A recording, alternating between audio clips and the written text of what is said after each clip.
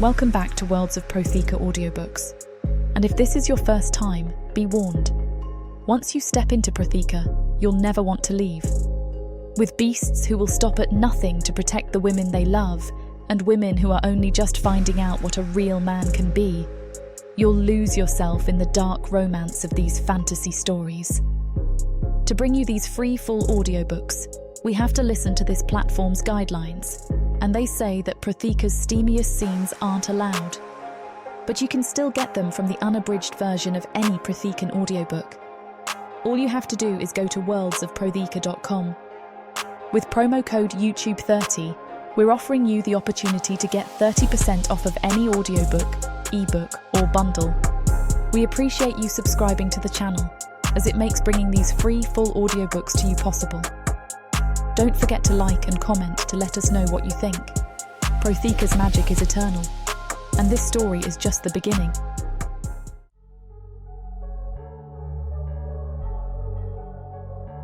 Chapter 1. Eryss. The white fabric clings to my skin like a death shroud, whisper-light, deceptively fragile. It pulls around my feet in a mockery of purity, a silk and lace noose cinched at my waist. The Perna call it a bridal gown. I call it a funeral dress. Mine or his? That's yet to be decided. The heavy weight of the dark elves' stares presses against me, their slitted eyes glittering with amusement, hunger. They stand in perfect, rigid formation, draped in their obsidian leathers, silvered armour glinting under the dying sun.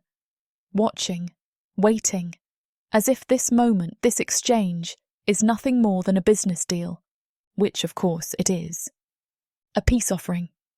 A gift wrapped in satin, delivered straight into the hands of a beast. I keep my spine straight, my chin high, even as the ground beneath me radiates unnatural heat. Protheka's cursed veins pulsing with magic too ancient, too deep, for mortals to touch without consequence. Sweat beads at the base of my throat, slipping between my collarbones, slow, insidious. The Perna priest beside me murmurs words of devotion, of unity, of bonds forged in peace, but the lies slither from his lips like poison, thick with the weight of treachery. I'm not here for unity. I am here to kill a monster. A hush spreads through the assembly, rippling outward like a blade slicing through silk. They are coming. The first thing I hear is the scrape of talons against stone, sharp and deliberate. The rhythmic beat of massive wings follows, sending gusts of wind laced with crushed rock and charred earth spiralling through the air. Then, the smell of something metallic, electric, raw power coiled, waiting to be unleashed. The gargoyles land in unison, their hulking forms casting monstrous shadows against the cliffs. Towering figures carved from obsidian and fire, their eyes glowing like smouldering embers. But one stands apart, his presence swallowing the space between us, bending the air around him. Uranus. Even without looking, I feel him. An ancient thing, wrong and terrifying, moulded from stone and sin. He steps forward, slow, predatory. He moves like a king who has never been forced to bow, like a warlord whose enemies have long since turned to dust beneath his feet. The air around him crackles, laced with power that doesn't sit right, as if it's constantly trying to reshape itself. His skin is like dark slate, ridged with jagged fractures, seems to shift in the dying light, flickering between flesh and something harder, something unbreakable. His eyes settle on me, molten gold, wicked and knowing. A chill slips down my spine, sharp as a dagger's edge.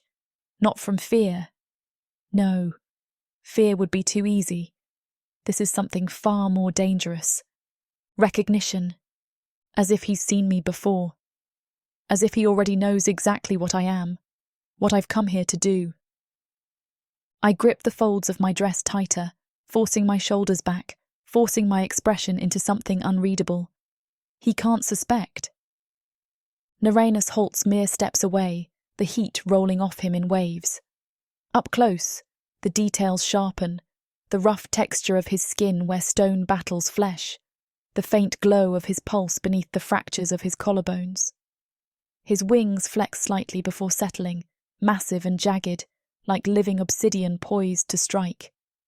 The priest begins speaking again, droning on about the sacred duty of the peace bride, the unity between our people, the great sacrifice of our leaders to ensure stability between the Perna, the dark elves, and the gargoyles. Lies. Naranus lets him speak. When the final words echo into silence, he does something unexpected. He laughs, a slow, deliberate sound, rich with something I can't figure out. It slithers over my skin, molten, wicked. His gaze sweeps over me, slow, unhurried, proprietary. Measuring. You expect me to believe this is an offering of peace? His voice is a low growl, rasping against my bones like stone grating over stone. His talons twitch at his sides, a flicker of something dark, restless. A fragile little thing in white, sent to my gates like a lamb to the slaughter? The Perna priest stiffens. She is Eryss, your bride, Lord Naranus, a token of our devotion to... Devotion? His wings shift, restless. Do not insult my intelligence. His focus never wavers, locked onto me, burning through me. Tell me, bride, do you tremble behind those wide eyes? Do you pray for salvation? I meet his stare and do something that makes the priest beside me gasp. I smile. No, I say, voice smooth as polished steel. I do not pray, and I do not tremble. Something shifts in his expression, just a flicker, a pulse of intrigue, wicked and lingering. Then, in a single breath, he moves. 1 second he stands before me. The next, his hand grips my chin, tilting my face up toward his. Claws scrape against my jaw, light, teasing, dangerous. My heart slams against my ribcage. The moment stretches, taut as a drawn bowstring. His breath fans against my skin, carrying the smell of charred embers and something headier, something dark. A liar, he murmurs, thumb pressing just beneath my lips. Or a fool. The priest starts to object, but Naranus lifts his other hand, and the dark elves stiffen, weapons tightening at their sides. A silent warning. I hold my ground. And what does that make you? His lips curl, curious.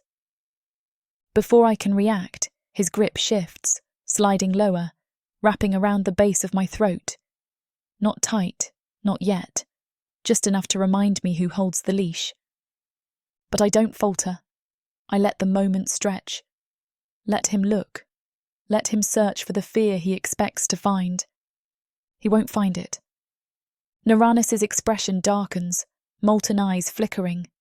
His grip tightens, just slightly. A Perna with no fear. Strange.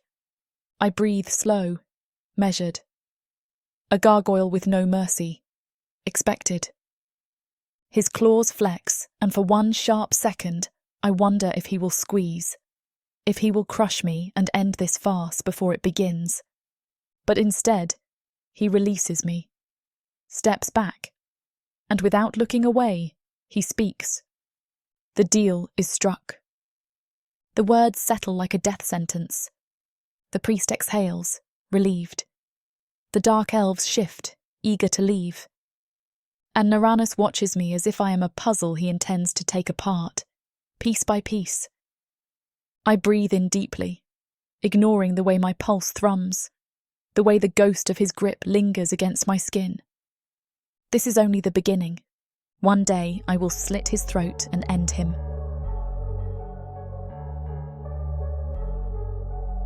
Chapter 2. Naranus. She follows. Her steps are measured, steady, though the ground beneath her feet was not made for creatures like her. The stone bridge twists up the cliffs, jagged and unforgiving, the path barely wide enough to allow the dark elf's entourage to trail behind. But she doesn't falter, doesn't glance back at them for assurance. She moves as if she belongs here, as if she isn't walking into the lion's den with a lamb's throat. I watch her from above, wings tucked tight against my back. My soldiers flank the cliffs, silent shadows perched along the edges, waiting for her to misstep, waiting for the deception to slip from that carefully held face. But the woman in white does not stumble. What was she called again? Eryss?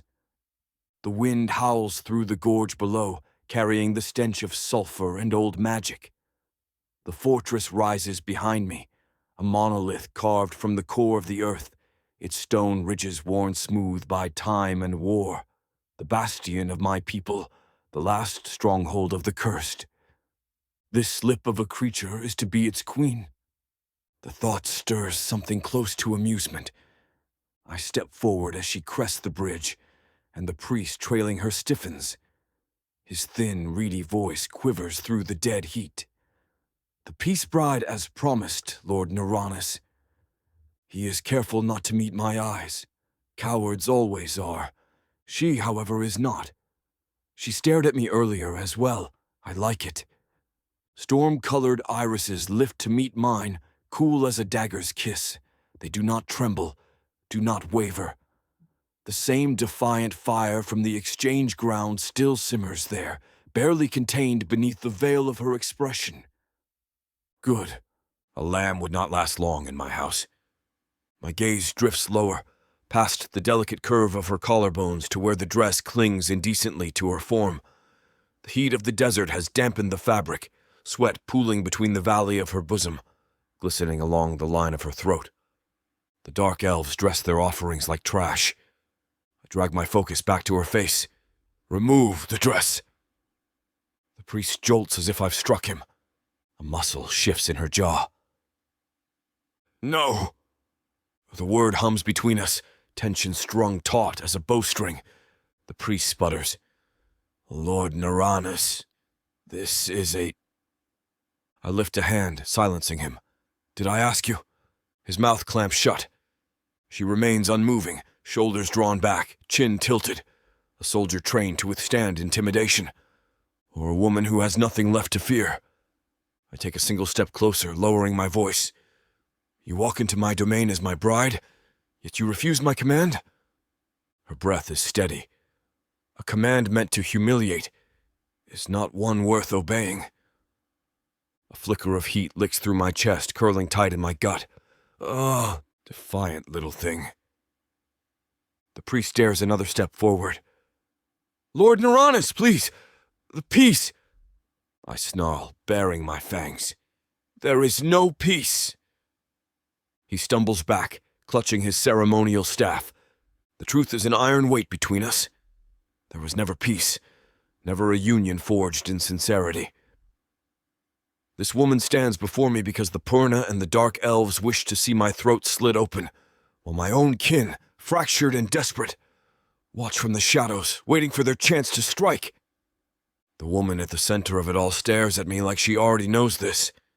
Not yet an enemy, not yet an ally. I turn without another word, the movement sending a shift of heat through my wings. Follow. She hesitates only a moment before stepping into the stronghold behind me. The stone halls are dark, cool, a stark contrast to the brutal sun outside. Faint lines of molten light trace along the walls, illuminating the ancient sigils that pulse with my people's magic. The fortress was built for creatures like me, towering ceilings, vast chambers, jagged edges carved into every doorway to ward against intruders. To humans it must seem like the throat of a beast waiting to swallow them whole. She does not ask where I'm taking her. A test. She passes. The guards that line the halls do not bow as I pass. They stand like statues, eyes forward, hands gripping their weapons. Their silence speaks louder than words. The bride's arrival will not be celebrated. She will find no allies here. I stop before a heavy stone archway, the doors flanked by twin braziers burning low with charred embers. I gesture inside. She does not move. This is your chamber, I tell her. Eryss tilts her head slightly. Not yours. A slow, indulgent smirk pulls at my mouth. Disappointed? Her gaze flickers down my chest, past the ridged stone fractures cutting through my skin. She meets my eyes again, unfazed. No. I chuckle low and rough. Liar. The doors swing open, revealing a vast room draped in deep black and crimson, the furs and silk stark against the dark stone. A bed fit for a king looms at the center, its heavy wooden posts carved with ancient sigils meant to bind, to claim. The smell of embers lingers in the air, woven with something darker. I watch her take it all in, gaze lingering on the runes carved into the headboard. She does not ask what they mean. Another test. Another pass. You will remain here, I tell her. You will not leave without my permission. She lifts her chin. A prisoner, then. The word curls through the space between us, rich with challenge. I step forward, watching the way her breath hitches ever so slightly, the way her fingers tighten at her sides. You are whatever I decide you to be. A flash of something dark flickers in those storm-colored eyes. Not fear. Amusement. You mistake me for a woman who bends easily, she murmurs. Exhale a slow, dangerous breath. You mistake me for a man who has patience. Her lips press together, but I catch it, the briefest flicker of a smirk. Defiant little thing. I move, close enough so she can feel the heat radiating from my skin. Closer so she can see the faint glow of molten cracks splintering along my chest. Rest, bride. You'll need your strength. She doesn't ask what for. She passed again. I turn, striding from the room, the heavy door slamming shut behind me. She will fight. She will resist. I want her to. Chapter 3. Eryss. Eryss. The walls breathe. Not in the way flesh does, not with lungs or warmth, but with something deeper, an exhalation of stone, an ancient pulse that thrums beneath my bare feet. The fortress isn't dead, nor is it truly alive. It exists somewhere between, its bones fused with the lingering magic of its cursed inhabitants. Now I am caged within it. The door slammed shut behind Uranus hours ago, but I still feel the finality of it rattling in my chest. The silence left in his wake stretches long, coiling around me like a beast waiting to sink its teeth into my throat. I drag my fingertips along the jagged carvings lining the chamber's walls, tracing the unreadable symbols cut deep into the stone. The language of his kind. The sigils hum beneath my touch, faint and electric, like a whisper beneath my skin. Magic, not mine. I exhale through my teeth and step away, surveying the space. The chamber is vast, built to house something larger than a human body. The bed, monstrous in size, sprawls in the centre, draped in dark furs that hold the faintest metallic tang of something primal. A balcony juts out past a set of heavy doors, its arched entrance framed with gnarled obsidian columns. The wind howls through it, carrying the stench of scorched rock and the distant smoulder of the forge below. I tilt my head.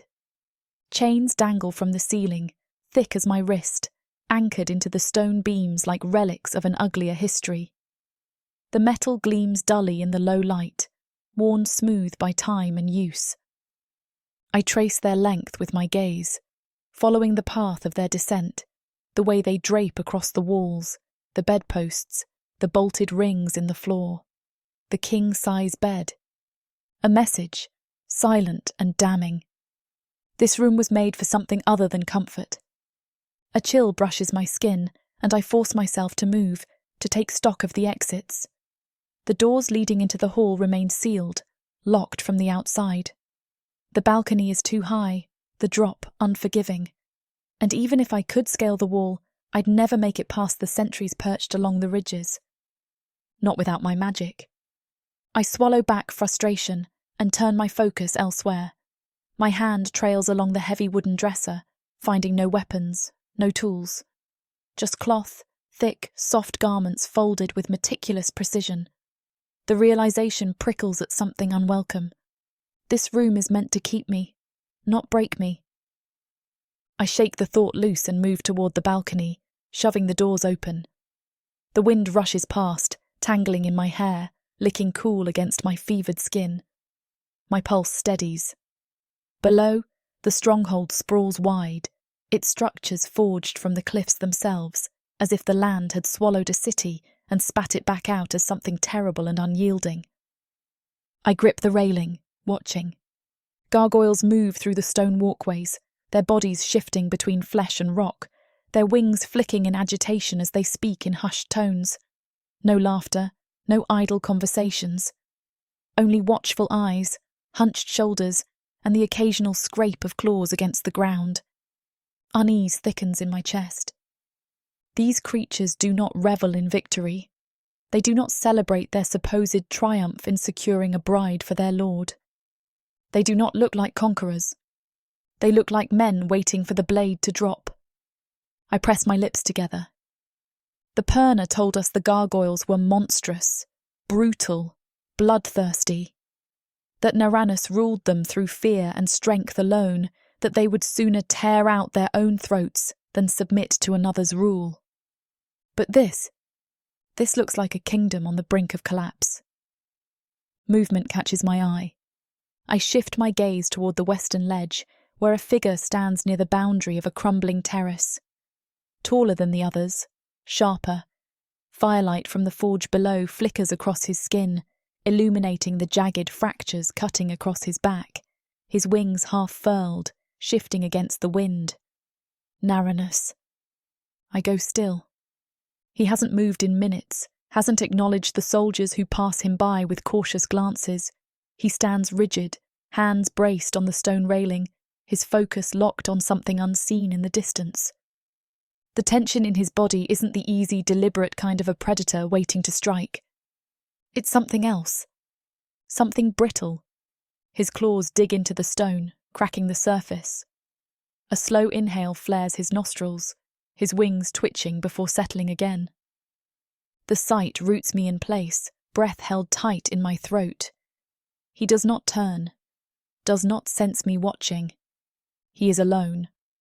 The realization unsettles me more than it should. I shift away from the railing, retreating back into the chamber, closing the balcony doors behind me. My pulse is an uneven rhythm, a sharp counter to the silence pressing in around me. I pace. Studying him will be difficult. He is not predictable in the way the Purna described. There is no clear weakness, no single fault to exploit. He is not merely cruel or power-hungry. He is something worse. Unstable. A creature unravelling at the edges, barely held together by whatever magic still thrums beneath his skin. My fingers twitch at my sides. This will require patience, precision. I will have to stay close, wait for the cracks to widen, for the right moment to strike. A breath shudders through my lungs, and I force my hands to still. He is not the only one who can wait. Chapter 4. Naranus. The sun hangs low, bleeding against the horizon, casting deep gashes of crimson and gold across the training grounds. The sand beneath my feet is hot, scorched by the lingering heat of the day, the smell of charred earth clinging to the wind. Eryss stands in the center of the arena, her gown stripped away, replaced by a fitted tunic and tight leathers meant for warriors, not brides. Good. The circle of my kin watches in silence, their hulking forms perched along the jagged edges of the stone ledges, their expressions unreadable, their judgment sharp. They are waiting, expecting weakness, expecting the Purna to crumble beneath my hand. I've given them little reason to think otherwise, but the woman before me is no lamb. She lifts her chin as I prowl forward, the tilt of her head a silent challenge. No fear lingers in those storm-gray eyes, no hesitation in the way her stance settles into something firm, balanced. She will break before she bows. The thought rakes through me, unsettling in a way I do not care to name. I roll my shoulders, letting my wings shift and flex before settling. You claim to be more than a prisoner, I murmur, circling her slowly. The heat between us thickens, tension winding tight, coiling sharp. Prove it. She does not speak, does not flinch. The blade at my hip hums as I draw it, the curved steel whispering against the sheath, the weight of it familiar in my grip. I toss it at her feet, watching as she glances down, as her fingers curl instinctively. A moment.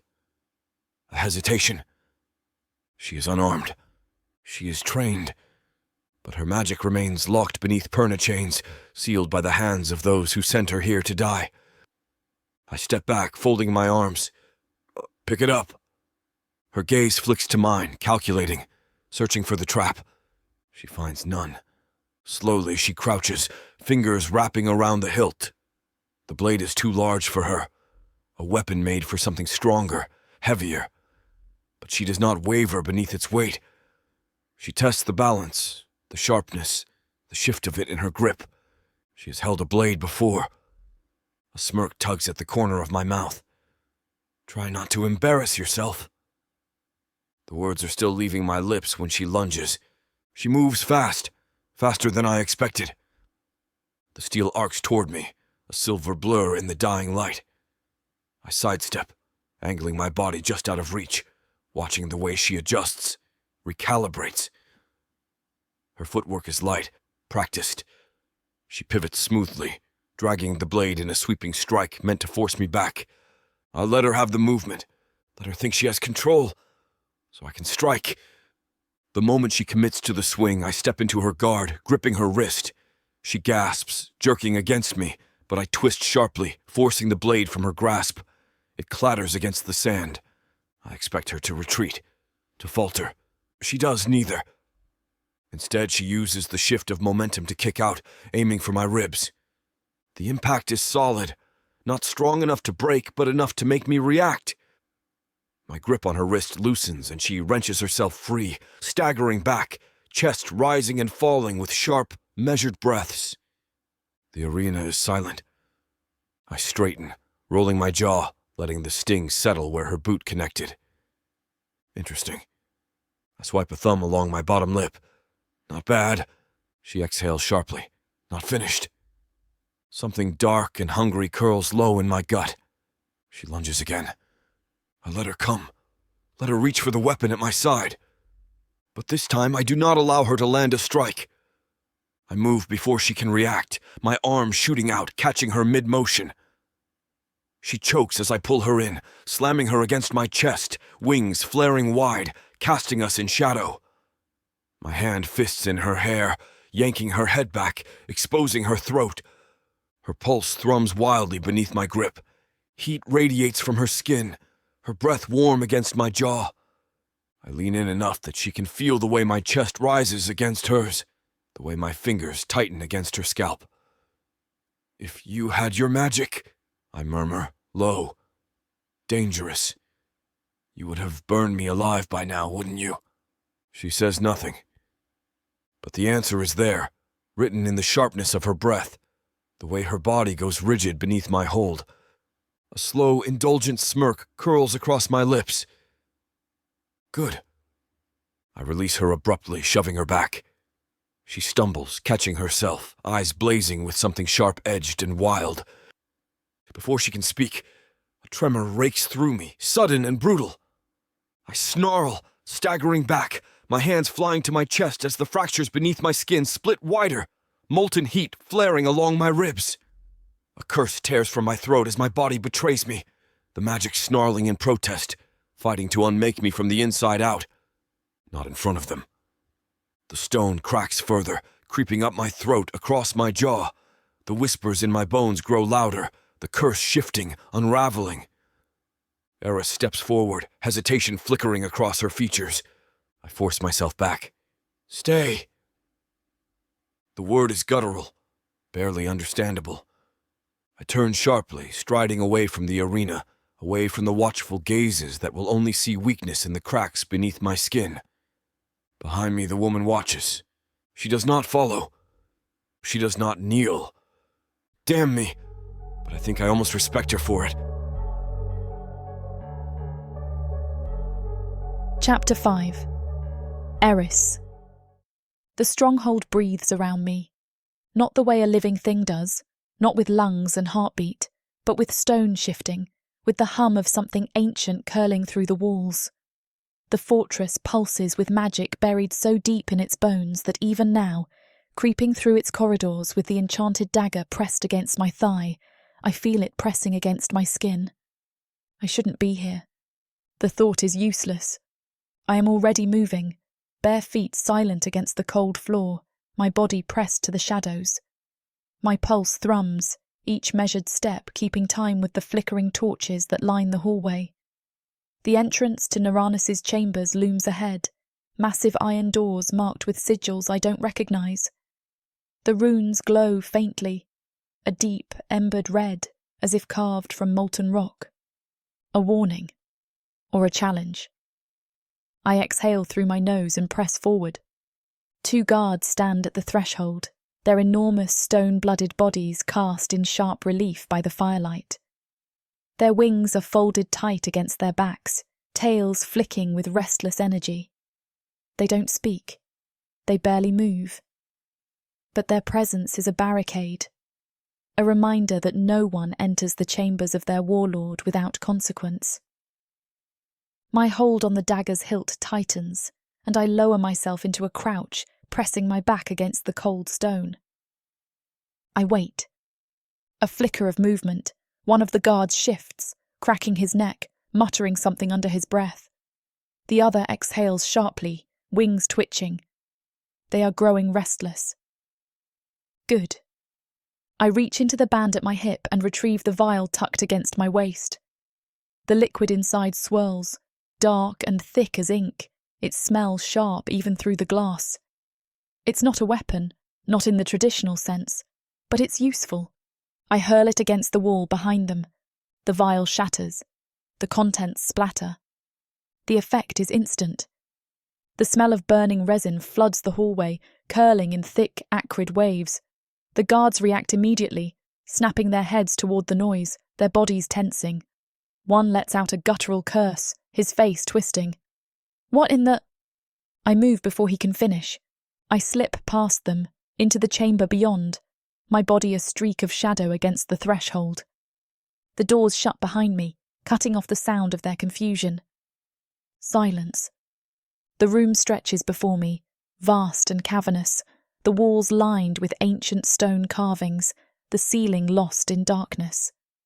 The space is designed for something larger than human comfort. Tapestries hang in thick swathes of crimson and black, their woven sigils stitched in the same script I have yet to decipher. The air is thick, warm and laced with something electric. At the far end of the chamber, he sleeps. Or at least, he appears to. Uranus lies across the massive bed, half turned away, his broad back exposed to the firelight. His wings are partially unfurled, twitching slightly, as if some unseen force pulls at them. The lines of his body are rigid even in rest, every muscle carved from tension. His fingers half curled as though he's prepared to strike even in sleep. The fractures along his skin glow faintly. Thin, molten cracks spread along his shoulders, his spine, his arms, pulsing with the same unravelled energy I saw before. The effect is both grotesque and mesmerising, his flesh fighting itself, caught between stone and something more fragile. My grip on the dagger tightens. This is my moment. He is vulnerable. This close, I can see the fine edges of his fangs resting against his lower lip, the curve of his throat, where the pulse of his life beats slow, steady. I just have to move, just have to press the blade deep enough to make it count. A single breath, a single strike. My fingers tremble. The dagger does not move. I watch as his brows furrow, his jaw tightening as though pain drags him under, even in sleep. A sharp inhale shudders through his chest, his claws flexing against the sheets before curling again. A sound escapes him, low, rough, not a growl, a wince. Something inside my stomach twists. This is not how he was meant to look. I was told he was a monster. A warlord wrapped in blood and cruelty. A creature who would tear through flesh without hesitation. Who would revel in the suffering of my kind. But this thing before me, this ruined god of molten wounds and restless sleep, is something else entirely. Something broken. The realization digs its teeth into my chest, violent and unwelcome. I should strike. I should slit his throat before my resolve slips further. Instead, my feet remain planted. A crack splinters along his shoulder, light spilling through the wound like fire through shattered stone. A hiss curls between his lips, his breathing growing heavier. His body shifts, his wings twitching, his tail flicking against the bed. His eyes snap open, molten gold, burning, watching. I react instantly, jerking back, my dagger still clutched tight, but he moves faster.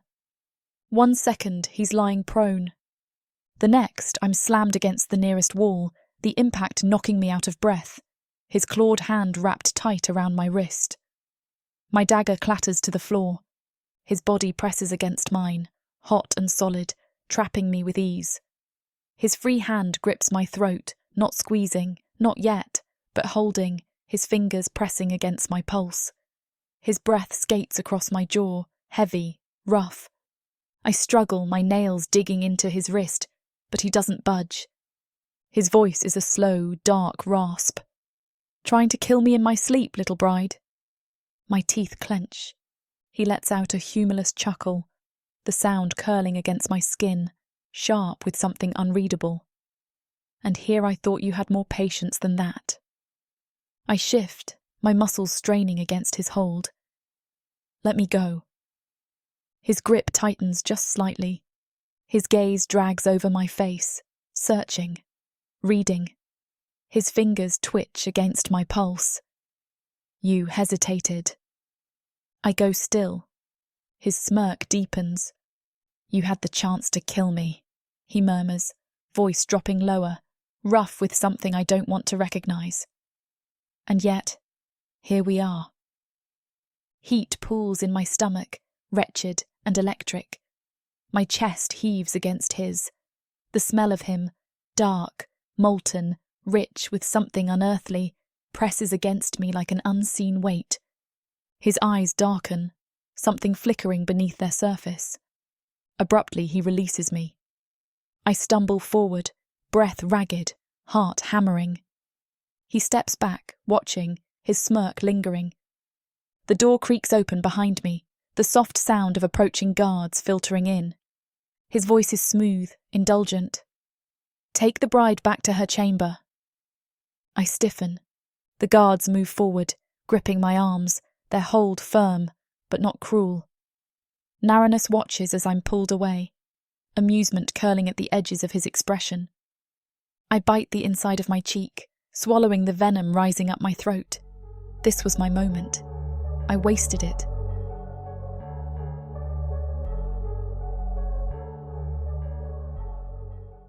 Escape this world and step into one where romance and magic intertwine across realms, with stories that are not just standalone tales, but part of a vast, interconnected universe. Imagine not just one, but 100 stories where characters, destinies, and legends cross paths in unexpected ways. 100 books from the Romantasy 100-book bundle. These aren't just isolated stories. They share themes, worlds, and threads that make every journey feel part of something grander. Fated lovers, ancient prophecies, and the delicate balance between power and passion. Get all of these stories today for a mind-blowing 90% off. That's right, 100 books for the price of 10. 400 hours of reading where these alpha males prove just how puny the human men of Protheka are. 12 complete series where they show their human women what they've been missing, and more. One-time purchase, lifetime access to a universe of interconnected magic and romance. Protheka's magic is eternal. With the Romantasy 100 book bundle, Your pleasure will be too.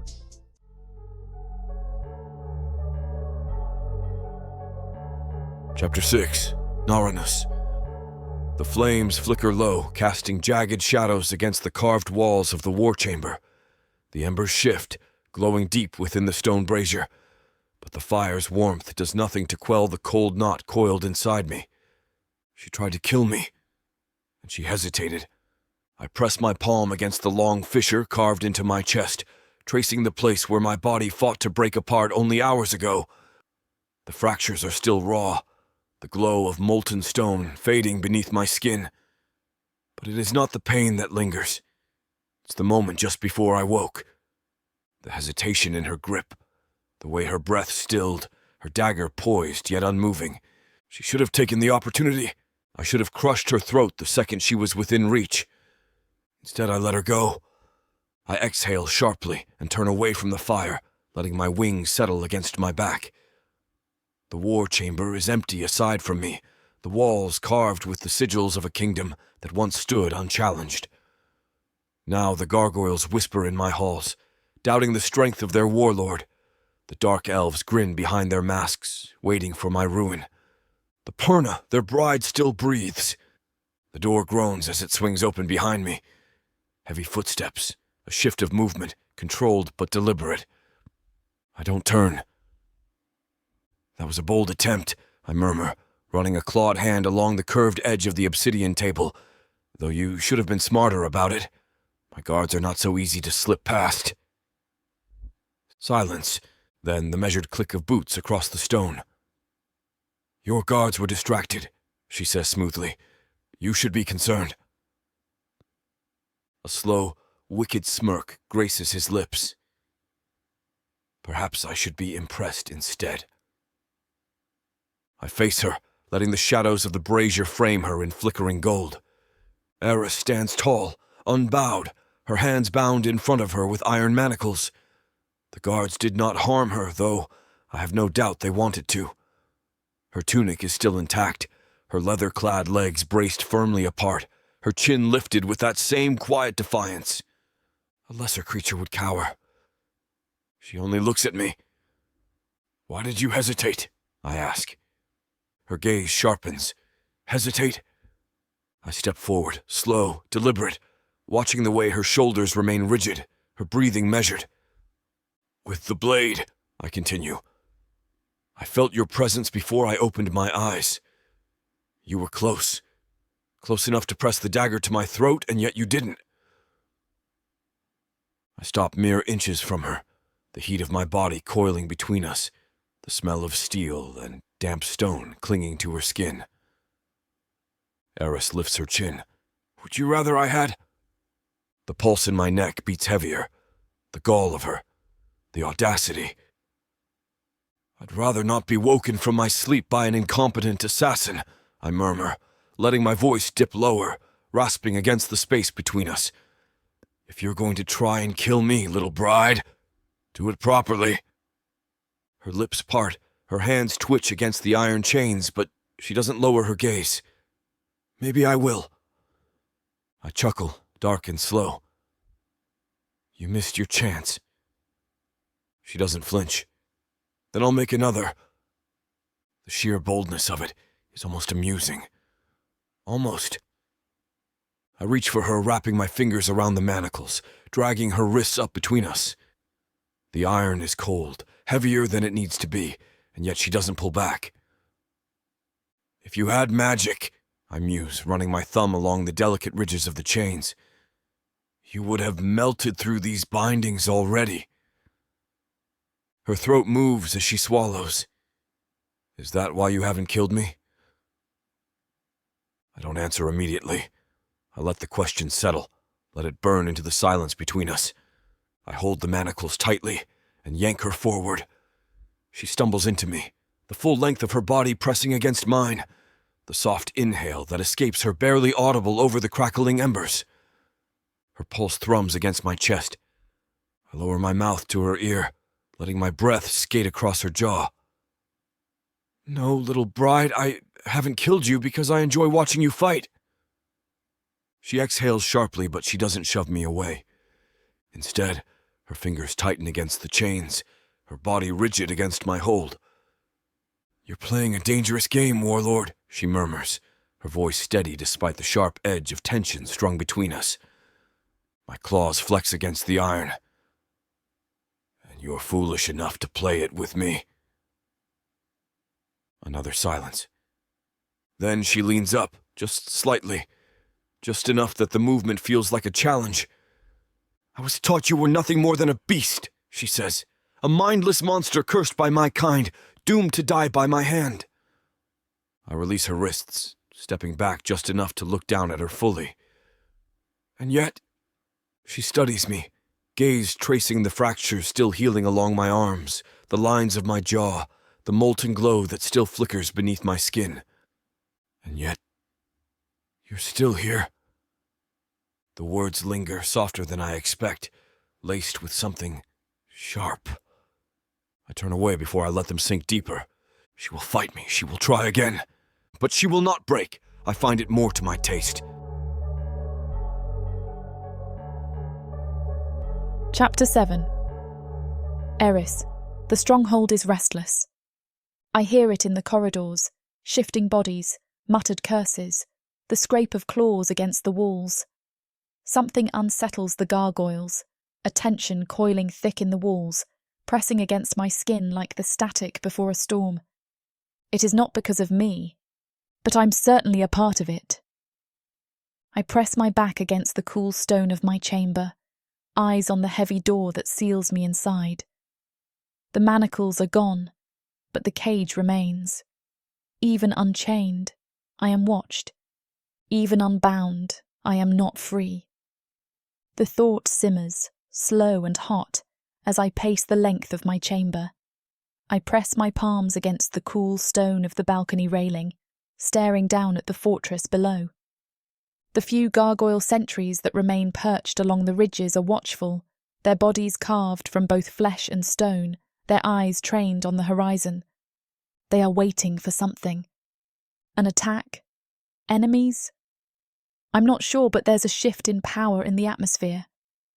I inhale sharply, the taste of the storm thick on the wind. The tension that lingers in this place is not one of triumph. They are not celebrating their victory, their warlord's dominance over his captive bride. They are bracing for something worse. I press my hands harder against the railing, the stone unyielding beneath my grip. The realization cuts deeper than I expect. The enemy I was taught to fear is fighting a war of his own, and the ones who sent me here never intended for me to leave. A flicker of movement draws my attention below. The courtyard remains dark, the torches lining the walls burning low, casting enough light to reveal the figures moving toward the training grounds. Eryss. I stiffen. He moves differently than he did earlier, less controlled. His steps are sharp, his shoulders coiled with a tension that ripples through his wings as they flex and fold against his back. The molten fractures along his arms flicker brighter, a silent warning of magic straining against his will. He is unravelling. I need to see how far the damage spreads. I push away from the railing and slip out the side entrance of my chamber, pressing into the shadows as I make my way down the winding stone corridors. The halls are mostly empty, the gargoyles who usually stand guard absent. Strange. The warlord's absence from the stronghold must be intentional. Something is happening. I reach the boundary of the training grounds and press myself against the archway, taking in the sight before me. Eryss stands in the middle of the arena, facing off against another gargoyle, one nearly as large as him, his dark wings half flared, his stance braced for combat. His challenger's tail flicks once, slow and deliberate. The movement is not one of submission. This is not a sparring match. This is a test, a challenge, a warning. The gathered onlookers stand at the edges of the arena, their silence suffocating, their expressions unreadable. They are waiting for blood. Eryss rolls his shoulders, his head tilting slightly as he regards the challenger before him. "You doubt me." The words carry through the stillness, laced with something quiet, dangerous. The other gargoyle shifts, his claws flexing. "You have become reckless," he says. "We all see it. You let a Perna slip a blade into your chamber." The tension in the air thickens. A slow smirk pulls at the corner of Naranus's mouth. She failed. The challenger steps forward. You let her live. Naranus remains motionless, his golden gaze burning, the cracks along his forearms pulsing brighter. "You question my rule." A breath of hesitation. "I question whether you are still fit to lead." The silence that follows is deadly. In a single movement, Naranus moves. He doesn't lunge, he doesn't need to. He steps forward, smooth and unhurried, like a predator closing in on prey that already knows it is doomed. His claws extend slightly, his wings shifting just enough to make the challenger brace himself, anticipating an attack that has yet to come. He stops. "You challenge me in front of my kin," he murmurs. "You challenge me because you think I am weak." The challenger does not flinch. Naranus exhales slowly, shaking his head. "You have no idea what weakness looks like." Before the other gargoyle can react, Naranus strikes. The motion is brutal, effortless. His claws lash across the challenger's chest, stone and flesh splitting open in the same breath. The force of the impact sends the gargoyle skidding back, wings flaring as he struggles to regain his balance. Blood spills onto the sand, dark and thick. Naranus does not give him time to recover. He closes the distance again, this time wrapping his hand around the challenger's throat and slamming him against the stone wall of the arena. The impact cracks through the silence, a sharp exhale of pain escaping his opponent's lips. Naranus leans in. "I let her live," he murmurs, voice a low rasp, "because she is mine to destroy. Not yours." The words sink like a blade in my core. Mine to destroy.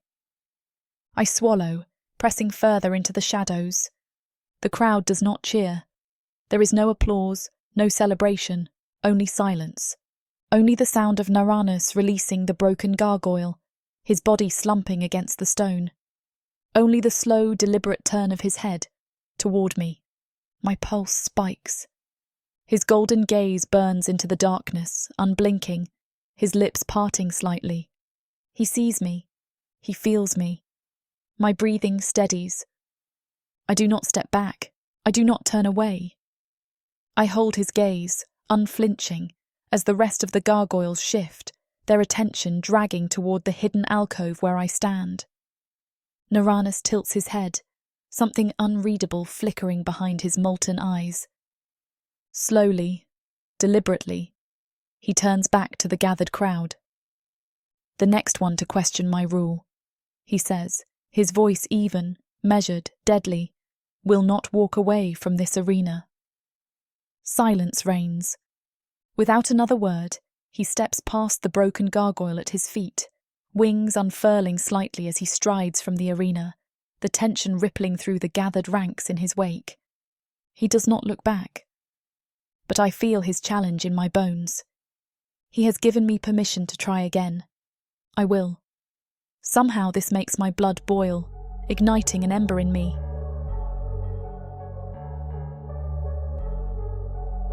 Chapter 8. Naranus. Something is brewing in the stronghold. I feel it in the walls, the heavy silence of my kin, the unseen glances pressing against my back as I stalk through the stone corridors. Whispers curl through the dark, hushed voices carrying across the cavernous halls, but none dare to meet my gaze as I pass. They watched. They saw. They felt the shift. They will not speak it aloud, but the truth gnaws at them the same way it gnaws at me. She was there, watching. The thought clenches in my chest like a vice. The Perna's presence was not accidental. She had followed, crept through my halls, pressed herself into the dark corners of my world, and she did not look away. Even after I crushed my challenger into the dust, even after I made it clear that she is mine to ruin, the truth slithers beneath my skin, uncomfortable, unwelcome. She should be afraid. She should have recoiled from the violence, from the raw display of dominance. Any sane creature would have. Instead, she had held my gaze, unflinching, unbowed. Now, the embers of something unpredictable smolder between us. There's something about her that makes her undefinable. I reach my chamber, shoving open the heavy doors, the smell of stone and old magic thick in the air. The flames in the brazier flicker as I enter, casting wild shadows against the walls. The heat of my earlier fight still lingers in my veins, coiled tight in my ribs, but it is not the battle that haunts me now. It is her defiance, her patience. The way she watches me, not with fear, but with purpose. She is waiting for another chance to strike, for another moment of weakness. A sharp exhale forces its way through my chest, but the sensation that follows is worse. My hands twitch as the fractures along my arms pulse again, the glow seeping through my skin, aching from the inside out. Unraveling, splintering. I drag a clawed hand through my hair, pacing. I should send for the healer. The cracks are deeper than before, spreading along my ribs, creeping toward my throat. The magic does not heal as it once did. It lingers, burns slow, like a beast gnawing its way through my bones. It is getting worse. And she saw. I inhale sharply, pushing the thought aside. I need to focus. The dark elves are watching. The rogue gargoyle factions are waiting for the right moment to move against me, and my own kind doubts my strength. The Purna's presence here was never meant to be an offering. She is a blade sent to cut me down. Yet, the longer she lingers, the less she resembles a weapon, and the more she becomes a question. A knock echoes against the chamber doors. I turn, my wings shifting, irritation flickering at the edges of my fraying temper. Enter! The door creaks open and she steps through, not a guard, not a messenger. Her. I go still. She's wearing leather and dark fabric that moves with her body, hugging the sharp lines of her frame, and I can't help but run my eyes all over her. Her bare arms are lean with muscle, her shoulders set in that same defiant way, as if daring me to command her to kneel. The silence stretches, thick and charged, neither of us willing to break it. I exhale. You should not be here. Eryss tilts her head. No guards stop me. I smirk. That does not mean you are welcome. A flicker of amusement crosses her features. Or maybe it is something else, something sharper. I watched you tonight. Her voice is smooth, measured, but I hear the edge beneath it. I watched as you nearly ripped your own men apart. I arch a brow. Did it disappoint you? Her fingers flex at her sides, but she does not step back. No. I chuckle, low and slow. And why did you follow me, little bride? Hoping to see me bleed? Or did you come to finish what you started? Her expression does not change. Would you let me? I move. 1 second I am still. The next I am on her, slamming her against the stone wall, my claws curling around her throat. Not tight enough to harm, not tight enough to break. Just enough to remind her what she stands against. Her breath shudders out, but she does not struggle. Instead, her eyes burn into mine, unafraid. I should squeeze, I should crush, but I don't. My grip shifts, dragging lower, along the side of her throat, her collarbone pressing against the pulse thrumming beneath her skin. You think you understand me, I murmur, voice rough with something I refuse to name. But you don't. Her fingers twitch at her sides. And you think you understand me? A low, dangerous chuckle rumbles through my chest. I understand enough. Her lips part, a slow inhale dragging between us. The smell of her fills my lungs. Something wild beneath the surface. Something restrained only because she forces it to be. I lean in, my mouth a breath away from her ear. You hesitate, little bride, I whisper. And that will be your undoing. I release her. Eryss remains pressed against the wall, but she does not look away. does not run. I exhale, stepping back, my body still coiled with restless energy. Go, I command, before I decide whether you're worth keeping alive. A muscle ticks in her jaw, but she listens. She turns, striding toward the doors, but just before she crosses the threshold, she pauses. Without looking back, she murmurs, "You hesitate too." I watched the empty space where she stood, my chest still tight, my skin still thrumming where her pulse had raced beneath my fingertips. She is right, and that is the problem. Chapter 9. Eryss. The world rips apart before I can grasp what's happening.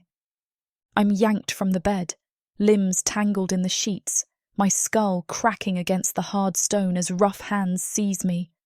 The force of it steals my breath, a strangled sound escaping my lips as I thrash. Clawed fingers dig into my arms, hauling me upright, disoriented, disarmed. My body rebels, muscles screaming as I twist, kicking out blindly. My foot connects with something solid. A grunt of irritation, not pain, answers me. A second set of hands clamps around my waist, pinning my arms behind my back as I'm dragged toward the open door. A growl spills from my throat. "Let go of me, you bastards!" I throw my weight forward, then back, trying to break their hold. It doesn't work. The gargoyles don't budge, stronger than stone. One of them grips my hair, yanking my head back, forcing me to see the smirk curling his jagged lips. "Still got fight in you, little bride." I snap at him, teeth bared like an animal. "Come closer and find out."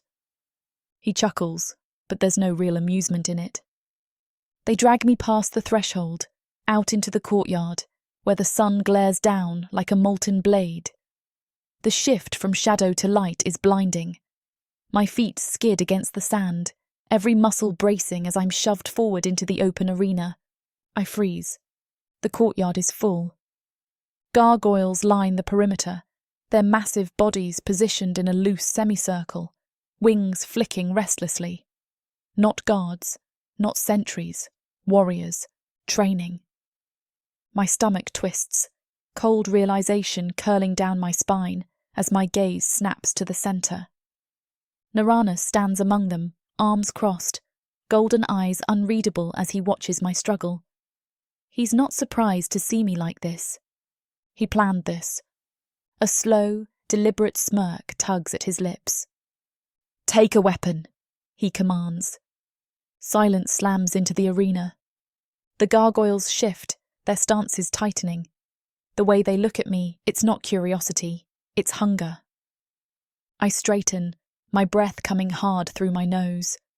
My pulse thrums, heavy and hot, but I force my chin high, refusing to let them see the way my heart slams against my ribs. The silence stretches. One of them steps forward. A smaller one. If you could call any of them small. His body is leaner, his frame built for speed rather than brute force. His wings tuck in tight, his tail flicking once before stilling. The barest hint of a smirk plays at the edges of his mouth, but his golden eyes gleam with something sharper. This isn't a test, it's an execution. I shift my attention back to Uranus, my fingers curling into fists. "You did this," I breathe. "This is on you." His expression doesn't change. "Take a weapon." The bastard isn't going to let me back out. If I refuse, I will lose before I even begin. Fine. I snatch the dagger from the weapons rack, testing its balance in my grip. It's heavier than what I'm used to, the hilt fitted for someone with claws rather than fingers. But it will do. The smirk on the smaller gargoyle's lips widens. Then he lunges. I barely sidestep in time, the rush of wind trailing behind his movement. He's fast, too fast. The moment I regain my footing, he pivots, sweeping my legs from under me. The ground slams into my back. Pain splinters through my skull. I grip my teeth, twisting before he can pin me, bringing the dagger up in a desperate strike. He catches my wrist, catches it, and laughs. The sound is sharp, mocking, meant to humiliate. The crowd roars its approval, voices rising like a pack scenting blood. "Beat her down," one of them snarls. "Break her!" Rage blisters through me. I twist, using his hold against him, kicking out hard enough that his grip falters. The moment his fingers slacken, I drive my elbow into his throat. He stumbles, just a fraction, just enough. I don't hesitate. I slam the dagger into his side. The roar that rips from his throat is not one of pain. It's pleasure. He's enjoying this. His tail whips around, striking me across the ribs with enough force to send me sprawling. The impact knocks the wind from my lungs, black spots dancing at the edges of my vision. The sand is warm beneath me. Too warm.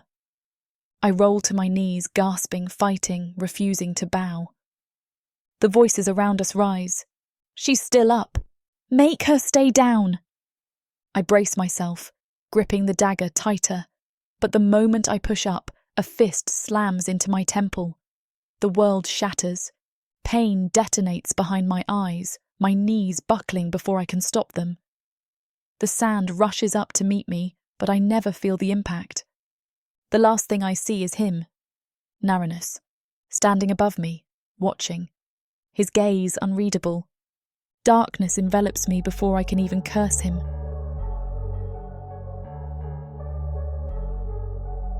Chapter 10, Naranus. Take her back to her chamber. The command leaves my lips without hesitation, sharp and final. The crowd is still thrumming with the high of the fight, their voices ringing in my ears as I watch two of my warriors lift her unconscious body from the sand.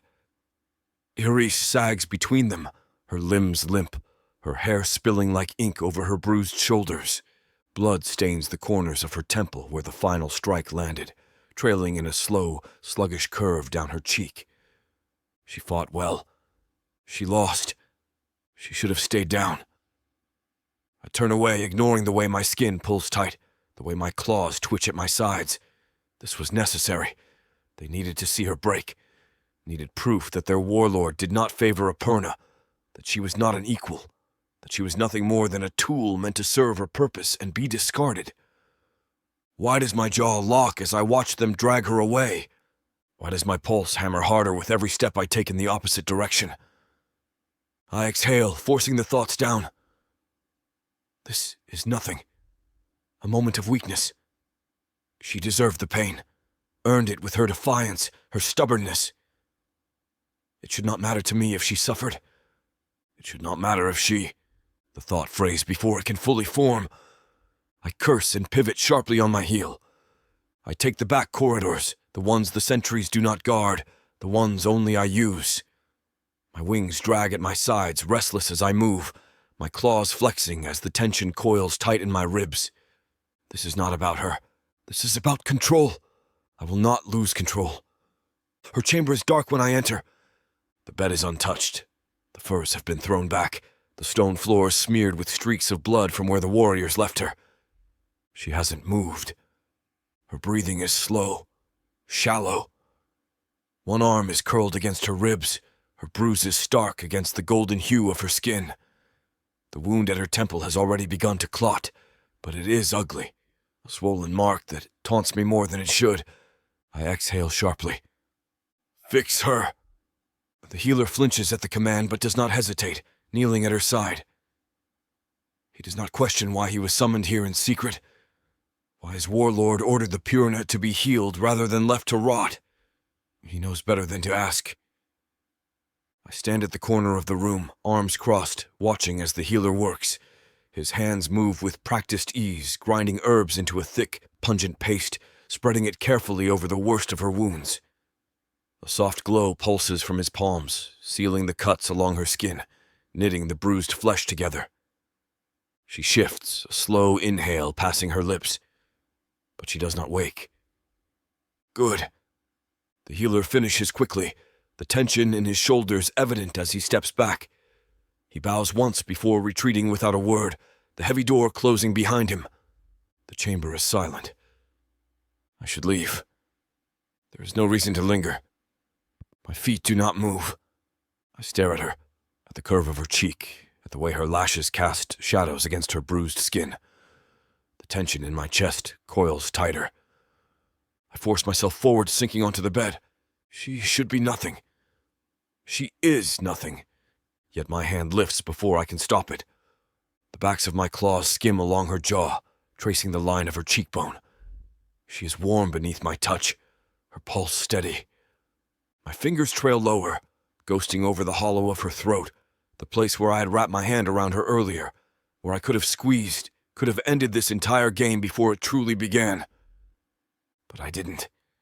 I forced her to fight to prove that I did not care for her. But here I am, watching, waiting, wanting. Her lips part slightly, her breath fanning soft against my wrist. A flicker of something unfamiliar stirs in my chest.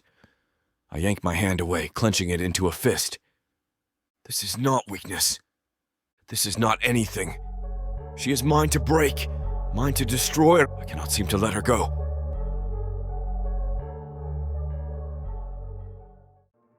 There isn't much left of the world after the orcs came. Savage. Brutal. Merciless. If you're a woman, you're property. Even to other humans.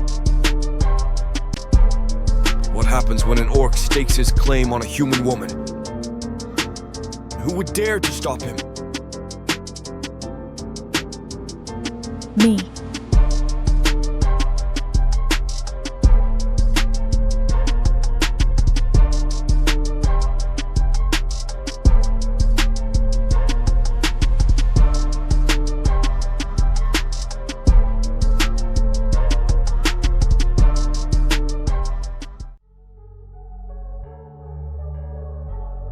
Chapter 11. Narnus.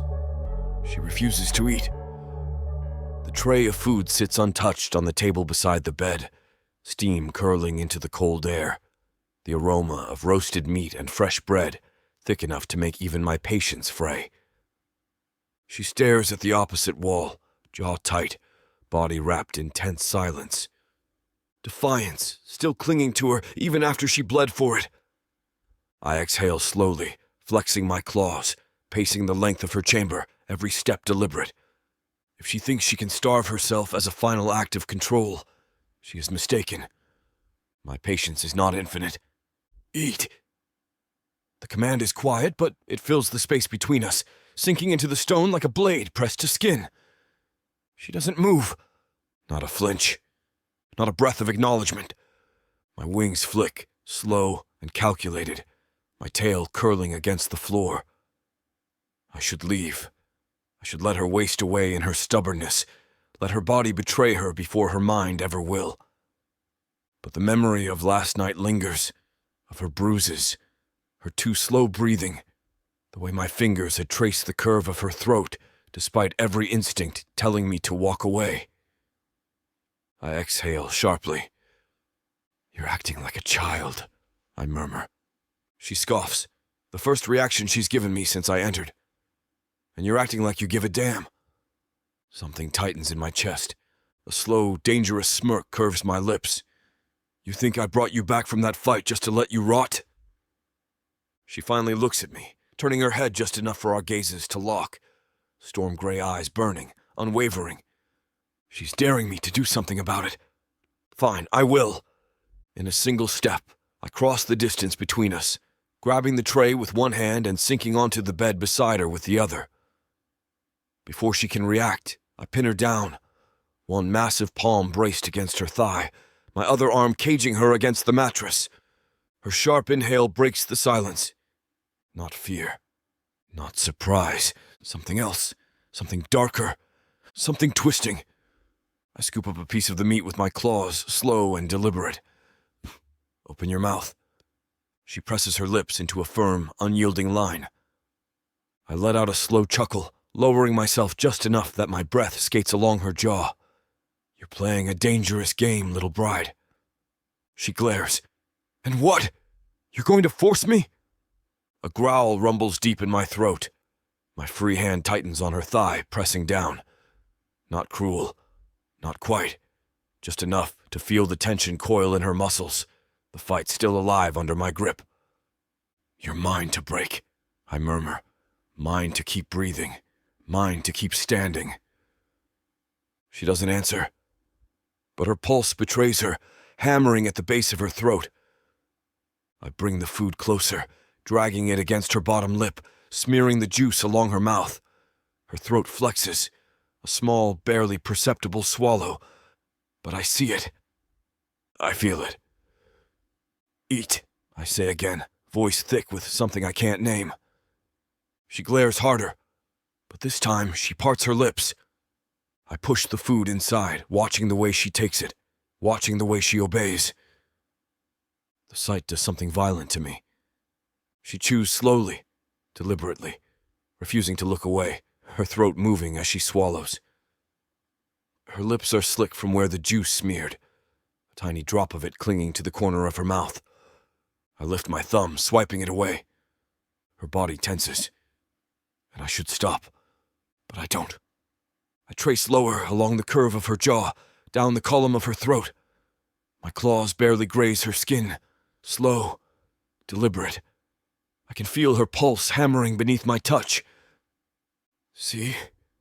I murmur, lowering my mouth just enough that our noses almost brush. That wasn't so hard, was it?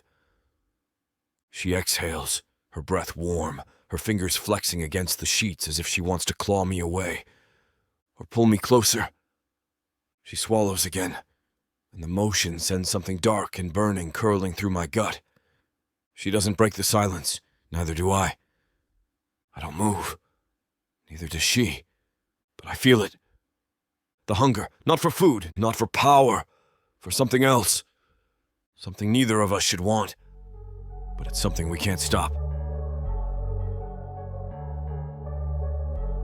Chapter 12. Eryss. Uranus thinks he has me, thinks that because I let him feed me, because I lay limp beneath his hands, because I met his golden gaze with something less than fire, I have given up. Good. I let him believe it. Let him believe I am too broken to fight back. But I am not broken. I am waiting for my chance to strike. But first, I need my dagger. I push away from the bed, wincing as the movement sends a slow throb of pain down my ribs. The fight may be over, but my body still bears the proof of it. The reminder. The cost. I reach the door and press my palm against it. Testing. Locked. Of course. Uranus wouldn't be careless enough to let me just walk out. But he forgot something. The balcony. I step toward it, my bare feet silent against the cold stone. The night wind rushes in, whipping against my skin, licking against my wounds like a cruel reminder. Below, the fortress stretches wide and unforgiving, the torches burning low, their glow flickering against the jagged stone. The training grounds lie beyond. That's where they would have taken it. That's where my dagger will be. Hopefully they didn't sense the magic in it. I grip the corner of the balcony and swing one leg over, then the other. The drop is steep, the walls slick with ancient wear, the grooves of stone carved more for clawed hands than human fingers. Still, I move. Slow, precise. The moment I shift my weight downward, the ledge beneath my foot crumbles. Damn. I slip, my stomach lurching, my arms scrambling for purchase as my nails scrape against the wall.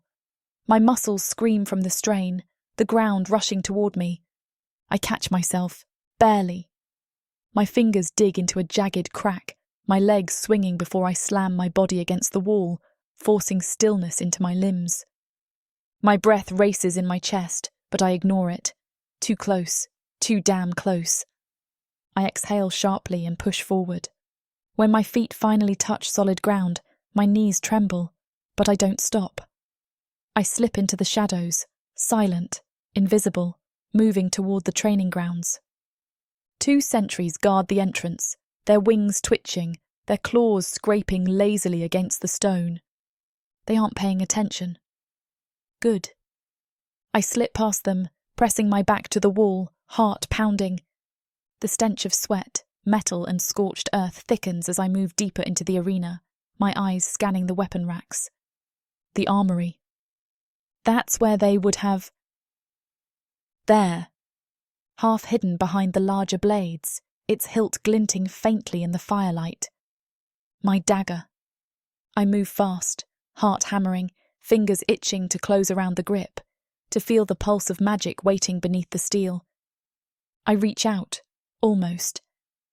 You're either desperate or stupid. The voice slithers from the shadows. I freeze. Slowly I turn. A gargoyle steps forward from the darkened alcove, his eyes gleaming with faint amusement. Not Naranus. Someone else. Leaner than the others, but fast, his wings tucked in tight, his tail flicking lazily. He blocks my path. I say nothing, just watch, gauge. He tilts his head, his fangs glinting in the low light. What do you think you're doing, Perna? I force my body to relax. Just admiring your weapons. He laughs, a sharp, rasping sound. Is that what we're calling it? I offer him a small smile, stepping closer, letting my fingers brush against the wooden rack. Do you blame me? I let my voice dip, smooth, unbothered. I was given nothing but dull blades to fight with. You didn't expect me to win with those, did you? His gaze flicks lower, tracking my movements. I shift my stance, letting my hip just barely brush against the weapons. Close enough. He hums, considering me. You lost because you're weak. I tilt my head. Weak or unarmed? His wings twitch, his stance shifting. He's thinking about it. I let my fingers glide over the hilts, trailing along the tip of a dagger before wrapping around the one I came for. The moment my grip tightens, he moves. He's on me in an instant, grabbing my wrist, twisting sharply. The dagger clatters against the stone. Damn. His grip tightens. Oh! His breath skates across my jaw, hot and amused. Stealing from your husband's armory? My lip curls. Let go. He chuckles, sharp and low. Or what? I jerk forward, slamming my forehead into his nose. The crack is sickening. He stumbles back, cursing, his claws releasing me. I snatch the dagger, spinning just as he lunges. His claws graze my arm, not deep, but enough to sting. I slash out, my dagger kissing the air between us, forcing him back another step. He bares his fangs, his tail lashing. Shouldn't have done that, Perna. I grin, sharp and wild. Try and stop me. And I run.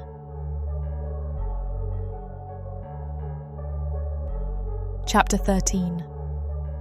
Eryss. The roar behind me is like thunder splitting the sky. Run all you want, Perna. You're still mine to punish. I don't look back. I can hear him closing the distance, the scratching of claws against stone, the heavy thud of steps pounding after me. Wings beat behind me. He's flying. Unfair. The dagger is slick in my grip, my heartbeat hammering against my ribs like a trapped thing. If I stop, I die. Simple as that. I push harder, weaving between the stone pillars of the stronghold, my body screaming from the effort. Every bruise from the fight earlier protests, every aching limb begs me to stop. I won't. The corridors open into the larger courtyard, the expanse of the training grounds stretching before me. Several gargoyles linger near the edges, their golden eyes flicking toward me as I sprint past. Mine! The gargoyle chasing me snarls. She's mine! The others don't move. They watch. They let it happen. Damn it! I push harder, my feet barely skimming the ground. If I can make it to another building, maybe I can. A shadow swoops over me. Too late. A solid wall of muscle and fury slams into my back, knocking me breathless. I hit the ground hard, my dagger ripping from my grasp, spinning uselessly across the dirt. My skull rings. I twist, lashing out, but the gargoyle is already on me, pinning me down with a knee to my gut, claws digging into my shoulders. He grins down at me, all fangs and hunger. Not so fast, Perna. I snarl, bucking against him, trying to kick, trying to do something, but he's too strong. His fingers wrap around my throat, squeezing just enough to make my pulse jump against his palm. You don't belong here, he murmurs, his grip tightening. And I think it's time we show everyone what happens when a Perna forgets her place. I see it in his eyes, the way he wants to drag this out. Make it slow, make it hurt. You're nothing, he continues, pressing his weight into me. Nothing but a little human plaything. Our warlord might enjoy breaking you slow, but me... He leans in, his breath brushing my ear. I like seeing things shatter fast. I spit in his face. His eyes darken. The next thing I feel is pain, sharp and exploding down my ribs as he slams his knee into my side. I choke on the impact, my vision flaring white. The gargoyles watching laugh. "Throw her off," one of them calls. "Make her beg," another sneers. My attacker grins. "You heard them," he murmurs, dragging me upright. His claws bite into my arm, pulling me toward the boundary of the cliff at the side. I thrash, trying to dig my heels into the stone, but he's stronger, his wings flaring wide as he lifts me, shoving me against the ledge. "Beg!" My breath rips through my chest. I glance down. The drop is endless. The jagged stone below waits like a gaping maw, eager to swallow me whole. "Go on," the gargoyle breathes. "Say it. Say you're weak. Say you're sorry. Maybe I'll be kind." I meet his eyes and I smile. Drop dead. His expression shifts. The amusement drains. The thrill of the hunt turns to something colder. "Fine," he murmurs, and he throws me. The world vanishes and the wind screams against my skin, my body plummeting, weightless and helpless. My magic. Do something. The instinct kicks in, the power buried inside me roaring to life. I reach for it. I command it. Nothing. The ground rushes closer, the jagged rocks like teeth waiting to tear me apart. I close my eyes. The impact never comes. A shockwave of heat and fury slams through the air, something massive barreling into me mid-fall, arms wrapping around my waist, wings snapping open. The smell of fire, stone, and rage fills my lungs. The world spins and then we stop. I am no longer falling. I am no longer dying. I am in his arms. Naranus. His chest rumbles, golden eyes burning with something beyond rage, beyond control. He lands with a force that shakes the ground, his claws dig into my skin, and his breath seething. The gathered gargoyles fall silent.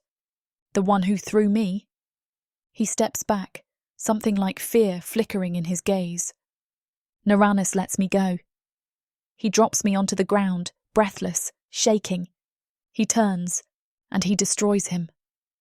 Naranus moves like a storm, his claws slicing through flesh, tearing, breaking, obliterating. The gargoyle who dared to touch me never even stands a chance. By the time Naranus is finished, the challenger lays broken at his feet, his body twitching, his breath barely there. Naranus does not look down. He lifts his gaze, burning over the gathered gargoyles. She is mine, mine in every sense of the word. The words ring through the courtyard, final, absolute. He turns to me then, his expression dark, wild, unreadable. I stare at him, chest heaving. Shocked, not by the violence, not by the way he punished his own, but because he saved me, and I don't understand why. What game is he playing? Chapter 14. Naranus. The silence in the stronghold is suffocating, thick with unspoken words, the tension humming in the bones of every gargoyle present. They don't dare challenge me. Not after what I did. Eryss still lies where I left her, her breath ragged, her body battered from the fight and the fall that almost ended her. She should be dead. I should have let her die. Instead, I saved her. Now my kin watch me, eyes flickering with confusion, with something bordering on doubt, as if they're questioning whether I still rule them with the same ruthless certainty. I can feel their stares burrowing into my back as I turn, my wings shifting, my shoulders taut. I meet the gaze of the crowd, let my molten eyes cut through the silence. "She is mine," I repeat, voice like rolling stone, weighty with command. "If any of you touch her again without my permission, I will tear the wings from your back and leave you broken at my feet." A few flinch. Others look away. But they understand. Their loyalty does not come from love, nor does it need to. Fear is enough. I shift my attention back to Eryss. Her breathing is steady, but her body remains tense, as if she is still processing what just happened. The fact that she is alive because I willed it. I crouch beside her, watching as her gaze flickers up to mine, her silver eyes unreadable. She doesn't ask why I saved her. She doesn't thank me. Instead, she wipes the blood from her mouth with her hand, slow and deliberate, before tilting her chin. "You enjoyed that, didn't you?" Her voice is raw, scraped from pain, but lined with something sharper, resentment. I let my lips curl. If I did, then at least one of us had fun. Her fingers tighten around the dagger, still clutched in her grip, knuckles pale from the effort. "You let him do this," she mutters. "You let me be hunted like an animal." "You are an animal," I murmur, voice deep, taunting. A caged one, but an animal nonetheless. She snaps. With a sudden burst of strength, she swings the dagger upward, the tip aiming straight for my throat. I catch her wrist mid-strike. The impact stings, but not as much as the frustration burning behind her eyes. I don't loosen my grip. Instead, I tighten it, feeling the fine bones of her wrist press against my palm. Her chest heaves, her breath sharp, but she does not yield. "Kill me, then," she bites out. "If that's what you want, if that's what this whole damn game is about." I lean in, my nose brushing against her jaw, just enough for her to feel the heat radiating from me. She doesn't flinch. She should. I could kill her. I should. Instead, I press my mouth close to her ear, my voice smooth, dangerous. Where would be the fun in that? Her pulse jumps beneath my fingers, and for a moment, I wonder if she hates me more for this, the way I refuse to let her have the control she so desperately craves. "Let go," she grits out. "I do." She stumbles back, but doesn't move to strike again. Smart. She won't win this fight. I straighten, towering over her. "You should rest," I say, motioning to the wound along her temple, the blood still drying at her hair. "If you drop dead before I break you myself, I'll be very disappointed." She laughs, but there is no humor in it. "You think you can break me?" She tilts her head, silver eyes gleaming with something close to madness. "You think what you did tonight is enough? Uranus, you're going to have to try harder than that." She is pushing me, tempting something violent, and I don't know whether it's from sheer desperation or if she truly does not fear me anymore. I step forward, crowding her, forcing her to feel the heat of me, the sheer size of me. She does not back away. "You want harder?" I murmur, voice low. "Careful what you wish for, little bride." Her breath hitches, but she masks it quickly, shifting her stance. "You don't scare me," she whispers. She's lying, but she says it anyway, because she wants me to believe it. I lift my hand. She tenses, expecting violence.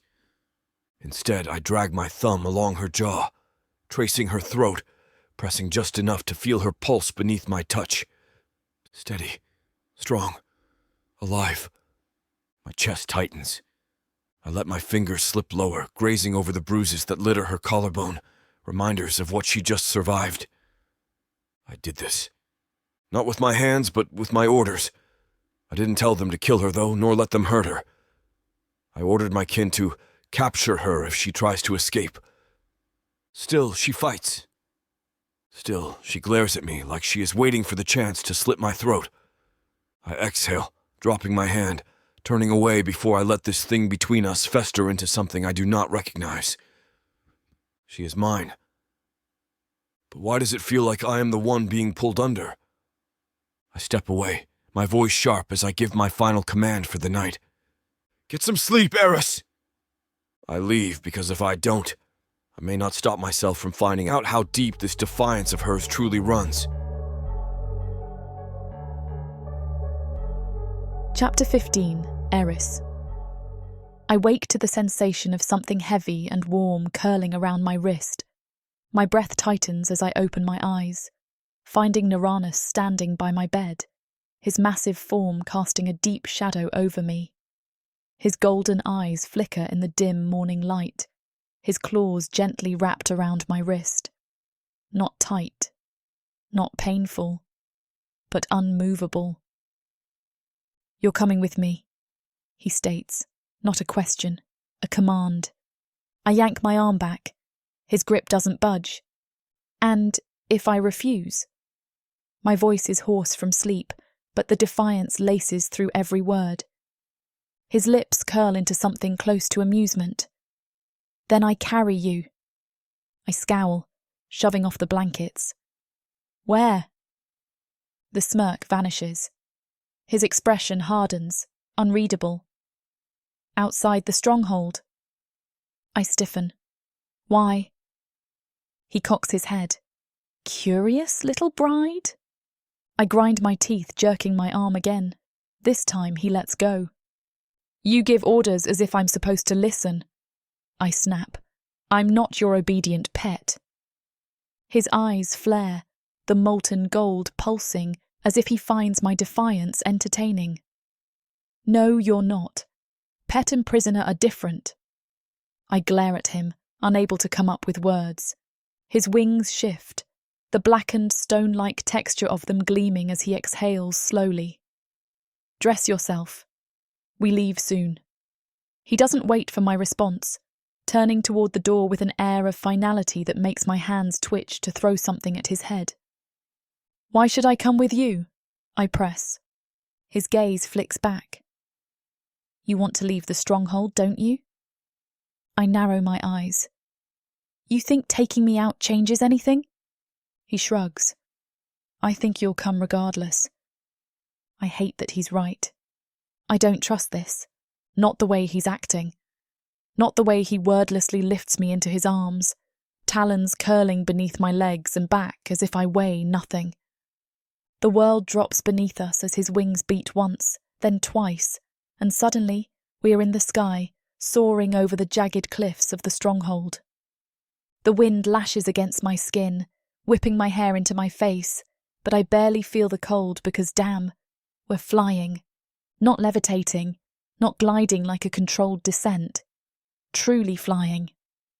My arms tighten around his shoulders instinctively as my stomach churns, the sight of the endless land below making my pulse race. He chuckles, the sound vibrating against my ribs. Scared little bride. I scowl, gripping tighter. Let me go then. His grip around me tightens. If I did, would you still be so eager to pretend you have control? Bastard. The sky stretches endlessly above us, the clouds like streaks of ink against the grey horizon. The wind rushes past, carrying scents of damp earth, old magic, and the faint, distant trace of human fires. We descend before I can argue further, his wings cutting through the air with a lethal kind of grace. The ground rushes up too fast, my stomach flipping before he finally lands, boots hitting dirt with the softest impact. I blink, heart still hammering from the flight, taking in our surroundings. We are not in a gargoyle stronghold, not even close.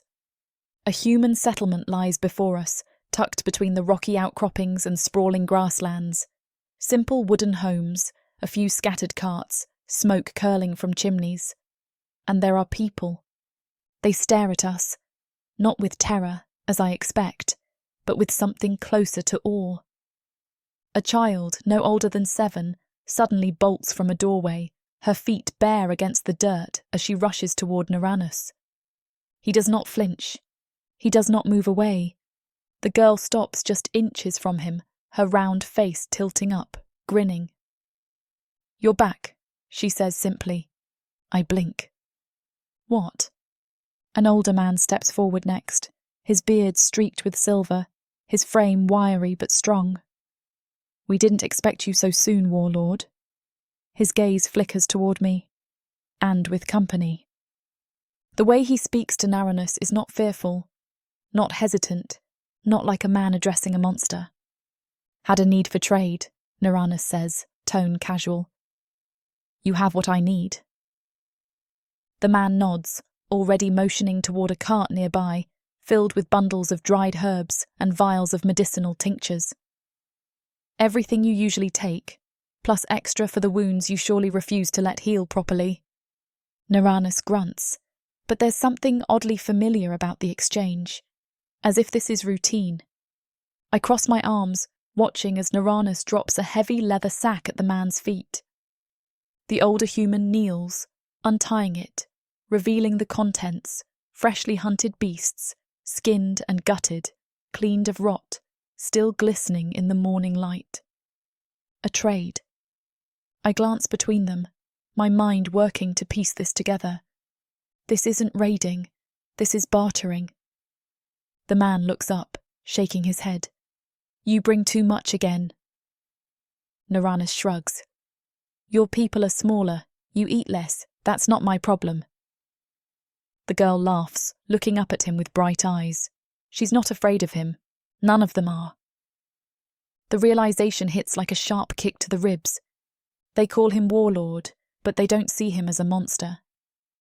A woman nearby steps forward, offering a package wrapped in cloth. "You don't have to give us more. You could take what you need." Eryss tilts his head. "I could." Eryss shakes her head and whispers because she can't help herself. "Then why don't you?" The corner of his mouth lifts. "Because I take nothing that isn't worth the price." I stare at him, at the way the humans speak to him, at the way they offer him respect, not fear. This isn't how things should be. He is a beast, a gargoyle warlord.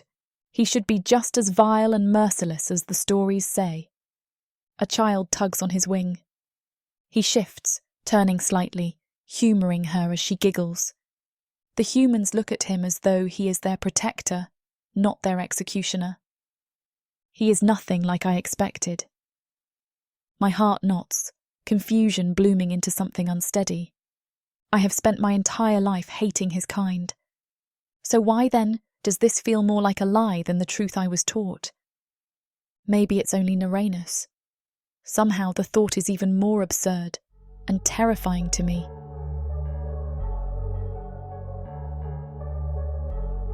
Chapter 16. Eryss. The return to the stronghold should be easy. Eryss is silent, his expression unreadable as he flies low over the jagged cliffs, his wings slicing through the air with controlled precision. His arms are locked around me, his grip firm but impersonal, like he's already buried whatever strange shift had settled between us back in the human village. I try not to think about it. I try not to dwell on the way they spoke to him, the way they looked at him like a guardian rather than a beast. It doesn't make sense. None of this makes sense. I push away the thoughts, keeping my focus ahead, counting the ridges of stone below as they race past beneath us. We should reach the stronghold soon. We should be safe. A shift in the air. The wind thickens, no longer smooth but choked with something heavier, more charged. Eryss curses, his arms tightening around me as his head snaps to the side. The first arrow strikes. He jerks, the force of it ripping through the membrane of his wing, embedding itself in the flesh just near his shoulder. His snarl is like breaking stone. The sky around us erupts. Figures emerge from the cliffs, hidden within the jagged crevices, their dark wings folding open like spectres against the sky. At least 6 of them, moving fast, moving with intent. Rogue gargoyles. Naranus doesn't hesitate. He tilts mid-air, his massive body twisting as another arrow whistles past his head, narrowly missing us. He banks left, trying to outrun them, but they're already too close. Another arrow flies, another strike to his wing. This time the damage is worse. His balance wavers, his breath rough against my ear, but he keeps flying, his body fighting against the wound like it's nothing more than an inconvenience. I can't do anything. I have no magic, no power. I can't even pull a damn dagger without risking him losing control mid-air. I twist in his hold, trying to catch a glimpse of the attackers. The leader is the closest, his wings beating hard, his eyes locked on Naranus, like a predator with a kill in sight. "You should have stayed in your crumbling stronghold, Alpha," the gargoyle snarls. "You're not fit to lead anymore." "Then come take my throne, coward," Naranus growls back, voice ripping through the wind like a blade. The rogue lunges, but Naranus is faster. His wings snap inward, cutting through the air like a missile, diving lower, forcing them to chase us through the maze of stone. I feel the strain in his muscles, the tremor in his grip. He's bleeding too much. He won't make it back. Another rogue dives from above. I barely have time to react before claws rake across Naranus's back, tearing into flesh. His body jerks. We drop. The world tilts, my stomach flipping violently as the sky falls away. Naranus tries to catch himself, his wings flaring in desperate resistance, but he can't. He's losing control. We're falling. I hear him snarl in frustration, his hold on me tightening, his body twisting mid-air to shield me as we crash into the rocky terrain below. The impact shatters through me. We hit hard, rolling over jagged stone and loose gravel, Naranus taking the worst of it, his massive form bracing me from the worst of the fall. The moment we stop moving, I shove up onto my elbows, my head spinning. He's already moving, already forcing himself to his feet, blood slicking his back, his wing torn. "We need to go," he rasps, eyes wild, breath heavy. "They'll be on us soon." I push myself up, legs shaking, trying to steady my balance. "You can't fly," I say, stating the obvious, my heart hammering. His golden eyes lock onto mine. Then we run. A shadow passes over us. They're still hunting, still searching. Naranus grabs my wrist, dragging me toward the rocky outcroppings beyond. He's injured, but he doesn't hesitate, doesn't falter, moving as if the pain is nothing but a minor inconvenience. I struggle to keep up, my breath ragged, my body aching, but I push forward, matching his pace. We run. Through the twisting caverns of stone, through the winding trails that lead further away from the stronghold, further from safety.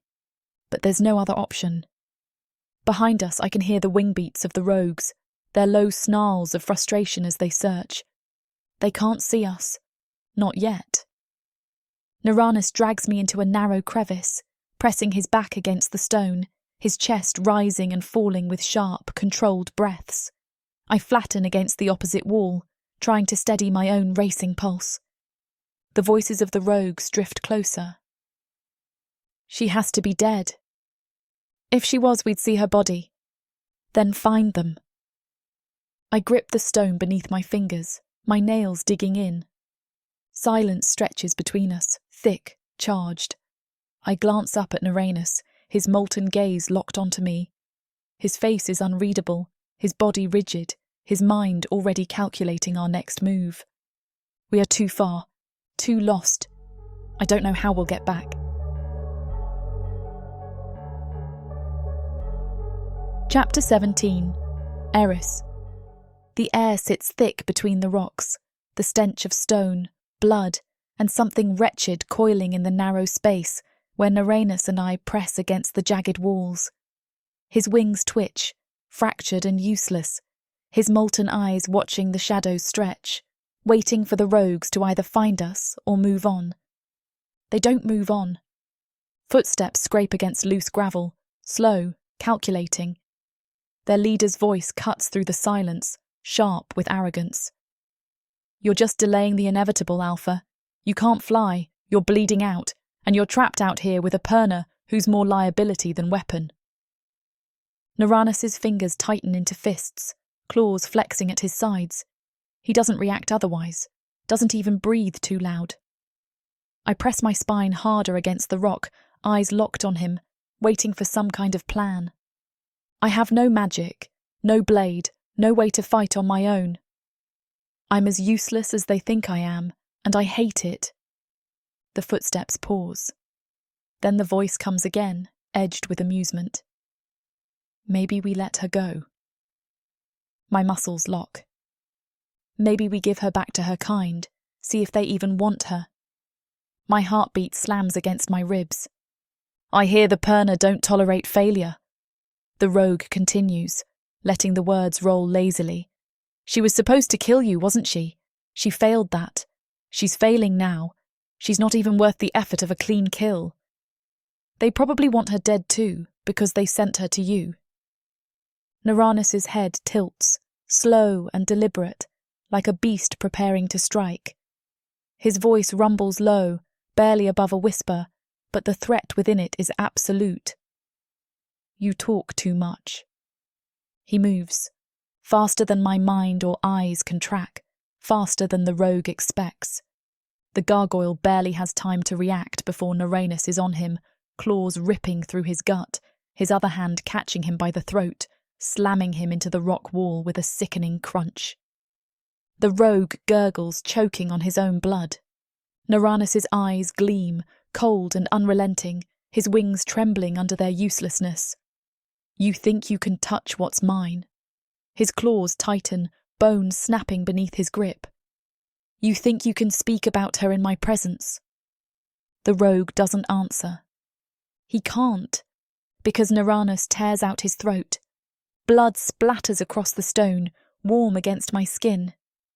I swallow hard, my pulse thrumming, my mind trying to process the sheer brutality of it. I have seen death. I have caused death. But there is something about his way of killing, raw, instinctive, effortless, that rattles deep in my bones. The other rogues react immediately. I throw myself back as one lunges, claws swiping through empty space where my throat was just seconds before.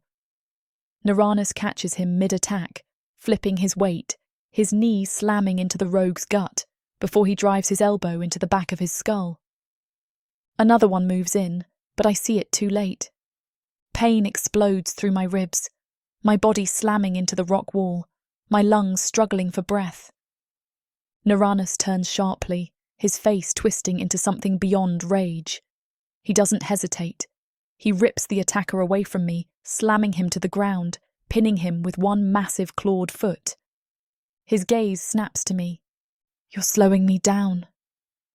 I glare up at him, pressing a hand to my side where pain still throbs sharp and relentless. Then leave me behind.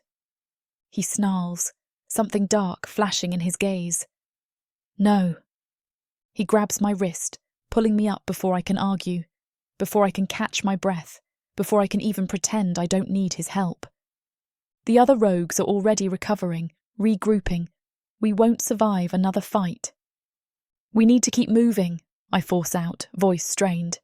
You're already bleeding too much. Naranus doesn't respond, his grip firm, unyielding as he drags me forward, pushing through the winding terrain. We stumble over loose stone, down narrow paths that lead further from the stronghold, further into unfamiliar land. The rogues don't chase immediately. They know he's wounded. They know he can't fly. They're waiting us out, hunting us slowly. We are not safe. We are not even close. After what feels like hours, Naranus finally stops, his body heaving with exhaustion, his hand braced against the rock wall for support. His wings hang limply behind him, blood still dripping from the wounds carved into his back. I inhale deeply, trying to steady my own breath, trying not to think about how much worse this could have gone. We need to stop the bleeding, I say, stepping toward him, reaching for his arm. He snaps his head toward me, his gaze fierce, warning. I don't need your help, I scoff. That's not what your body says. His jaw clenches, but he doesn't stop me when I grab the tattered remains of his tunic and rip a strip of fabric free, pressing it against the wound at his ribs. He flinches, muscles tensing beneath my touch, but he lets me. That unsettles me. He is a warlord, a monster, someone who does not accept aid. Yet he stands here and allows my hands on him, allows me to patch him up like he is something fragile, like he trusts me. I focus on wrapping the wound, my fingers careful, but the silence between us twists into something I can't name. When I finally look up, his gaze is already locked onto mine, molten, intense, studying me in a way that makes my stomach tighten. I should speak, say something cutting, something cruel. Instead, my mouth parts and nothing comes out. His fingers brush against my wrist, only for a moment, only long enough to make my pulse trip violently. His voice comes low, rough. This isn't over. I swallow hard. The fight or whatever the hell this is between us. His lips curl slightly, almost like he's amused, despite the pain still carving through him. Both. I exhale sharply, stepping back, needing space, needing air that doesn't feel thick with whatever this tension is becoming. He watches me, still bleeding, still standing, still looking at me like I am something worth keeping. I have no idea what should I feel about that.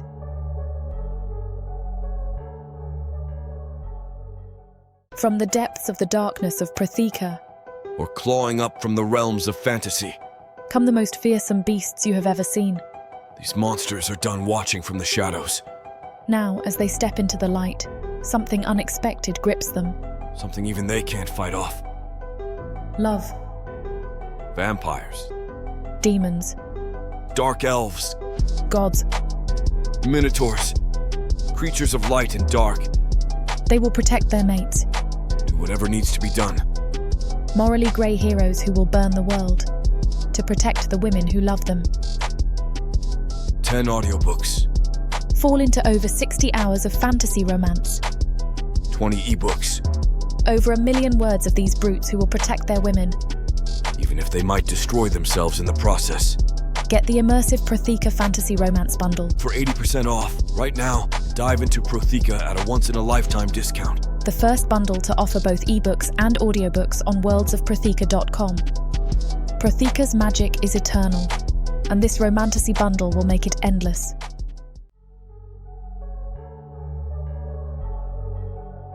Chapter 18. Naranus. The rain comes fast. Thick, relentless sheets of cold water crash against the trees, drenching the already treacherous terrain.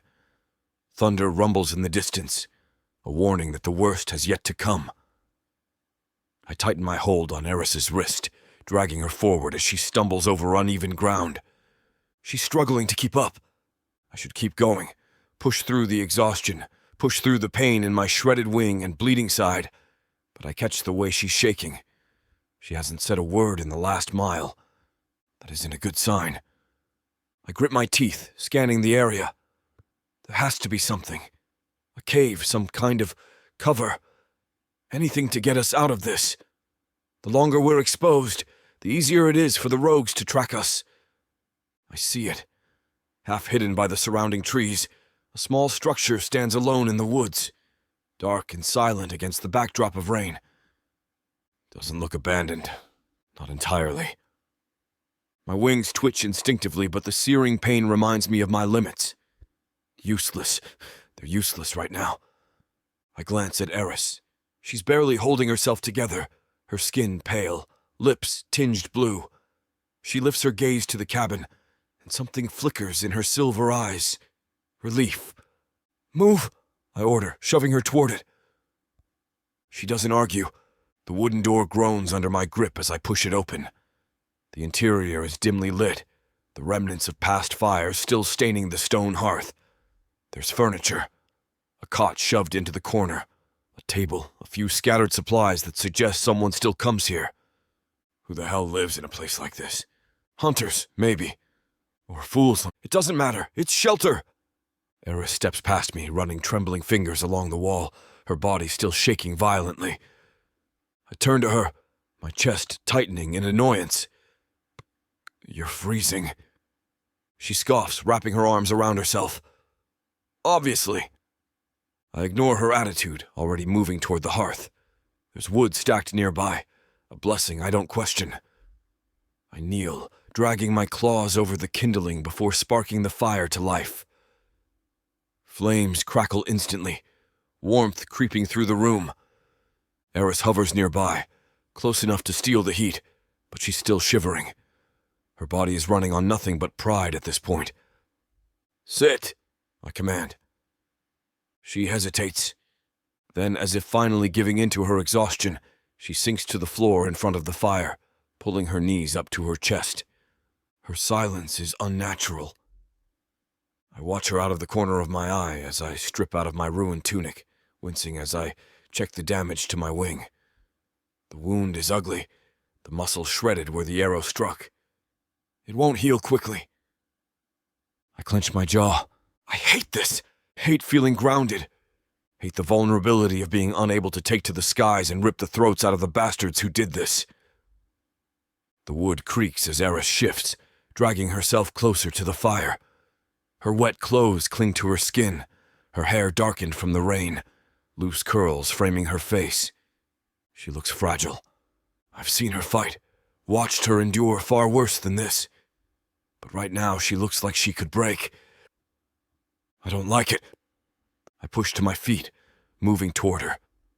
She doesn't look up, but I see the way her shoulders tense when I step too close. She's waiting for me to push her, to mock her, to remind her that she is weak. I don't. Instead, I crouch beside her, watching as she rubs her hands together, her fingers still trembling. You're too cold, I say, my voice low.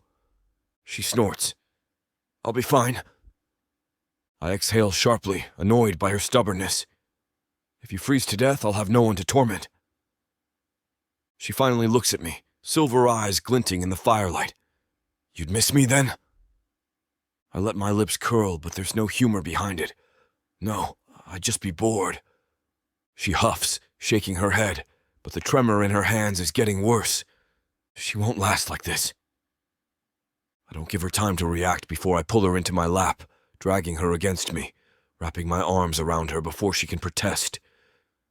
She stiffens, her whole body going rigid. What the hell are you doing? Her voice catches, her breath uneven. Keeping you alive, I answer, shifting my hold, making sure her icy limbs press against my warmth. Her hands push against my chest, weakly at first, then more forcefully. I don't need your help. I let out a low, rumbling growl. Stop fighting me, little bride. She freezes. I feel her pulse against my skin, rapid, unsteady. Her breath quivers, but she doesn't push me away again. Fine, she mutters, voice barely audible. But if you try anything, I cut her off with a quiet, amused sound. I'm not the one who climbed into whose bed last time. She sputters, pulling back slightly to glare at me. That was... desperate, I supply. Reckless, pathetic? She grits her teeth. It was a mistake. An assassination attempt, if you forget. I watch her, my claws tracing absently over her back, over the bruises still healing along her spine. You're still alive. I'd say that's a success. She doesn't reply. For a long moment, we sit in silence, the only sound the crackling fire and the storm outside. Her body gradually stops trembling, the warmth seeping into her skin. She exhales slowly, pressing her forehead against my collarbone. She shouldn't be this comfortable with me. I shouldn't let her be. Neither of us move, neither of us letting go. Chapter 19, Eryss. Sleep comes easily. I don't expect it to. My body is a bruised wreck, aching with exhaustion, but I expect my mind to resist, to keep me awake, to keep the tension in my limbs locked tight. But Naranus is warm.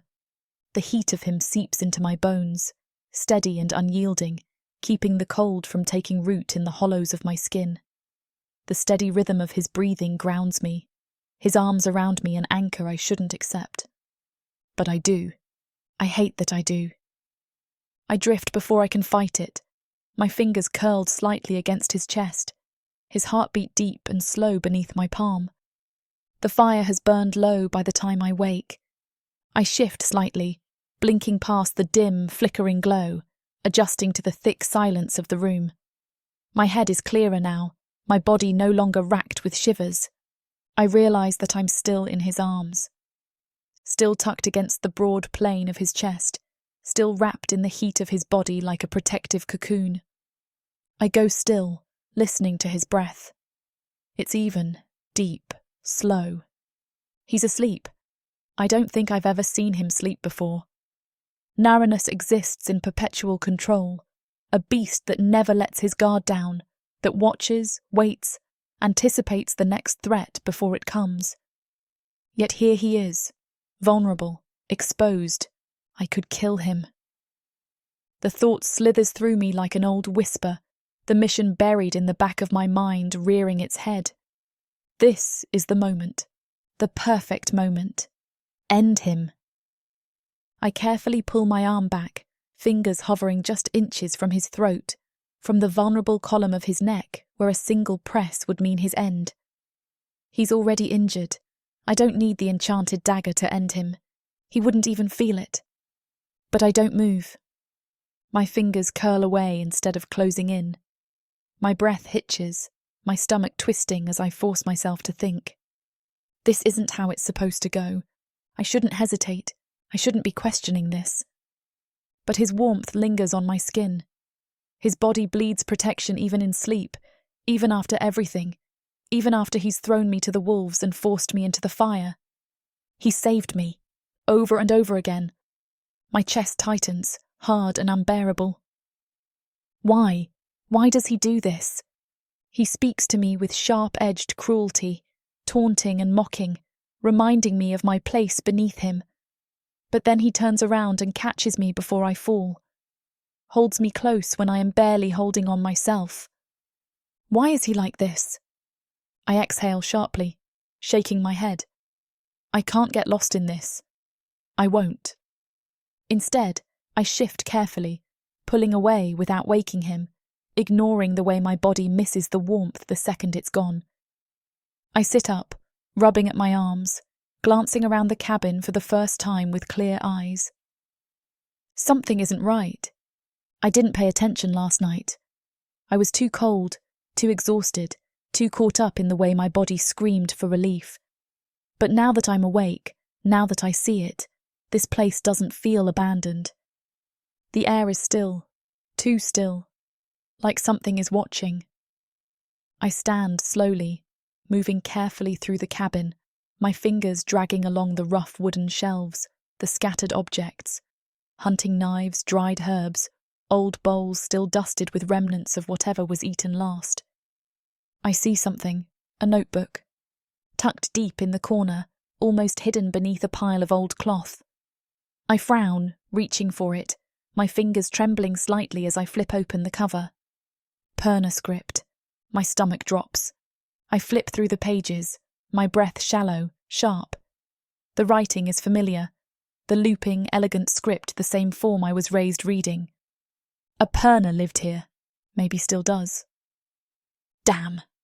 I flip another page, my pulse pounding in my ears. Spells, incantations, personal thoughts scrawled along the margins. This wasn't left behind by accident. We need to leave. I snap the book shut, shoving it back where I found it. My hands are cold again, and not from the rain. Magic lingers here. Something doesn't feel right. I turn back toward Naranus, already reaching to wake him. Suddenly I hear it. Movement. Outside. My blood runs ice cold. I freeze, my muscles locking tight as I strain my ears. The wind howls through the trees, but beneath it, beneath the storm still raging beyond, I hear it. Footsteps. Slow. Deliberate. Circling. Hunting. I swallow hard, my fingers tightening at my sides. Perhaps it's too late to run away. Whoever's out there knows we're in here. Chapter 20.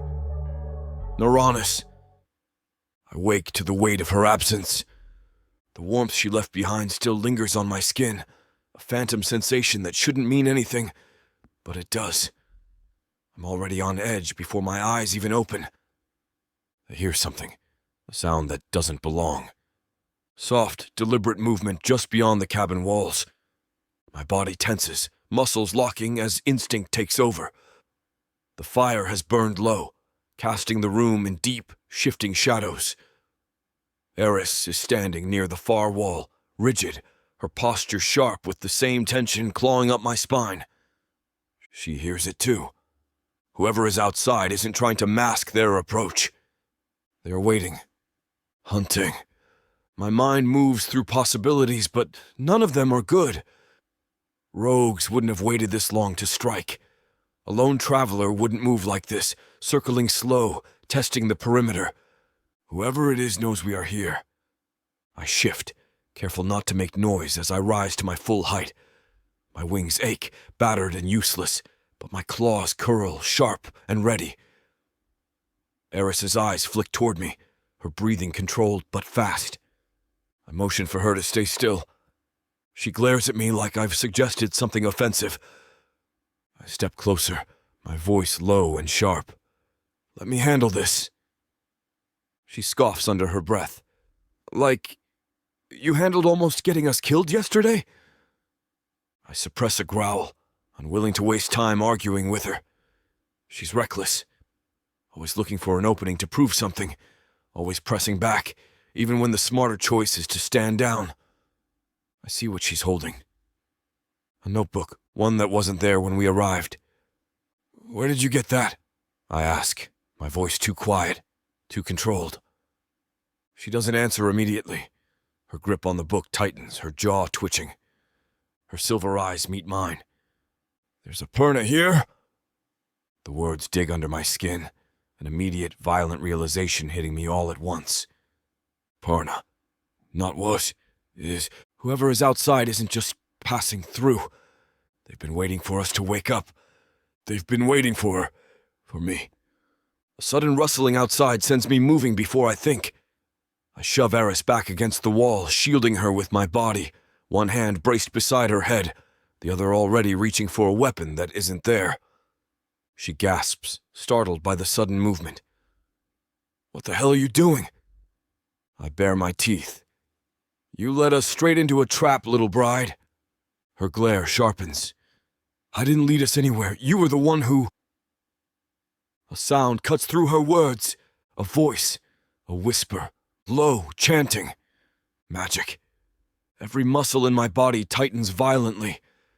The Perna outside is casting something, their power seeping through the cracks in the walls, the ground itself shifting with unnatural energy. Damn. I move before I can think. I grab Eryss's wrist, dragging her away from the door. We're leaving. She yanks back. Are you serious? We don't even know who... I don't care. My voice is rough, edged with the sharp undercurrent of a warning. Whoever they aren't here to help. She hesitates, her gaze flicking toward the notebook still clutched in her hand. She's thinking too hard, trying to rationalize something that doesn't need logic. My grip on her wrist tightens, akin to shackles. Move, Eryss. The front door bursts open. The storm outside sends a rush of wind slamming through the room, scattering ash from the dead fire, the smell of damp earth and something older, heavier, twisting in the air.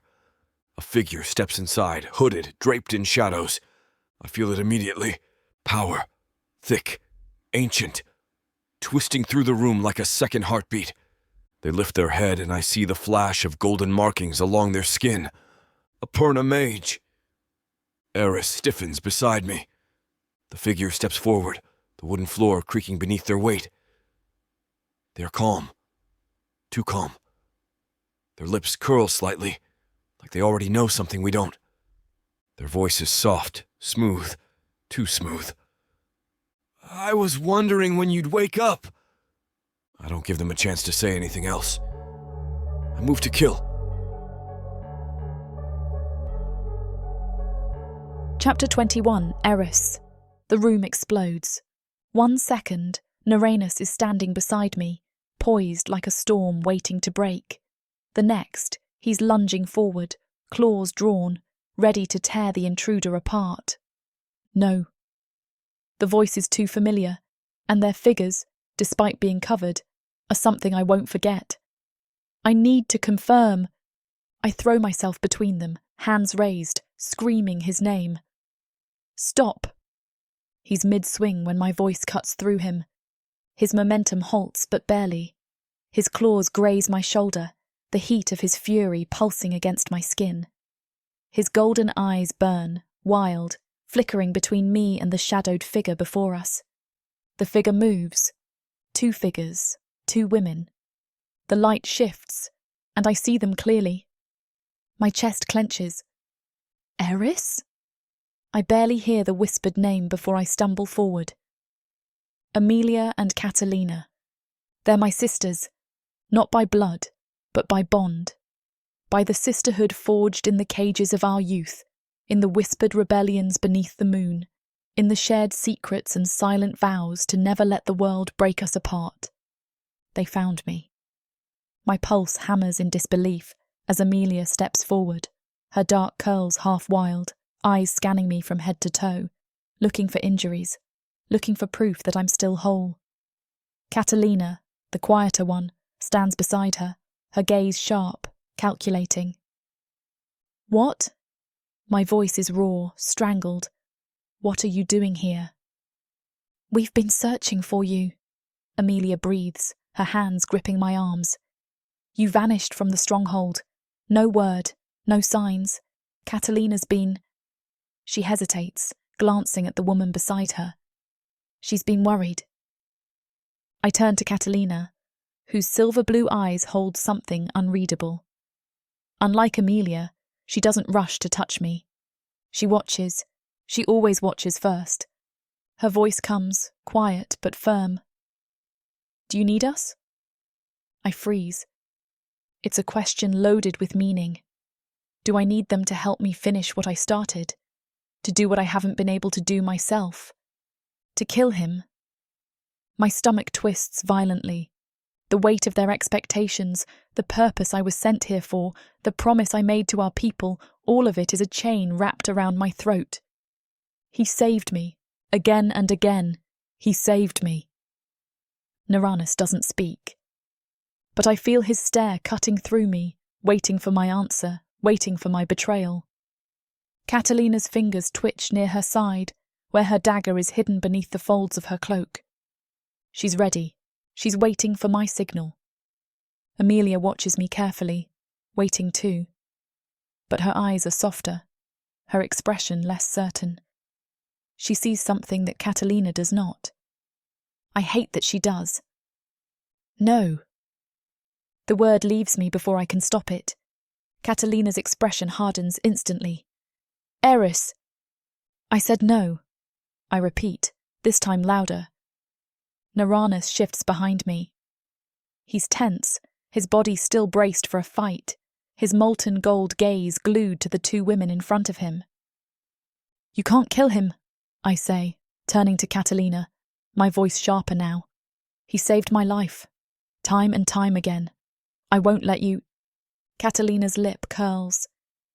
Then you will. Silence crashes through the room. My heart stutters painfully. I should say yes. I should take the dagger from her and finish what I was sent here to do. But I don't. Her stare sharpens, realization flickering across her features. You won't.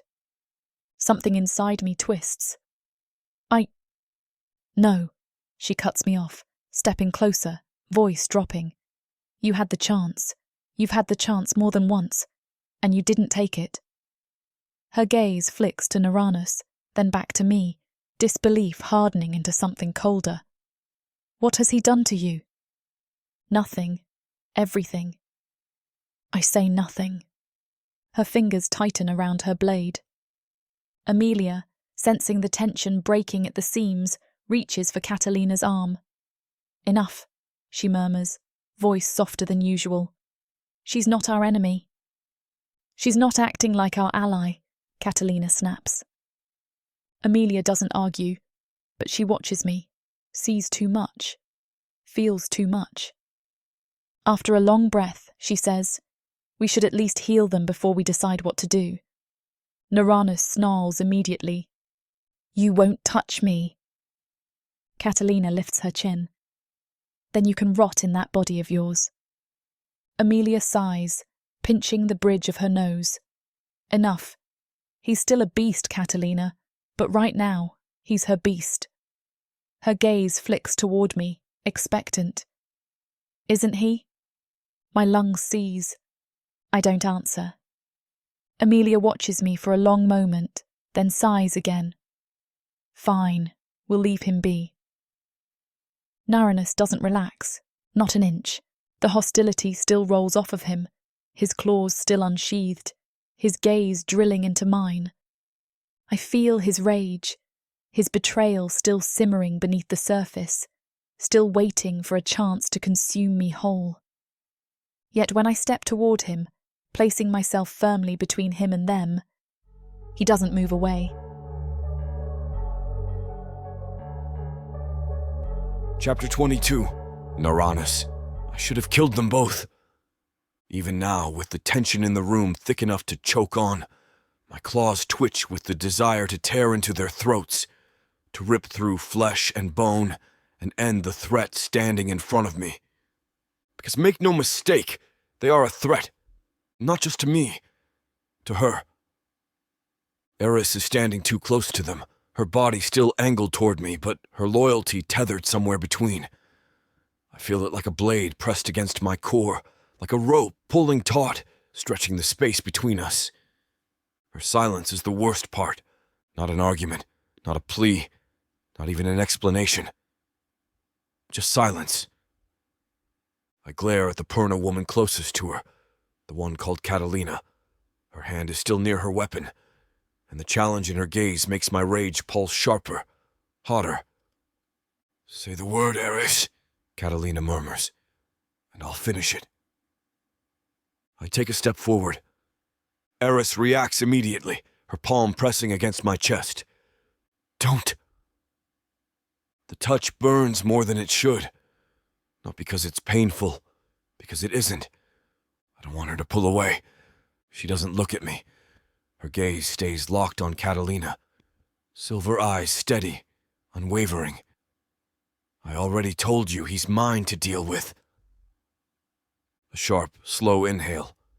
A barely concealed shift in the room. Catalina's fingers twitch, but she doesn't draw the blade. Instead, she studies Eryss carefully, her eyes narrowing. "You hesitate." Eryss doesn't deny it. Neither does Amelia, the other Perna woman, the quieter one, the one who has been watching more than speaking. She sees it too. I hate it. I loathe that these witches look at her and see something I can't control. Something I can't hold in my hands and bend to my will. Something I can't predict.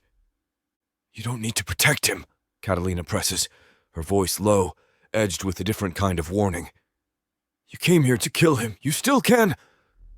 Eryss tenses, but she doesn't step away from me. Her voice when it comes is too even, too calculated. "He saved my life," she says again, but softer this time. Catalina scoffs. "For what? To keep you as his captive?"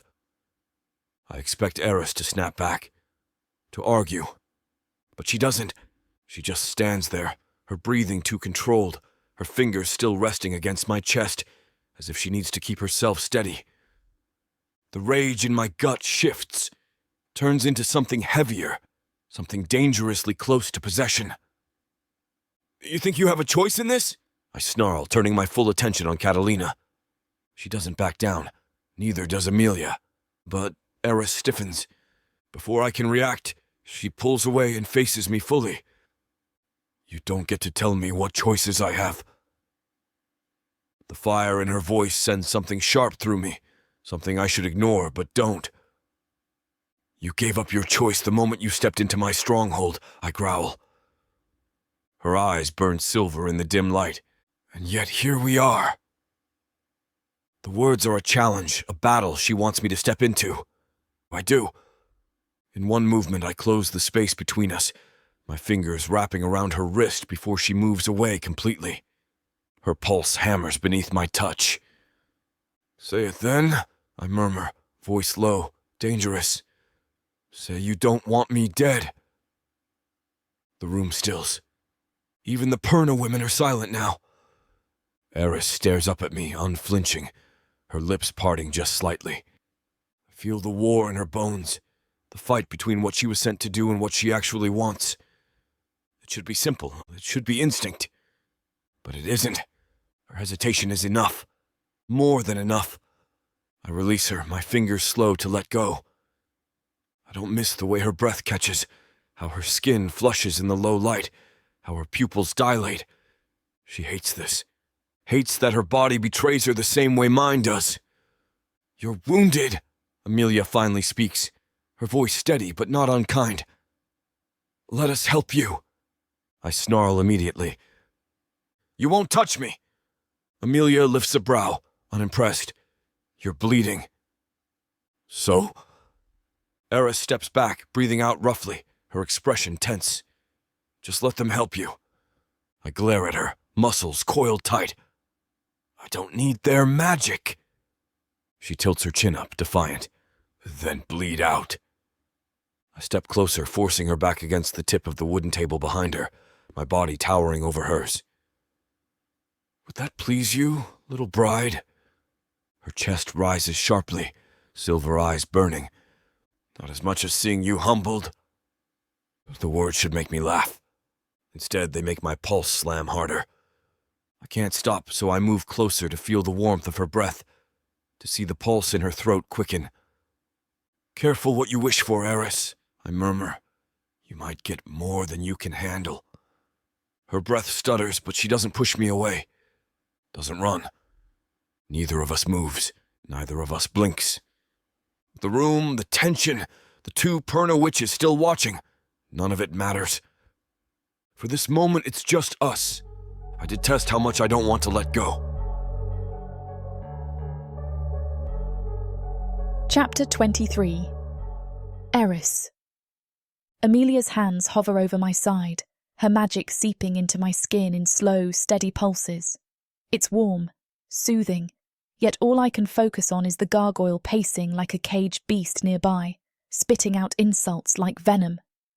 Careful, Naranus sneers, arms crossed over his hard chest, molten gold eyes locked onto Amelia's hands, as though she might rip me apart instead of healing me. Wouldn't want to corrupt her with your filth. Amelia exhales through her nose, patience thinning. I'm healing her, you ungrateful. Keep your sorcery off me. His tail flicks, muscles flexing beneath his cracked skin, his stance brimming with restrained violence. I don't trust your kind. They're trying to help us, I snap, flinching when Amelia presses harder into my side, forcing the healing faster. Naranus glares at me like I've personally offended him. Help! His voice is sharp, dripping with disbelief. You really think they're here out of kindness? They're only here because they need you alive to finish your mission. The words hit too hard. I swallow. And what would you know about my mission? He leans in, wings shifting, making the small space feel even smaller. I know a sacrifice when I see one, little bride. My breath shudders. You don't think it's strange? He tilts his head, watching me with unsettling intensity. That they offered you up so willingly? That they sent you, alone into my stronghold with nothing but a blade and a name? Tell me, Eryss, did it ever occur to you that they never expected you to succeed? I grit my teeth. Shut up. They sent you to die! Shut up! The magic falters around me as Amelia pulls back, eyes flicking between the two of us, but I barely register it. My heartbeat pounds too loudly in my ears. Because he's right. I don't want him to be. But something deep, dark, and familiar whispers that he is. Of course, I've known all along. I just don't want to admit it to him. Even Catalina and Amelia looks at me with pity, and they're trying to hide it. I force the thought down, clawing for something solid to hold on to. It's my mission, I say, hating how unsteady my voice sounds. I chose this. You keep saying that. His lips curl, something vicious and knowing in his expression. As if you believe it. I hate him. I hate how easily he sees through me. Enough! Catalina cuts in, her tone sharp. She's standing by the window, body tense. We can't waste time on this. Amelia frowns. What is it? Catalina's silver blue eyes darken. There are gargoyles coming. The room turns ice cold. Uranus stiffens. How many? More than 5, Catalina murmurs, pressing closer to the window, watching the tree line. They're moving fast. I force my body up, ignoring the sharp ache in my ribs. They're following us, I whisper. They must have picked up our trail after we left the village. Amelia's gaze sharpens. We need to leave, now. Uranus exhales through his teeth, jaw locking. Agreed. It's strange hearing him agree with them, with us. We move quickly. Catalina throws out the fire, casting the cabin in shadow. Amelia helps me steady my footing before we slip out the back, the cool early morning air thick with the smell of damp earth and impending danger. Uranus takes the lead, his movements predatory, cautious. His tail flicks behind him as he listens to the wind, as he tilts his head slightly to track the approaching enemies. Catalina and Amelia flank me, their hands ready to summon magic if needed. But magic won't help if they catch us before we're ready. The trees loom overhead, our only cover. We move fast, our footsteps muffled against the damp leaves. The wings come closer. A dark rush of sound, the sharp snap of branches overhead. A shadow streaks across the air. My stomach lurches. They've found us.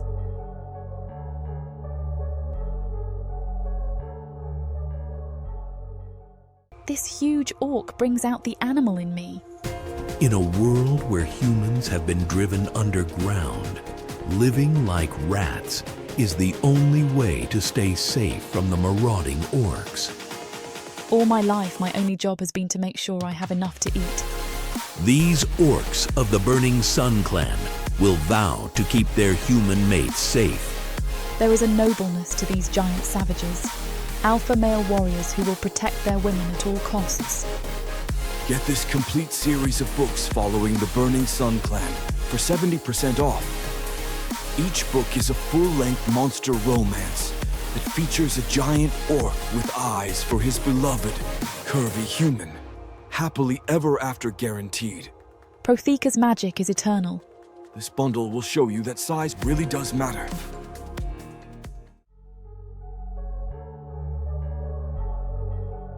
Chapter 24, Uranus. The morning air is overflowing with the scent of battle. The trees groan under the winged shadows that hunt us, and the wind howls like a beast ready to sink its teeth into flesh. We are being hunted.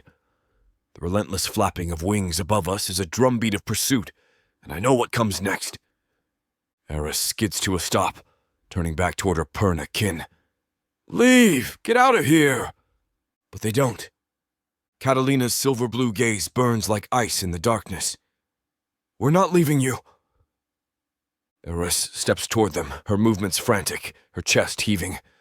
You'll die. They don't care about you. They only want me. Amelia's hands are already glowing, the telltale shimmer of power coiling around her fingers. We're not leaving, Eryss. We can fight. I snarl, stepping between them and the incoming threat.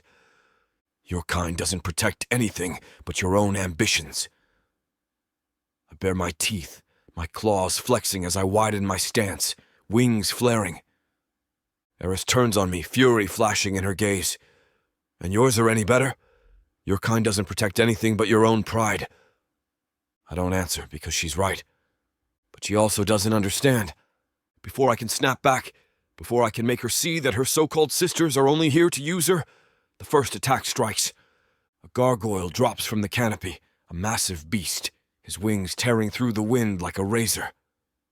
He moves fast, but I'm faster. I twist, shoving Eryss aside as claws swipe through the space she had been standing in. My forearm takes the brunt of the blow, stone cracking beneath the impact. The force sends me skidding, but I catch myself before I hit the dirt. I pivot, just as another enemy lands with a thunderous impact. Magic explodes. A blast of silver power tears through the air, sending shock waves through the ground. Trees bend and snap, the force uprooting loose earth. Amelia and Catalina are fighting, their magic clashing against the dark gargoyles in vicious, blinding bursts. I reach for Eryss, gripping her arm and yanking her behind me. "Stay behind me!"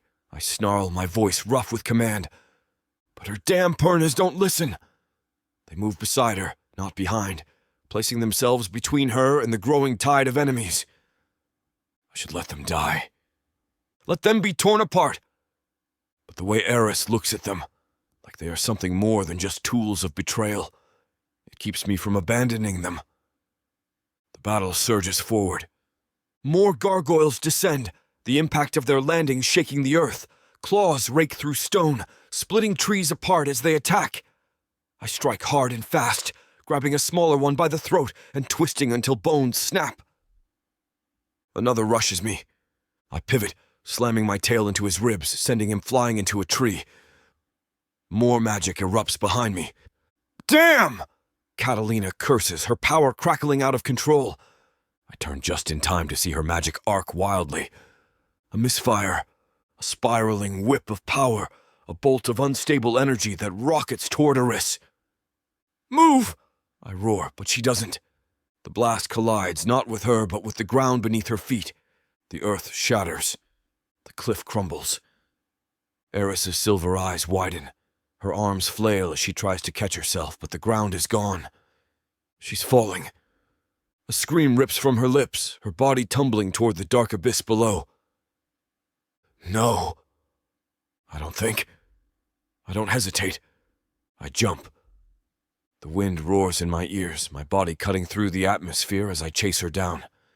She's reaching for me, her fingers barely outstretched, but I can't catch her fast enough. The river below rises like an open mouth, waiting to swallow us whole. I wrap my wings tight, bracing for impact. The water is ice and agony, slamming into me with the force of a stone wall. It drags me down, pulling me under. Eryss is lost beneath the churning depths, but I will not let anyone or anything take her away. Chapter 25. Eryss. The water is a beast, its claws sinking into my flesh, dragging me down, down, down. The impact had stolen the breath from my lungs, left me weightless, suspended in the abyss, caught between life and death. Cold lashes at me, an unforgiving bite seeping into my bones, deeper than flesh, deeper than marrow, deeper than fear. I kick hard, but the current grips me tighter. The river is wild, ravenous, swallowing light, swallowing air, swallowing me entirely. Panic claws at my chest, sharp and ruthless. My limbs tangle in the churning blackness, my lungs screaming for breath I cannot find. The world above is lost. There is only the endless, crushing dark. Suddenly, there are hands. Huge, unrelenting hands, strong as stone, unyielding as fate. They clamp onto my waist, my ribs, locking me against a chest that feels as unmovable as the mountains. The current fights to steal me away, but the grip tightens, pulling me against an immovable force. Uranus. His body is fire against the consuming cold, but I can't react before we are torn through the depths together. He moves with brutal efficiency, each kick, each thrust of his massive legs cutting through the water, fighting against the current with inhuman strength. I cling to him, but my body is numb, weakening, slipping further into the dark. The river does not let us go easily. It rips and tears, drags and suffocates. My fingers dig into his arm, barely able to feel the scorching heat of his skin, but I hold on. If I let go, I die. I barely register the moment he surges upwards. Light bursts through the suffocating dark, blinding me. Air. A desperate, choking gasp tears from my throat, but it is not enough. Not enough. The river crashes into us again, pulling us under, tumbling our bodies through the chaos of thrashing currents. My head smashes into something. A rock. Pain explodes, but there's no time, no air, no breath. The surface explodes around us. Uranus roars, his voice ripping through the night as he drags me from the river's jaws. He fights the current, forces his way toward the banks, his wings limp, useless in the water, but his strength is inhuman. I cough violently, choking, my body convulsing against him. He holds me tighter. Breathe, he snarls, voice dark and guttural, raw with command. Damn you, Eryss, breathe. My body obeys, a ragged, gasping inhale, then another. The second we break onto the shallows, he hauls me into his arms. My vision is blurred, my body weak, but I am aware of every place our skin touches, the burning heat of him, the tremor in his grip. He is shaking, Uranus, the unbreakable. He trembles. He collapses onto the damp stones of the riverbank, cradling me in his lap, his hands gripping me too tightly. His breath isn't steady, isn't calm. It's ragged, wild, like a beast on the edge of losing control. I force my eyes open, my body still too weak, but I need to see him. Golden eyes burn into me. There is fury in them. Fury like an inferno, searing and scorching, all-consuming. But beneath it, deeper, buried under layers of rage and control, is something else, something we don't want to delve into. His fingers tighten on my skin, claws pricking, but I don't flinch. I can't. I feel everything, the raw power of him, the sheer dominance of his presence, and the way his grip does not waver. I swallow, my throat raw. You never do that again. His voice is low, dark, vibrating with something primal. Never. If you fall, you scream for me. Do you understand, Eryss? I shake my head, my voice hoarse. You can't always... He growls, deep, guttural. The sound reverberates through my bones, into my chest, down into my stomach. His grip on me shifts, tightens, possessive. You think I can't? His golden eyes gleam, predatory, molten. His wings twitch, useless and broken, but he cages me against him with just his body. You think I won't? If you die, it will be by my hands, not theirs. The words shouldn't send heat curling low in my belly. They shouldn't make my chest tighten, my breath falter. But his voice is like gravel and fire, rough with unspoken things. Things I do not want to think. I glare at him, swallowing down the madness twisting in my chest. Let go. He doesn't. Instead, his fingers trace my throat. Slow, deliberate. I shudder. It's not gentle, not soft. There is nothing soft about him. The touch is a warning. You almost died. His voice is gravel, deep enough to shake the ground. You would have been torn apart. Your body crushed. You think I would let that happen? A chill races down my spine, but it isn't fear. I should push him away. I should fight. His fingers brush lower, over my collarbone, down my arm, tracing the bruises forming from his grip. No one can you away from me, Eryss, he murmurs, a whisper of something feral. They'll have to break me to pieces first, destroy my body, and even then I'll haunt them every moment of their life and the lifetimes to come. My heart pounds, my pulse hammering beneath his fingers. I have spent my entire life fearing him, hating him. But this is not hate. This is not fear. This is beyond anything I thought I will ever feel. Chapter 26, Neuronus. The taste of death is still in my mouth. The ghost of it lingers on my skin, seeps into my bones. I almost lost her.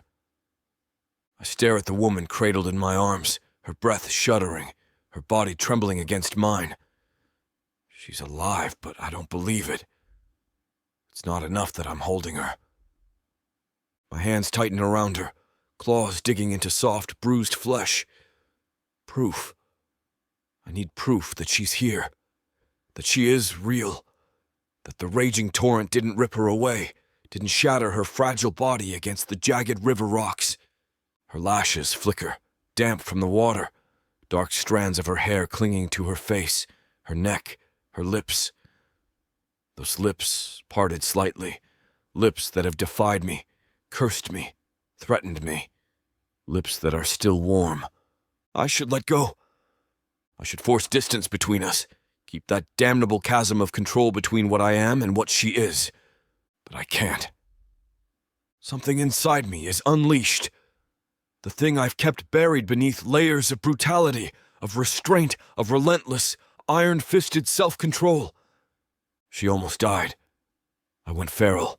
My thumb brushes her cheek over the purpling mark forming there, the wound where she struck the rocks. She could have died. I see it again, the way she fell, the soil crumbling beneath her feet, her expression caught in that single, heart-wrenching second of terror before she vanished into the abyss. I see her falling, over and over. I hear the ragged scream I tore from my own throat. She doesn't look away from me now. Her hands press weakly against my chest, not pushing, not resisting, just there, just touching.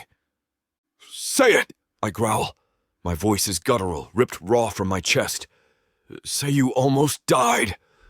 Her throat moves in a swallow, her pulse fluttering, frantic beneath my fingers. Eryss. I murmur her name like a curse, like a prayer, like a thing I want to own. "Say it." She parts her lips, but no words come.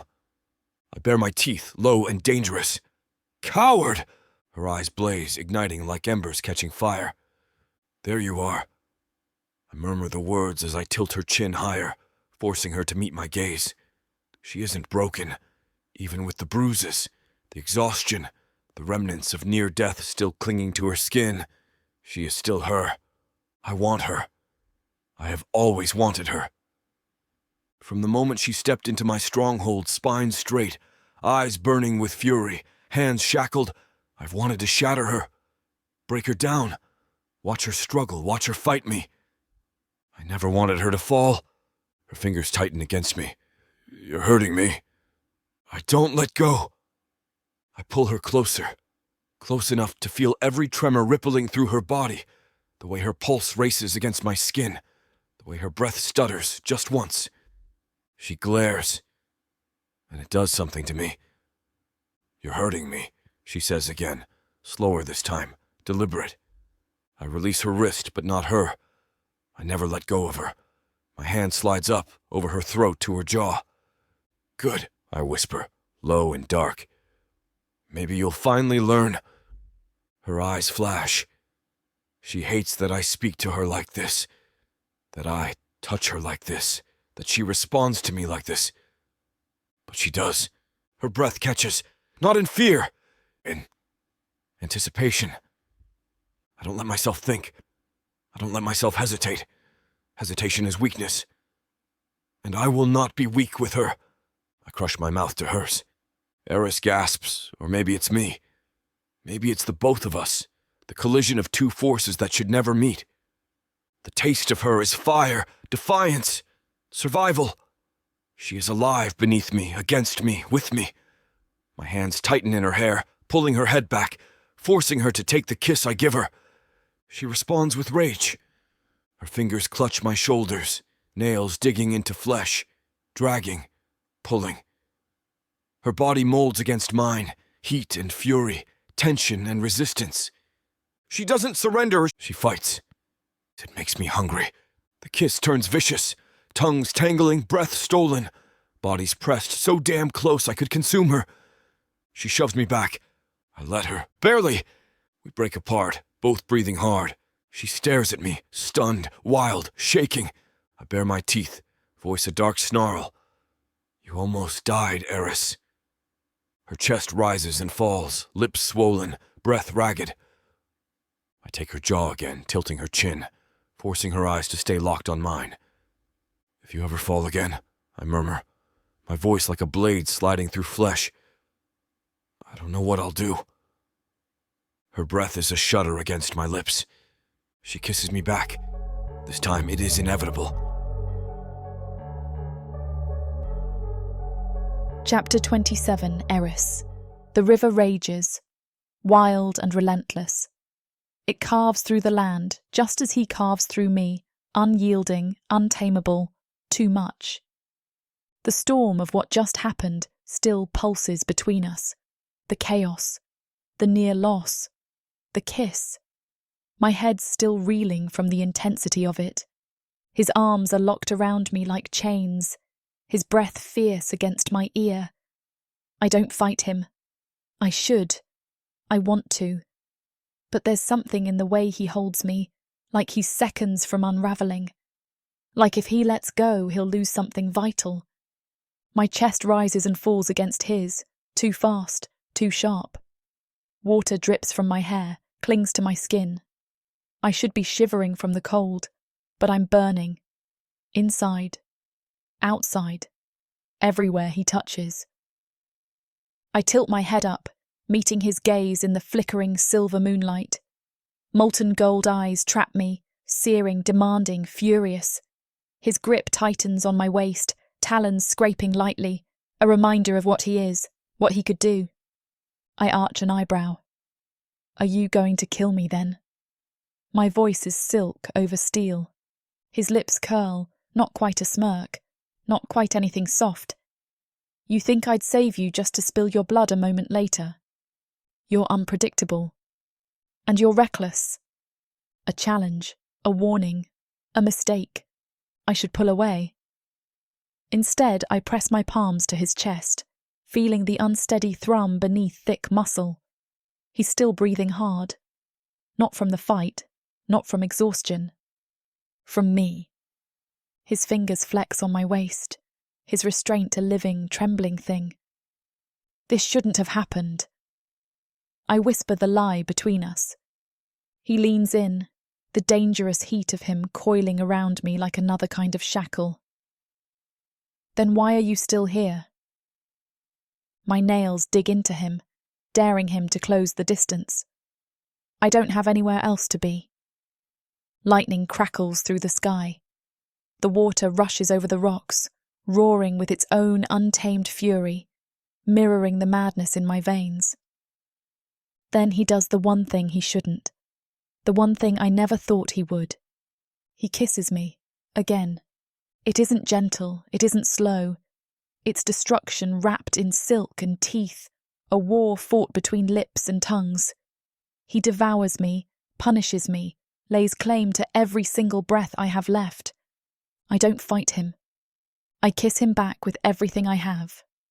Sorry for the interruption. I know you were gearing up for a steamy scene, but it's way too hot for this platform.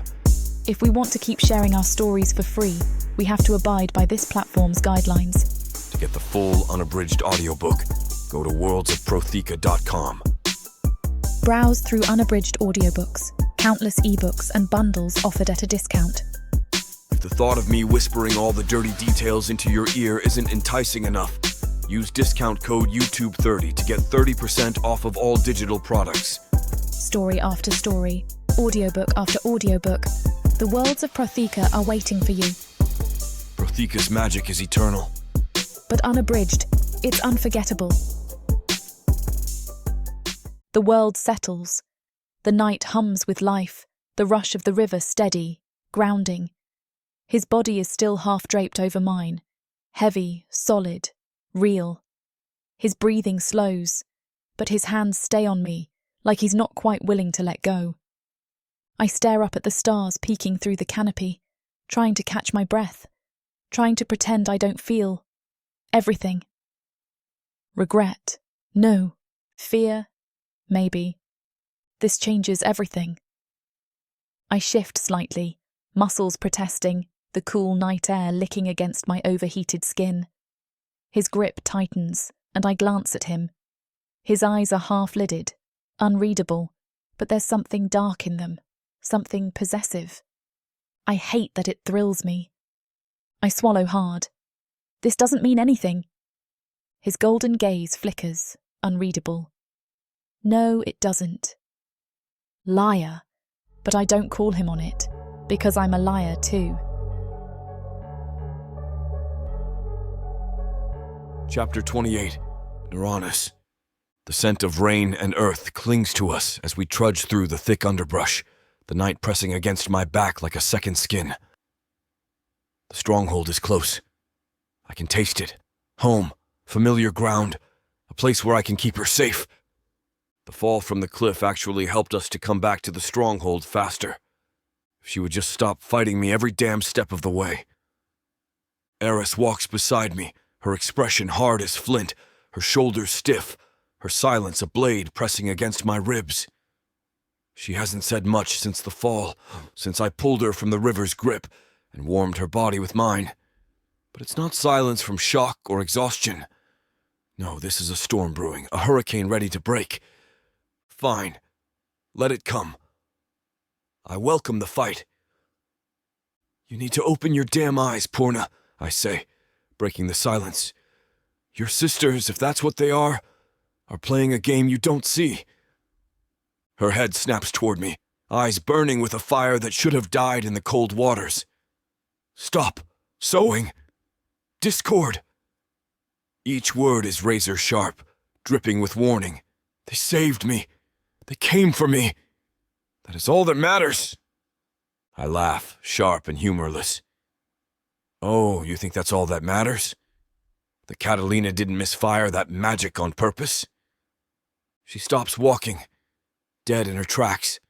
I turn to face her, crossing my arms, waiting. You will not stand here, she hisses, stepping closer, her voice barely contained, and throw suspicion on my family. They're not your blood. They're my everything. I tilt my head, studying her. Her jaws clenched, her hands curled into fists, her chest rising and falling too fast. Beautiful, enraged, wrong. You think you mean the same to them? I step into her space, forcing her to lift her chin. You think they won't betray you? Or have they already? The moment stretches, thick and heady, the tension between us no longer just anger. It's something darker, something worse. She shoves me. Hard. You don't get to say that to me. Not after everything. Not when you don't understand what it's like to be alone. I catch her wrist before she can retreat, yanking her against me. She gasps, her body colliding with mine. The impact is a shock, a burst of heat, where there should be nothing but fury. I understand everything, Eryss, I murmur, pressing her back against the rough bark of a tree. I understand that you are blind to what's right in front of you. She glares at me, breath hitching as my grip tightens. Let me go. My claws curl lightly against her skin, not enough to hurt. Just enough to remind her I hold her now, just like I have since the moment she stepped into my world, since she tried to kill me, since she nearly died. Say you trust them. I do. I lean in, my lips a whisper from her ear. Say it again. Her breathing turns erratic, fingers twitching against my chest as if she wants to push me away, but can't quite force herself to move. I inhale her scent, rich and deep, magic lying dormant beneath her skin, taunting me with its absence. I press my forehead against hers. Say it, and mean it. Her hands tremble. Her pulse is erratic. She is losing this fight, the truth bleeding out from the cracks. You bastard, she breathes. My lips brush her jaw, teasing, not quite kissing. Just enough to make her feel the weight of my control. Say it, Eryss. Before she can respond, the sky trembles with the sound of wings. I release her instantly, my body twisting toward the sound, my claws extending. Eryss barely has time to catch her breath before I push her behind me, my wings flaring despite the ache in my muscles. Shadows descend through the trees, massive shapes cutting through the canopy, fast and precise. My body coils, prepared to fight, but then... Lord Narnis! Relief barrels through me like a battering ram. I lower my stance as the figure lands a few feet away, his large frame bowing slightly, his wings tucking in. A familiar face. A trusted warrior. Thrix. He's back from his mission. The tension in my spine unknots slightly, but I don't lower my guard completely. The warrior steps forward, his sharp eyes flicking between me and Eryss, taking in our soaked clothes, our ragged forms. Then his lips twitch. "You look terrible," I grunt, rubbing a hand over my jaw. "Feel worse?" Thrix snorts, shaking his head before turning his attention fully to Eryss. His gaze sharpens. Curious. He knows what she is, what she was meant to do, and yet he says nothing about it. Smart male. "You were reported dead," he tells me.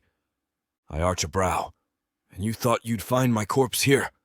He smirks, crossing his arms. "Figured you were too damn stubborn to die." I roll my shoulders, exhaustion creeping in. "How bad is it back home?" His expression darkens, amusement bleeding away. Bad. I had hoped the mess we left behind would still be contained, that my warriors could hold the stronghold. But if Thrix came looking for me, it means things are unraveling faster than I thought.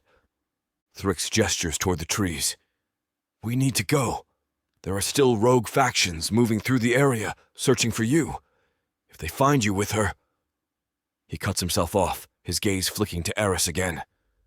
I stiffen. "If they find her," I say, my voice steel, "they won't leave alive." Thrix nods once. "Then we move." I glance back at Eryss. She's watching us, shoulders squared, expression unreadable. But something flickers in her eyes, something almost hesitant. I don't like it. I dislike that she still doesn't fully understand that the only people she can trust are the ones standing beside her right now. I don't like that Catalina's magic was the last thing she felt before she fell. I hate that the thought of her betraying me, killing me, no longer makes me angry. It makes me desperate. We need to get back. Because I need answers.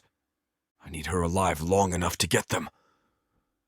I motion for Thrix to take the lead, stepping in beside Eryss, close enough that when I speak, only she can hear me. This conversation isn't over. She exhales slowly, her voice quiet but firm. I didn't think it would be. Good. When this is over, when we make it back, I'm going to rip the truth from her. One way or another, I'm going to make her see. Chapter 29. Naranis. The stronghold is bleeding. Smoke curls through the sky, thick and cloying, carrying the scent of scorched stone and flesh. The gates, torn from their hinges, lie in twisted, broken pieces, the massive slabs of black rock shattered as if by a god's wrath. The walls, once unyielding, now bear jagged wounds, their once impenetrable defense crumbling under the force of an enemy that dared to strike my domain. Thrix lands first, his wings flaring as his feet strike the rubble-strewn ground. His body tenses, his nostrils flaring as he takes in the devastation. Eryss stiffens beside me, her breath shallow, fingers twitching toward her non-existent weapons. The absence of her magic is a weight pressing between us. A vulnerability. One I have no time to fix. My own feet hit the ground, pain radiating through my injured wings. But I barely register it. I move forward, stepping over debris, my claws curling into my palms as fury rises, hot and undeniable. Who did this? The growl rumbles deep, vibrating through my ribs. I ask even if I have an idea who. The moment they attacked me, I knew they set their sights here. Thrix strides ahead, his jaw clenched. Rogues. Traitors.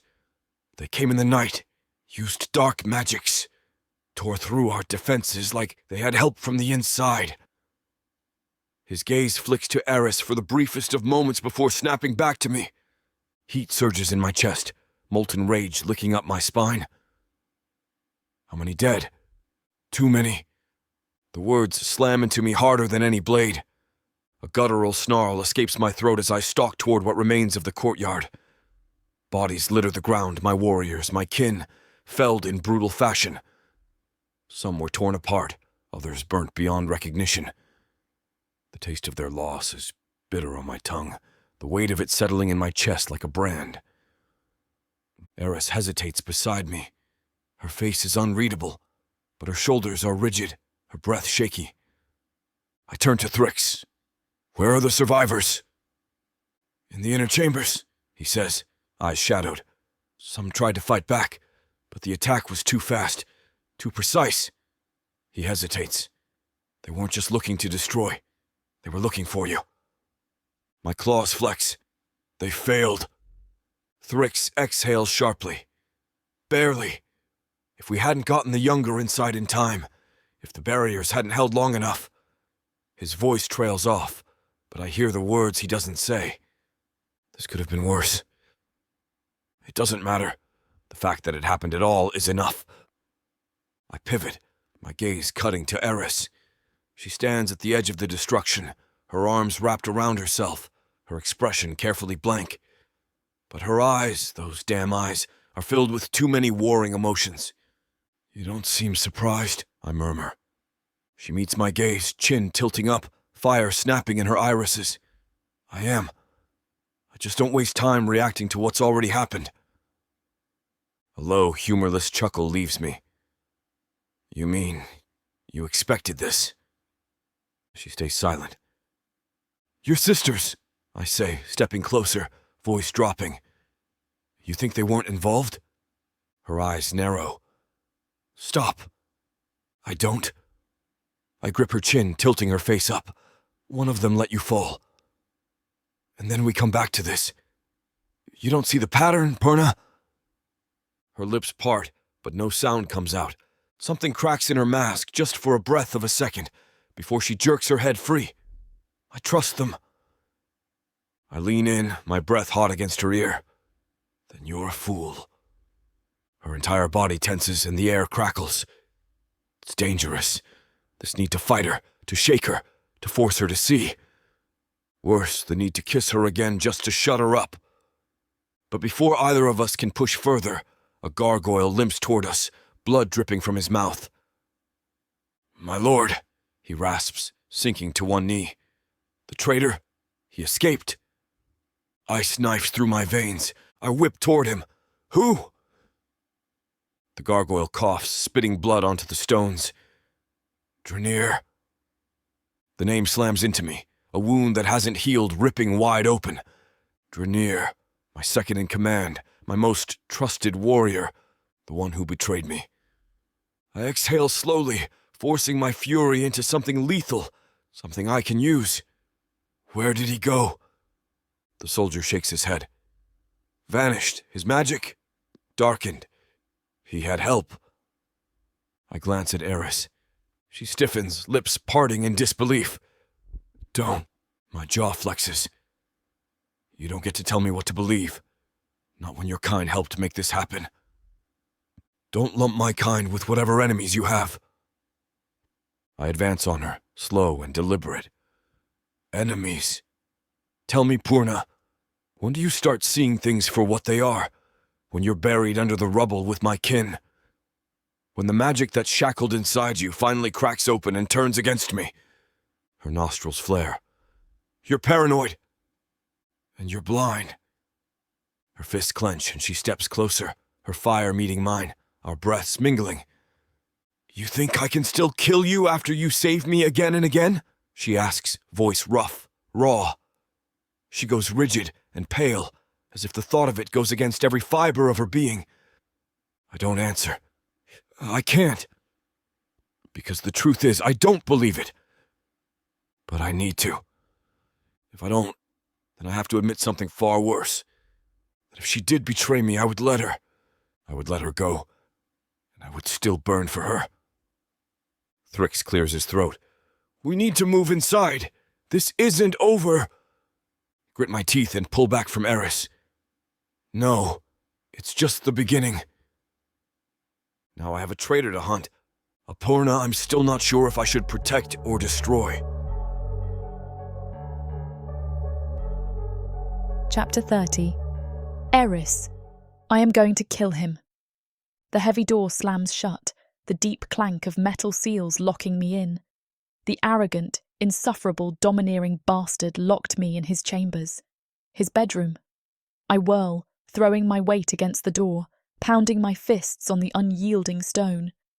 You son of a... Let me out! My screams go unanswered.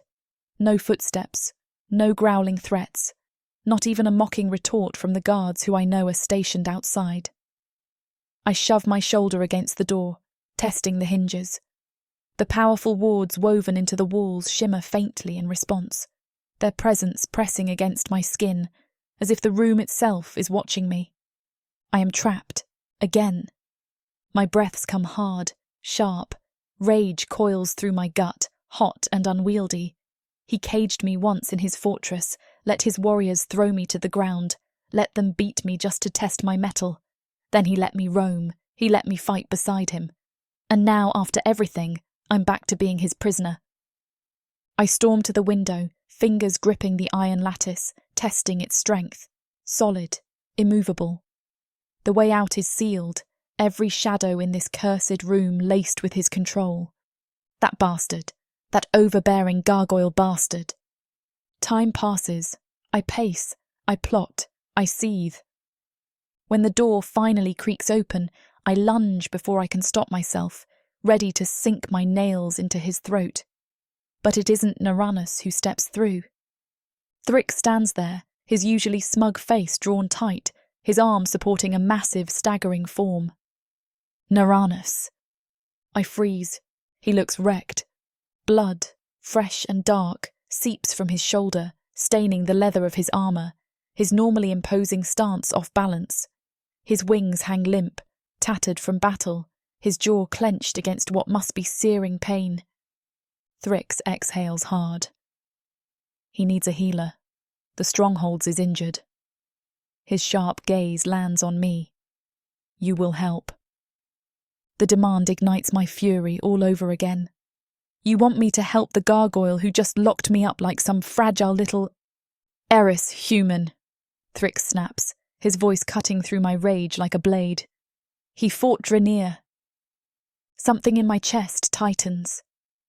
Naranus shifts, head tilted back against the wall, as if staying upright is a struggle. His molten eyes find mine, and despite his state, bleeding, wounded, half broken, he smirks. Still trapped, Purna? His voice is a gravel-dipped rasp, deep and rough, pacing like a caged beast. I want to slap him. I want to shake him for getting himself into this state.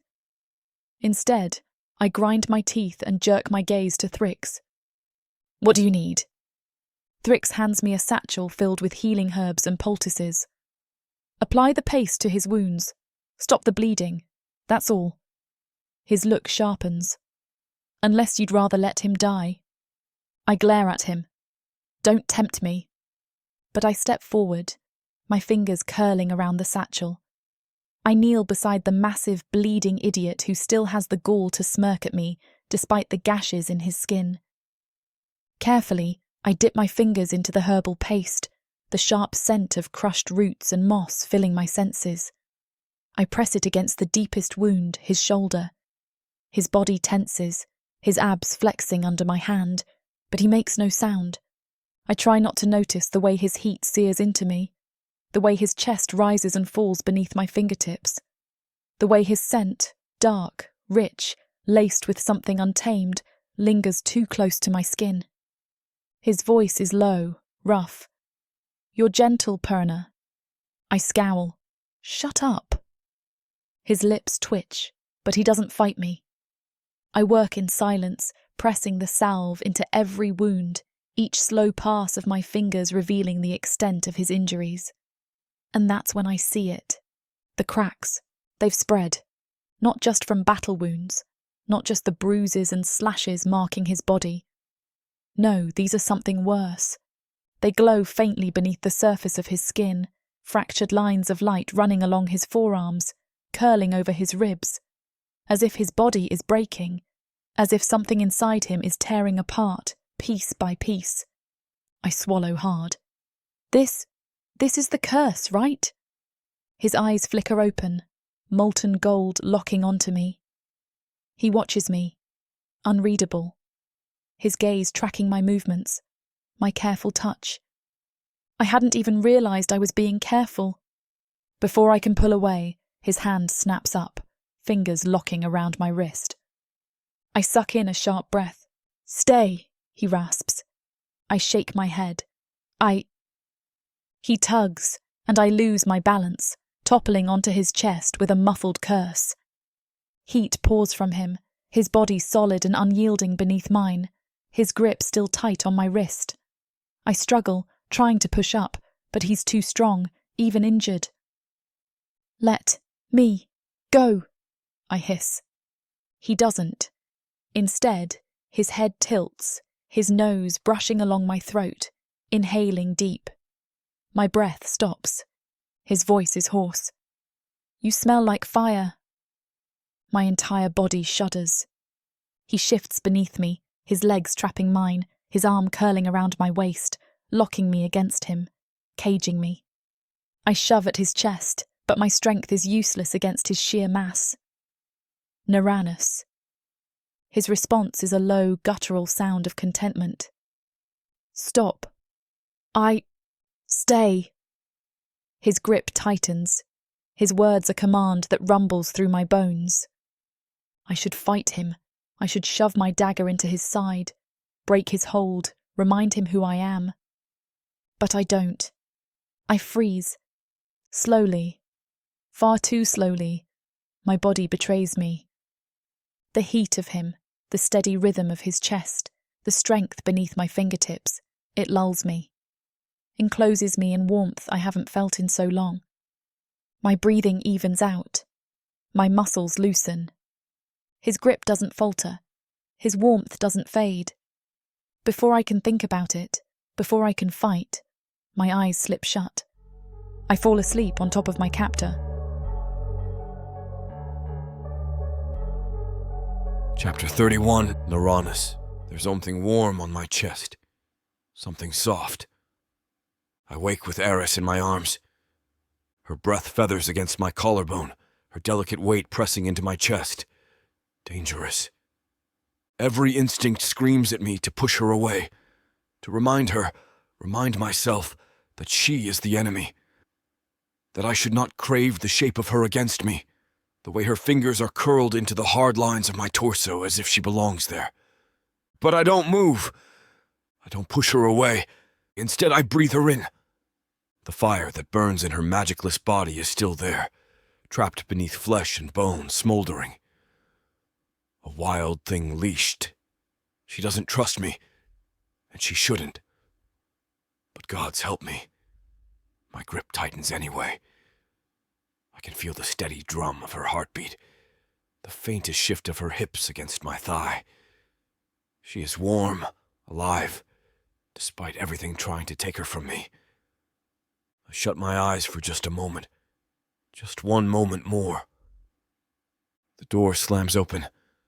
My body moves before my mind catches up.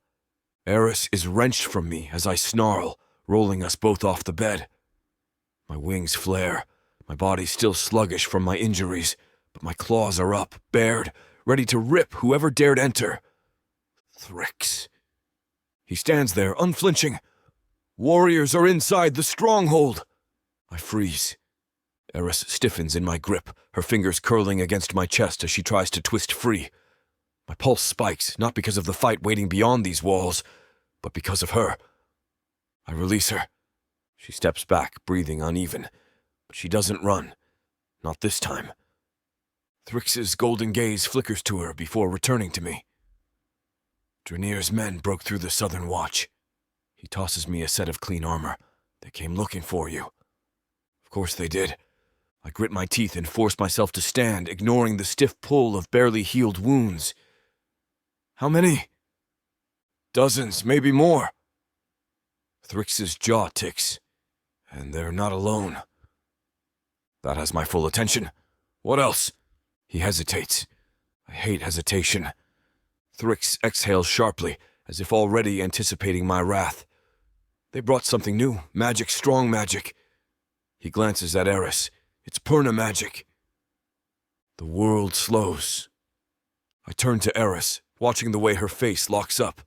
She knew. I step toward her, rage licking up my spine. You knew about this? Her jaw tightens, but she doesn't retreat. I didn't. Liar. My voice is deadly soft. Your sisters are working with them, aren't they? I don't know. Another lie. She wants to believe they wouldn't betray her, but deep down she already suspects. I see it in her hesitation, in the way her throat moves as she swallows. I stalk forward. You think I'm just going to let you waltz out there with your precious little kin and whisper your way into my enemy's ears? She snarls up at me. If you think I'd ever betray you... She clamps her mouth shut. There it is. She doesn't even realize she just admitted it. The implication of that admission slams into me like a stone wall. Thrix shifts at the door. We must not waste time. No, we don't. I yank my armor over my head, wincing as it grates against my raw skin. My body protests, but I don't have the luxury of weakness. Not today. Eryss watches me, her breathing a little too quick, her hands clenched at her sides. She's trying to decide something, trying to understand what's happening inside me, inside us. I don't give her the chance. I step closer, leaning down until my mouth is level with her ear. You stay behind me. Her fingers twitch. I don't take orders from you. You will if you want to live. Thrix clears his throat. I hate to interrupt this touching moment, but we really need to... The entire stronghold shakes.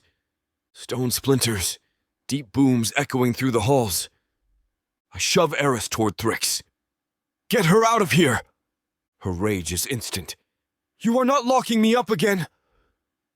But then we hear it, the sound that stills us both. The sharp, hollowed-out whistle of something unnatural, a scream woven into the air itself. Eryss pales. That's... magic. Perna magic. I slam open the door and step into the chaos. The halls are lined with battle. Gargoyles are locked in combat, my warriors clashing against a force that shouldn't be here. At the center? Catalina. My eyes burn, my lips curling into a snarl. The Perna stands among the wreckage, magic coiling around her fingertips, a halo of eerie white light shimmering against the soot-stained air. She sees me, sees Eryss, and smiles. She lifts her hand and the magic erupts. It slams through the stronghold, splitting stone, sending my warriors flying. I move, snatching Eryss and pulling her behind me, wings wrapping around her as debris rains from above. Her breath shudders against my back. I feel her heartbeat spike. She wants to believe Catalina would never. But she knows better now. The stronghold rumbles again. I drag Eryss forward, shoving her toward Thrix. Get her to safety! No! I ignore her protests. Thrix, if you let her get caught in this... Thrix swears but nods. I won't! Eryss thrashes against my grip. Noranus! I yank her close, my face inches from hers. I'll deal with your sister. You deal with your conscience. Before she can argue, I shove her toward Thrix. I turn to Catalina and let the beast out. From the depths of the darkness of Protheka, or clawing up from the realms of fantasy, come the most fearsome beasts you have ever seen. These monsters are done watching from the shadows.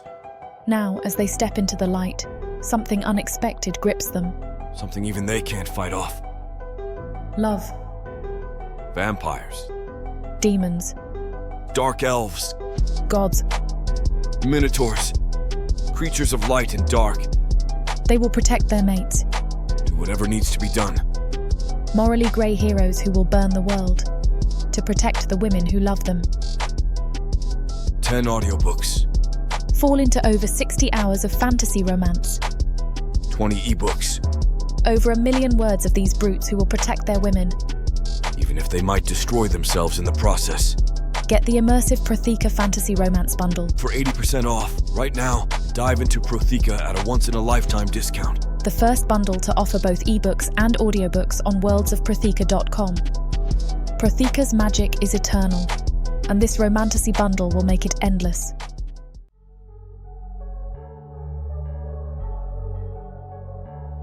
Chapter 32. Eryss. Something is wrong. I feel it twisting through the air, coiling around Catalina like an invisible chain, binding her will, tainting her magic. Her attacks are precise, too precise, as if guided by an unseen hand.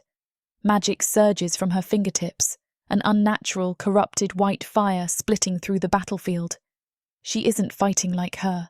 Catalina's magic is pure, wild, yes, but never tainted. This question mark, this reeks of something else. Something else. Eryss doesn't hesitate. He charges through the wreckage, claws unsheathed, fangs bared in lethal determination. His molten eyes lock onto Catalina, and I fear what he'll do. He won't stop. Thrix tightens his grip around my waist, his powerful wings beating hard against the smoky air as he lifts me from the ground. Let me go! I thrash against him, my fingers clawing at his arms, my legs kicking against empty space. Thrix, I need to stop them. His grip tightens. Eryss ordered me to get you out of here, and I'm not disobeying him. Then you're an idiot, I snap, throwing my head back. The crown of my skull cracks against his jaw. He curses, momentarily losing his grip, just enough for me to twist. I grab onto his wings, yanking him sideways. We spin in the air, and my momentum sends us both plummeting back to the earth. Thrix roars as we hit the ground. He twists mid-fall, using his massive frame to cushion the impact, his body slamming into the rubble. A sharp crunch echoes as his arm takes most of the damage.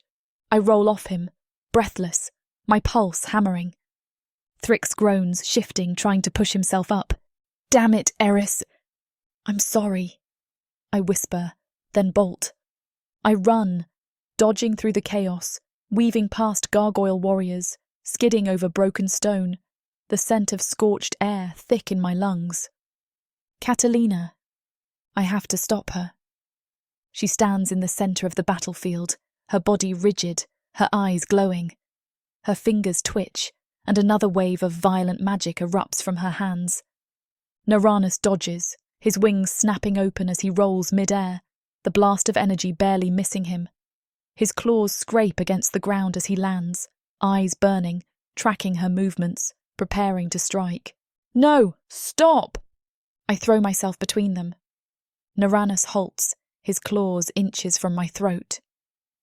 Catalina staggers. Eryss, she breathes, her voice raw, distant, wrong. I whip toward her. This isn't you.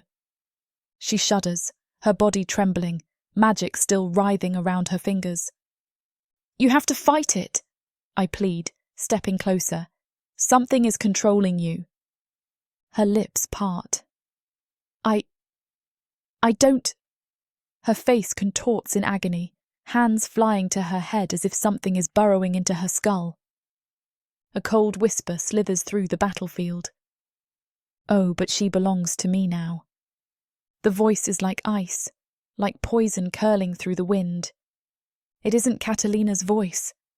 Eryss growls low, his body stiffening. His wings snap out, shielding me instinctively. Catalina screams. Magic explodes from her, and suddenly I see it. Not just her, but the thing behind her. A presence, a shadow clinging to her magic, twisting it, threading its will into hers. A puppet master, its tendrils buried inside my sister's mind, forcing her hands to move, her lips to part, her magic to destroy. I lunge forward. Catalina's eyes lock onto me. Something flashes in them, a flicker of recognition. "Catalina," I say, my voice steady, "you are stronger than this." Her breathing is ragged. Her hands tremble. "I can't," she chokes. "It won't let me." "Yes, you can," I press, stepping closer. Uranus growls behind me, but he doesn't stop me. "Catalina." My voice lowers. "I am here. I am real." Her hands shake violently.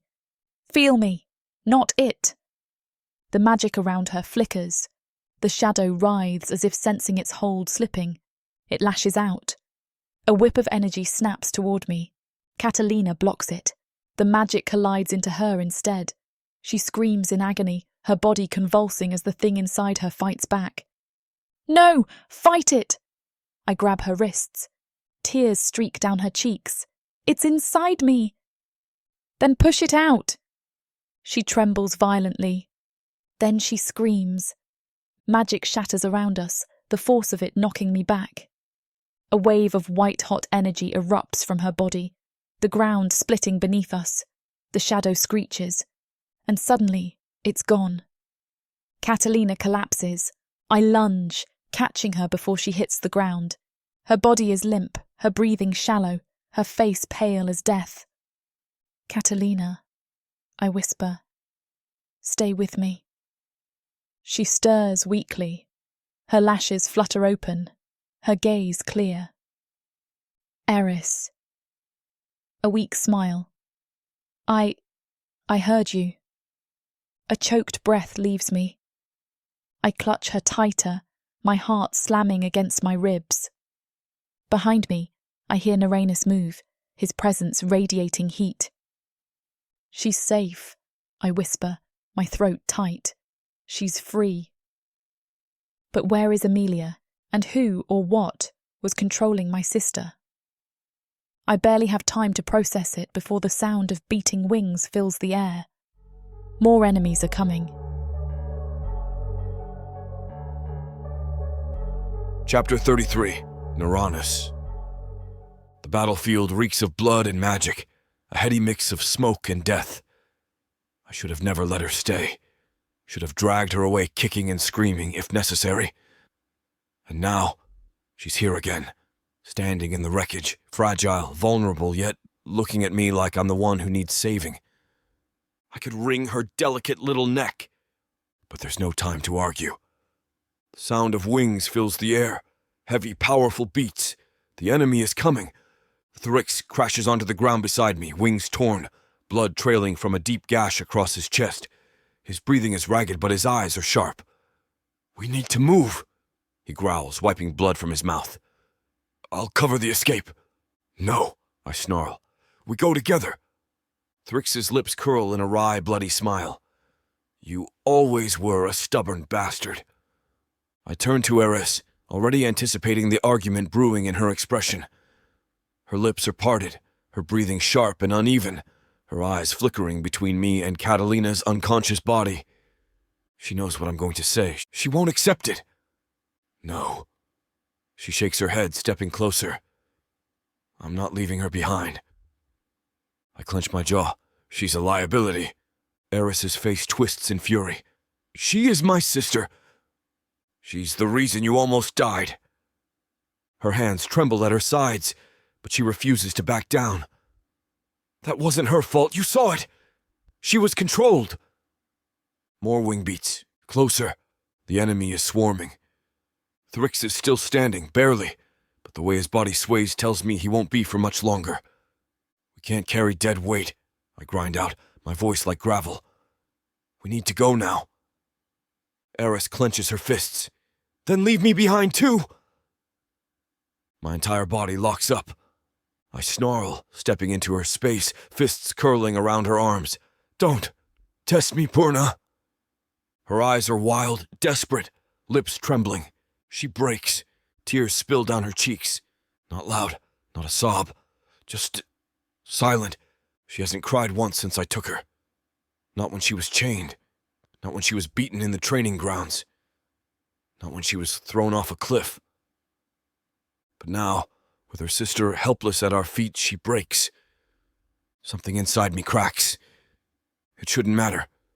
But it does. Before I can think better of it, I shove Catalina's limp body into another warrior's arms. "Take her!" Eryss gasps, a small, broken sound. Thrix scowls. "You're seriously—" "Go!" I bellow. "Move now!" The ground shakes as our enemies descend. I grab Eryss, hauling her against my chest. "Hold on!" She grips me tightly, arms wrapping around my neck as I launch into the sky. Thrix follows along with the remaining gargoyles. One of them is holding Catalina limp in his arms, along with 2 other surviving warriors. We take to the night, the wind tearing at our wounds, the scent of blood thick. I look back only once.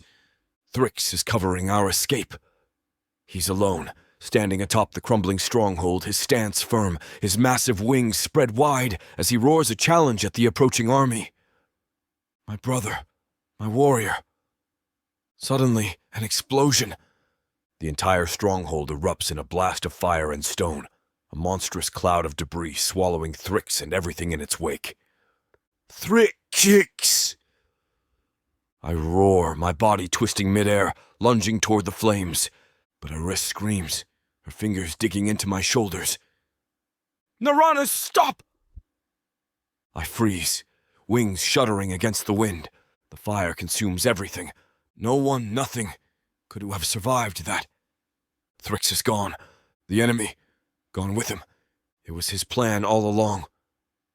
My chest burns, my vision blurs, red-rimmed, rage boiling in my blood. He gave us a chance. I had to leave him. I don't even realize I'm shaking until Eryss presses a trembling hand to my cheek. "Naranus," she whispers, her voice so soft. I'm so sorry. My heart shatters in my chest, but I don't let it show. I lock my jaw, swallow the grief, and look ahead. We're almost to the sanctuary, a place prepared for times like this, hidden in the mountains, protected by magic. A place where I can regroup, plan, revenge. I will not let Thrix's sacrifice be in vain. The war isn't over, it has just begun.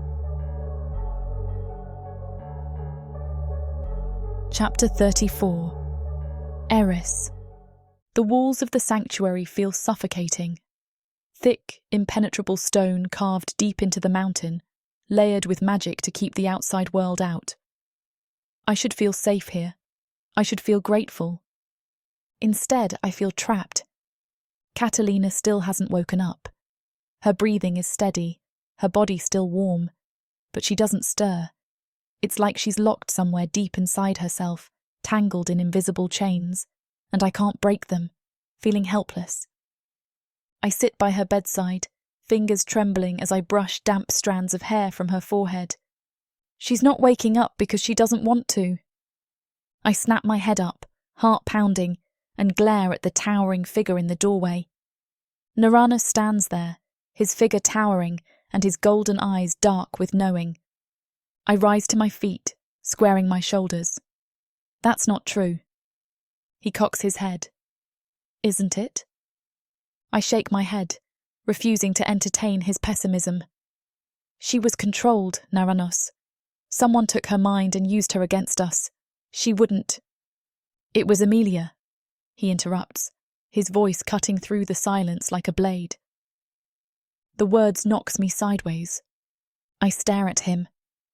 You don't know that. His eyes narrow. She's the only one who had access to Catalina's mind, the only one strong enough to wield magic like that without leaving a trace. I clench my fists, shaking my head. No, that's not true. Amelia would never. She knew where to find us. He pushes, stepping closer, towering over me like a storm ready to break. She knew about the mission. She knew you were meant to die. What makes you think she wasn't ensuring it happened? I lunge at him, shoving hard against his chest. He doesn't move. Shut up, I breathe. Just shut up. But he doesn't. You're lying to yourself. My chest caves in. My throat tightens. I can't do this. Without another word, I turn on my heel and storm out of the chamber, his voice ringing in my skull. It was Amelia. No, no. She was my sister. My family. She wouldn't.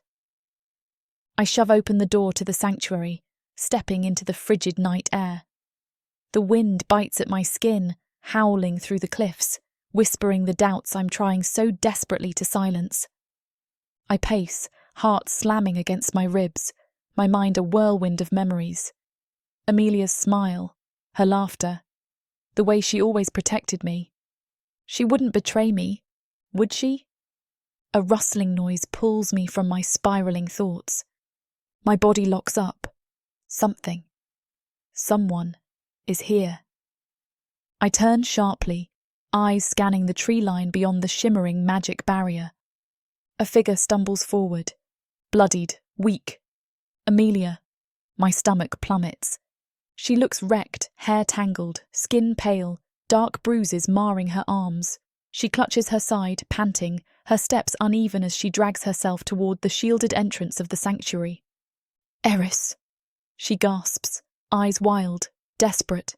Please, please help me. I take an instinctive step forward, my heart twisting. Amelia. Let me in. Her hands press against the barrier, her voice breaking. I barely escaped. They're coming. We don't have much time. I freeze. Something is wrong. Her magic, her presence. It feels different. Too thin, too shaky. The bond between us, the tether of sisterhood and magic, frays under the weight of doubt. I swallow hard. How did you find this place? She flinches. You shouldn't know where this is. My voice hardens, suspicion curling in my gut. No one should. Amelia stares at me and she laughs. The sound of it, sharp, cruel, nothing like my sister, and it sends ice through my veins. I take a step back. Eryss, Eryss, Eryss, she purrs, wiping her bloodied mouth with her thumb. You always were so slow, weren't you? My stomach drops. I shake my head. No! Yes, she hisses, stepping closer, eyes gleaming with something dark. You really thought they sent you on this mission because you were the best, the most capable. Her lips twist. I told them to send you. The words crush me. My lungs constrict. My hands tremble. No, she's lying. She has to be. No, I whisper. Her grin widens. Oh, sweet sister. She tilts her head. You were in the way. A sharp gasp tears from my throat. She scoffs, rolling her eyes. The elders love you. Too much. They'd never let me ascend while you were still around, standing there like a damn saint, so good at everything, so damn special. Tears burn my eyes. My own sister. You planned this, I choke out. Her expression softens mockingly. Oh, Eryss. She presses a hand to the barrier, smiling. Don't look so shattered. I lunge for her, rage burning through me, magic igniting in my blood. Only to slam against the invisible barrier. I can go out. She can't come in. But if I step through, if I leave the sanctuary, I'll be vulnerable. She knows it. She wants me to step outside. She leans in, voice a whisper. Come on, sister. Kill me. You want to. I do. I do. My hands shake as I press against the barrier, my nails biting into my palms. I could end this. Right here. Right now. A strong arm wraps around my waist, yanking me back. A growl rumbles against my ear. Enough. My body collides with solid heat. Uranus. His grip tightens, yanking me away from the threshold. Amelia's smirk widens as she takes a mocking step back. Oh, look at that! Your pet monster cares! Uranus snarls, fangs bared. Amelia just laughs, retreating into the darkness. See you soon, dear sister. And she's gone. I break. A raw, shaking sob tears from my throat, my knees buckling. Naranus catches me, his arms crushing me to his chest. Eryss! I shake my head, chest heaving, the pain unbearable. She betrayed me. My voice breaks. Eryss! I can't calm down. She betrayed me, I gasp, choking on my own tears. I'm losing my mind. Suddenly his mouth crashes down onto mine. Heat, fire, possession. I let him take me under. Chapter 35. Naranus. The taste of her still lingers on my tongue, a maddening addiction I hadn't realized I'd succumb to. Eryss trembles beneath me, her breath sharp against my lips, her pulse wild under my palm where I hold her pinned against the cold, ancient wall of the sanctuary. She fights me not to escape, but to feel something other than pain. And damn it, I give it to her, pressing into her, branding her with every stroke of my lips, every scrape of my fangs, every growl vibrating in my chest. Her fingers curl into my shoulders, nails digging deep, but I don't stop, won't stop. She needs to forget Amelia's betrayal. Forget that the people she trusted have used her as a pawn, just as mine have used me. I swallow her anger, coax her to give me more, to let go of the agony and fury burning in her. I take everything, my tongue sliding against hers, my claws tightening their grip, my body pressing harder until her desperation is a palpable thing. Her every breath a surrender to this moment. A sharp, grating cough from the entrance slams us back to reality. I tear away with a savage snarl, my body still primed for more. My need a searing ache that only she could sate. One of my soldiers stands at the entrance, looking thoroughly uncomfortable yet smug at the same time. Hate to interrupt whatever that was, he says, shifting on his feet. But you're going to want to see this. The Purna inside is awake. Eryss pushes me off with more strength than necessary, her chest heaving, her lips swollen from my kiss, her eyes burning with something unreadable. She doesn't look at me as she storms past, but her body is still shaking. From rage, from want, from something neither of us dares name. I wipe my mouth with my palm, exhaling roughly before following her into the sanctuary's inner chamber. Catalina sits propped against a bundle of furs, her skin ghostly pale, her expression pinched with pain. Her hands tremble in her lap, and when she looks up and sees Eryss, her lips part in a sharp breath. "Eryss," she whispers, her voice raw. Eryss moves toward her, but I block her path, my arm snapping out to halt her advance. "Stay back." She glares at me. "Move!" "No!" Catalina's magic nearly got Eryss killed. I don't trust her, not after what happened on the cliff, and certainly not after Amelia's betrayal. Catalina's gaze flicks between us. Then, slowly, she exhales. "I understand why you're wary, Naranus, but I swear on my blood I was not in control. Amelia, she..." Her voice breaks, and her fingers clench around the blankets draped over her lap. "She did something to me, to my mind, and I let her." She closes her eyes, agony flickering across her face. I should have known. I should have fought harder. Eryss hesitates, and I watch her, see the way her face twists in conflicting emotions. She wants to believe Catalina. I don't. She shifts on her feet, looking between us. "How did you find out?" "When I saw you fall," Catalina murmurs. "Something snapped in my head." Her voice is quiet, haunted. I realized he has been trying to control me subtly in my head, guiding my thoughts. I knew then and there, she's a traitor. She and I fought after that, but she was stronger. She's been practicing forbidden magic, magic no Purna should ever wield.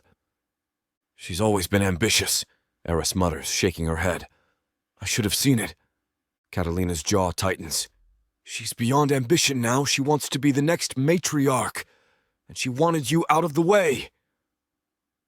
Eryss sways as if struck. I step closer to her, ready to steady her if she falters, but she squares her shoulders, refusing to show weakness. My little bride. My stubborn, reckless warrior. Catalina shifts, looking straight at me, her dark eyes unreadable. I owe you a debt, she says, for saving her. I narrow my gaze. I didn't do it for you. No, she agrees, bowing her head slightly. But you did it, and for that, I thank you. Eryss's lips part slightly as if she wasn't expecting Catalina to submit, even in gratitude. I say nothing. I don't trust her, but I'll let Eryss believe what she wants for now. There's something else, Catalina says after a moment, exhaling slowly. I may be able to unbind some of your magic. Eryss straightens. What? It won't be permanent, Catalina clarifies. It'll be unstable and fleeting, but it'll help for now. Eryss lets out a shaky breath. Then do it. Catalina hesitates, and then she meets my gaze. But you must understand something, Eryss. The only way to completely unbind your magic, she swallows, is to finish your mission. Silence blankets the room, thick and suffocating. Eryss goes still beside me, her hands curling into fists. Her lips part as if she's about to speak, but no words come out. Catalina holds her gaze, unflinching. You have to kill him! Eryss flinches, as if the words physically cut her. Slowly my eyes slide to her. My beautiful, conflicted, dangerous little bride. So it's come to this. It was always going to come to this. I smirk. Is that all? Eryss looks up at me, and there's something shattered in her expression, something raw. She doesn't say a word. We both know the truth. She doesn't want to kill me anymore. Yet if she doesn't, she'll never be free. I chuckle, the sound bitter, empty, hollow. I turn on my heel and stride away before she can see what's cracking inside me, before she can see the fractures running through my chest, through my mind, through my very soul. I don't go far, just enough to be out of sight. Just enough to clutch my chest and feel the way my body splinters from the inside out. My time is already running out. Magic flickers along my skin, the fractures in my body pulsing with an unholy glow. Every day, the corruption spreads, tightening its grip on my bones, my blood, my very essence. This is inevitable. I'll die, either by the curse eating me from within, or by her hand. And if I must die, then let it be by her. Let it be the one thing I give her, the one thing I offer without taking anything in return. Let my death give her what she needs. Let it give her power. Let it make her free. I'd rather she kill me with her own hands than let another take her away from me. I exhale, closing my eyes. Damn it all. I never wanted to care. Never wanted to feel this consuming need to exist in her presence. To breathe her, to fight for her. But it's too late. When the time comes, I'll let her drive the dagger into my heart. Chapter 36. Eryss. The magic coils around my fingertips, soft tendrils of power that whisper against my skin, teasing me with what could be. It's not enough, not even close. A single strand of thread when I need a blade. A flicker of flame when I need an inferno. The tiniest glimpse of what was stolen from me. The only way to truly reclaim it is to kill him. I pace my chambers, the sanctuary's ancient walls pressing in on me. How the hell am I supposed to do that? How? Naranus saved me. Over and over again. And despite everything, despite knowing he was my mission, my enemy, I can't look at him without remembering the way he leapt after me, the way his arms locked around me as we crashed into the river, the way he shattered every instinct I had, making me question who the real enemy is. I press my palm to my forehead, willing myself to think. This isn't just about me. It never has been. I think of Catalina, still weak but recovering. I think of the gargoyles who have nothing left, whose leader is fighting tooth and nail. I think of Amelia, her cruel, taunting smile as she revealed just how deep her betrayal ran. Uranus needs me, whether he wants to or not. Decision made, I storm out of the chambers, weaving through the winding corridors of the sanctuary until I reach the war chamber. He's standing in the centre, his massive form radiating power despite his obvious exhaustion. His warriors are gathered around a crude stone table, studying a map of the region. More have arrived, more survivors. Some barely alive, their wings torn, their bodies bandaged. But their eyes, they blaze with the kind of fury that only comes from loss. They see me and stiffen. Uranus speaks first.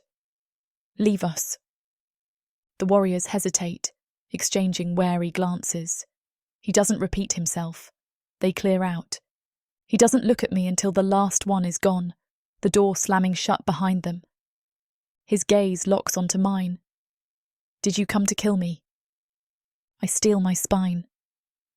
No. His jaw tightens. His wings flare slightly, the veins along his forearms pulsing. Wrong answer. A growl rumbles deep in his chest, and before I can move, he's on me. His claws wrap around my arms, dragging me close. His heat surrounds me, his scent, smoky, dark, dangerous, a lure and a warning. You should kill me, he grits out, his voice low, dark. You should have killed me the moment you had the chance. I try to wrench free. His grip tightens. Let me go.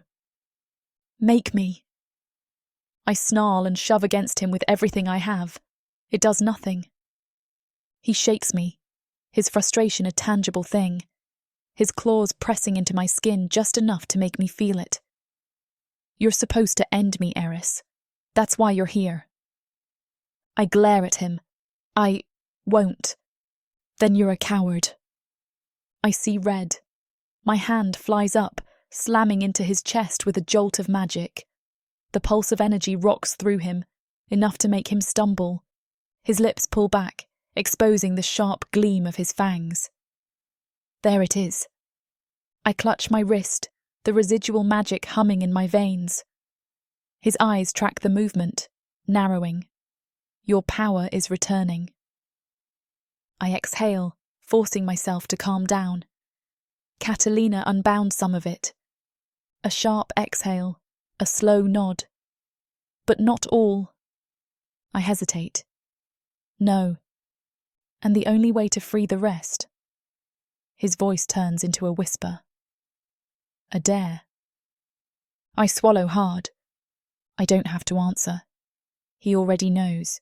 His laugh is bitter. Then do it. I snap. Why do you want to die so damn badly? He stills. The silence is thick, suffocating. Quietly, because I don't have much time left. A chill crawls down my spine. What are you talking about? He exhales roughly, his hand rising to brush his own chest. His claws scrape against the cracks in his skin. Not just battle wounds, something deeper, something worse. I step closer, the pieces clicking into place. The curse, I whisper. His lips press together. I stare at him. You're dying. He tilts his head, unreadable. And you're only figuring that out now? A hollow laugh escapes me. You're an ass. One brow arches. And? I shove him, hard. You should have told me. What difference would it have made? His voice is low, dangerous, exhausted. You'd still have to kill me. No. I shake my head violently, stepping away, my heartbeat pounding against my ribs. I won't. There has to be another way. There isn't. I refuse to accept that. I can't. You're lying, I breathe. There's something you're not telling me. His eyes darken. Does it matter? Yes. The word slams into the space between us sharp and raw. Because it does. It matters. I hate him. I don't. He's my enemy. He isn't. I should kill him, but I can't. His gaze locks onto mine, his breathing uneven, his muscles coiled with something unspoken. I don't understand this. I don't understand him. But the thought of him dying, of losing him, is a fist closing around my heart. I can't stop it. How do I let him go? Chapter 37. Uranus. Her lips crash into mine as if she's burning alive, and I'm the only thing that can quench the fire. It's not a slow kiss, not hesitant or questioning. It's brutal, desperate, starved. Her hands grab onto my arm, pulling me down, closer, as if she needs to consume me to breathe. And damnation take me. I let her. I wrap my arms around her, lifting her easily, pressing her against me so tightly it should be painful. Maybe it is. Maybe I want it to be. My claws dig into the soft curve of her waist, holding her in place, my fangs scraping over her bottom lip as I devour her, tasting everything she offers. She shudders against me, her body trembling, whether from exhaustion, desire, or grief. I don't care. I don't stop. I refuse to. If she wants to kiss me like this, as if her very existence depends on it, then I'll take every last shred of it, because I need it too. Her small hands are restless, roaming over my chest, nails scraping over my battle-worn skin. I catch a scent that is unmistakably hers, dark, rich, intoxicating. My control is fraying at the edges, slipping through my claws, and I don't fight to hold on. Not this time. I spin her, pressing her against the cold, unyielding surface of the war chamber's stone table. Maps and battle plans scatter to the floor, parchment crumpling beneath us, but I don't care. There is no battle plan that matters more than this, than her, than us. She gasps, her fingers gripping my shoulders, nails biting into my flesh as I cage her there. Her violet eyes are wide, her lips parted, breath heaving. She's trembling still, but I see something in her eyes. Resolve. A decision made. A storm brewing. She wants this! Wants me! Are you trying to distract me from killing you? She breathes, her voice wrecked, her words laced with something sharp and broken. I smirk, because I can, because my body is on fire, because this moment is real and raw, and I'll take every last drop of it before it slips through my fingers. Is it working? She glares, but it's ruined by the way her breath shudders as I press my lips against the sensitive spot just beneath her jaw. My fangs trace over her pulse, feeling it pound against my lips. I could take her throat between my teeth right now, claim her the way my instincts demand. She should be fighting me, should be pushing me away. She doesn't. I hate you, she whispers. Lie. I bite down just hard enough to make her gasp, just hard enough to feel the way her body arches against mine. If you hated me, you wouldn't have kissed me first. She swears, tries to push me away, but I grab her wrists, pinning them against the cold surface beneath her. Why did you come here, Eryss? I ask, voice rough, laced with heat and something deeper, something more dangerous. Her breath stutters, her chest rising and falling fast. I had something to tell you. She doesn't finish. I don't let her. Because the war is outside these walls, and she came here to me. And I'm selfish enough to take every last second with her. To make her feel everything I feel. Her body is pliant beneath mine, her legs parting as I settle between them, grinding against her. I can feel every inch of her, her curves fitting against me as if she were made for this. She shivers, her eyes slipping closed for half a heartbeat before snapping open. Uranus.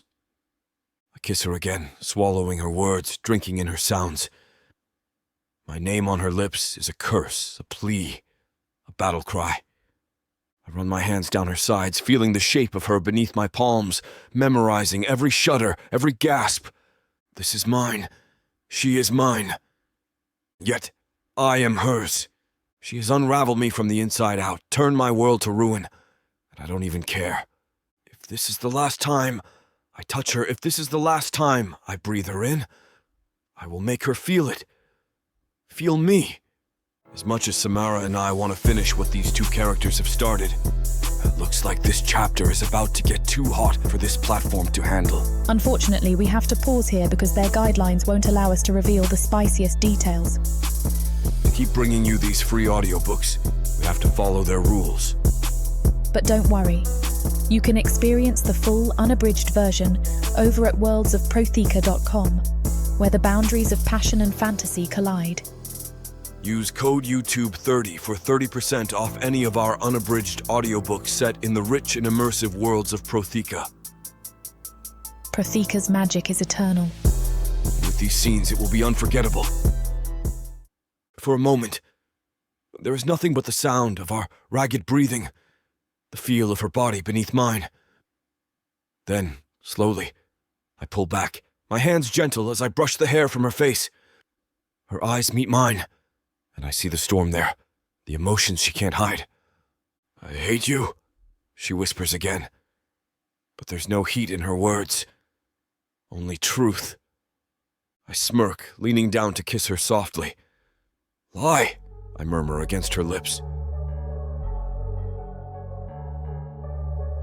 Chapter 38. Eryss. I wake up in the stillness of dawn, my body tangled in sheets that still hold his warmth. I don't remember him bringing me back to his room from the war chambers. My fingers clutch at the fabric as if I can summon him back, as if I can rewind time and stop myself from giving in to him so completely. But he's gone. A sharp pang stabs through my chest. Coward. I force myself to sit up, biting back the emotions that threaten to overwhelm me. My lips are swollen. My skin still thrums with the imprint of his touch. Every inch of me feels marked, branded by him. I fist my hands into my hair. What the hell did we do? I was supposed to kill him, not let him worship me, not let him make me feel as if I were something precious. Damn him. Damn myself. The memory of last night flickers behind my eyes, the way he held me, whispered my name like it meant something more, the way he kissed me with desperation and resignation. My stomach twists. He wanted me to remember him. My breath stutters as a realization takes root. He wasn't just losing control. He was saying goodbye. No, no, no. I shove myself out of bed, barely registering my state of undress as I grab a robe and storm toward the door. I need to find him. He can't do this. He can't just disappear after that, after us. But before I can even yank open the heavy doors, Catalina steps inside, her movements slow, careful. She looks at me and stops. A moment stretches between us, her expression sharpening as she studies me, taking in my tangled hair, the flushed look of my skin, the bruises from Naranus's grip on my hips. "Did you do it?" she asks quietly. I flinch. The mission. She means the mission. Did I kill him? Did I finally fulfill my duty, strike him down as I was meant to? I force my face into neutrality. But the hesitation, that damn hesitation is enough. Catalina knows. Her mouth tightens, and I see something strange flicker in her gaze. Something dark, something unreadable. "You're being watched," she says, closing the door behind her, voice pitched low. "You realize that, don't you?" My pulse spikes. "What?" "The Perna elders," she says, stepping closer. "They're waiting. If you don't do it, they'll send someone else. They'll kill him and you." I suck in a breath. "No, they wouldn't." "They already have," she cuts in. "Amelia sent them before she disappeared. A kill squad.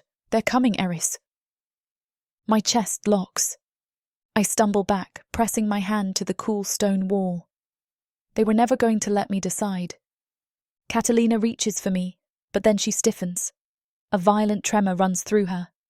Her hands shake, her breathing turns ragged. Her veins darken, pulse with something unnatural. I grab her arm. "Catalina!" She yanks away. Her eyes dart around the room like she's searching for something unseen.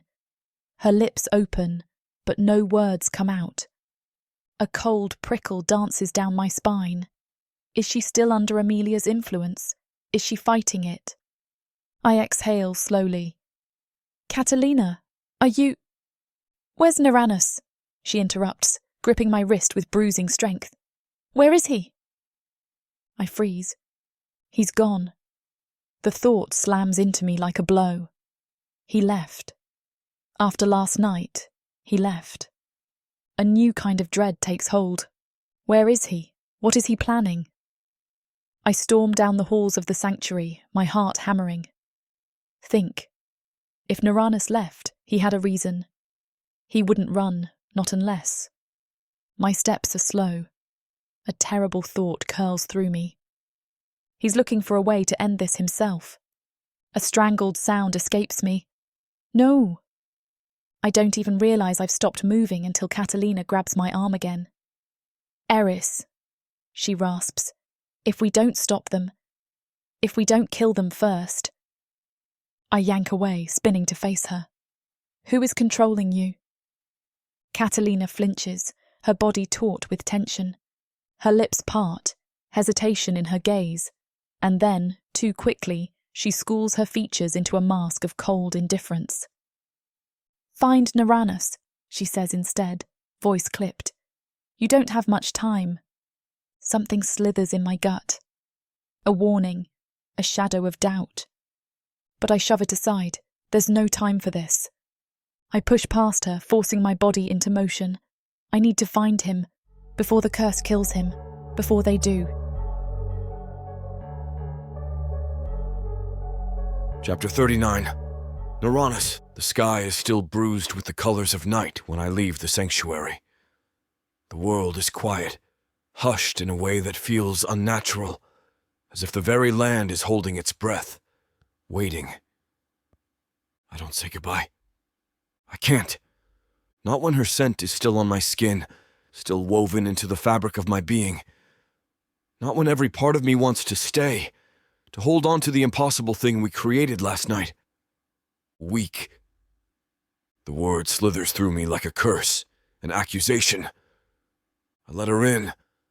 I let her touch something inside me I swore would never be touched. But I can't allow her to change my course. She refuses to kill me, so I will find another way. If she won't be my executioner, war will. It will be the same outcome, right? My death, regardless of how it happened, will free her magic. I force my body forward, each step sending a sharp lance of pain through my limbs. The curse is accelerating, spreading like wildfire beneath my stone skin. My body is cracking apart, magic fraying at the edges. And still I move. I find more of them in the ruins of an old outpost, fraction of what remains of my warriors. Some of my warriors follow me, once that reached the sanctuary. They're ready to go to war. They are wounded, broken, but standing. Their eyes flick toward me as I approach, their gazes filled with grim understanding. They can see it, the curse eating away at me, just as it is to them. "We thought you were dead," Ryzik, a broad-shouldered warrior with cracked wings, says. His voice is hoarse, as if he hasn't spoken in days. "The stronghold fell." "I don't die that easily," I rasp, stepping into the ruined structure. "And neither do you." Another gargoyle, younger, more fragile, shudders where he stands. "Not for long. We can't fight like this, Lord Neranus. We're weakening. Our magic is unstable because of the Purnus. You will fight." I cut him off, voice sharp enough to draw blood. "You will stand, even if it's the last damn thing you do. I did not crawl out of the wreckage of our home to hear defeat." The words are cruel, necessary. Ryzik grits his teeth, nodding once. A third warrior steps forward, his stance wary. "We've gathered intel." I lift my chin, motioning for him to speak. "The Purna elders have declared you a target of elimination," he says grimly. "They won't wait for Eryss to act." The world narrows. "Explain." "They sent an elite faction of Purna assassins after you." His voice is flat, emotionless, but there's a shadow of concern in his gaze. If they reach you first, there will be no saving Eryss. They'll kill her for failing her mission. Something inside me fractures. I exhale slowly, rolling my shoulders, locking away the rage that surges up like a beast from the abyss. Eryss. They'll kill her for sparing me. I force the words through clenched teeth. How long before they arrive? The warrior shakes his head. Hours, maybe less. A slow, sharp smile curves my lips. Then we will greet them properly. The outpost is barely standing, but there's something left behind. Something that wasn't here before. Carved into the ruins, written in streaks of dark, dried blood, is a message. The stone beast will die by her hand or ours. The words claw into me, hook deep beneath my ribs. I stare at them, something dark and simmering curling in my gut. My warriors shift behind me, uneasy. It's a warning, Rysek mutters. They want her to do it, or they'll do it for her. I let out a slow breath, turning away. The words shouldn't affect me. I've always expected this ending. I was never meant to survive. None of us were. But something does affect me, the idea of her being forced to choose. She was supposed to be my executioner, and yet she refuses. Again and again. Now she's in danger because of it. I curl my hands into fists. She will not die because of me. If I end this now, I save her. I glance toward my warriors, the few that remain. They deserve to know. But what can I tell them? That the war is already lost? That they are doomed to fall because of something none of us could control?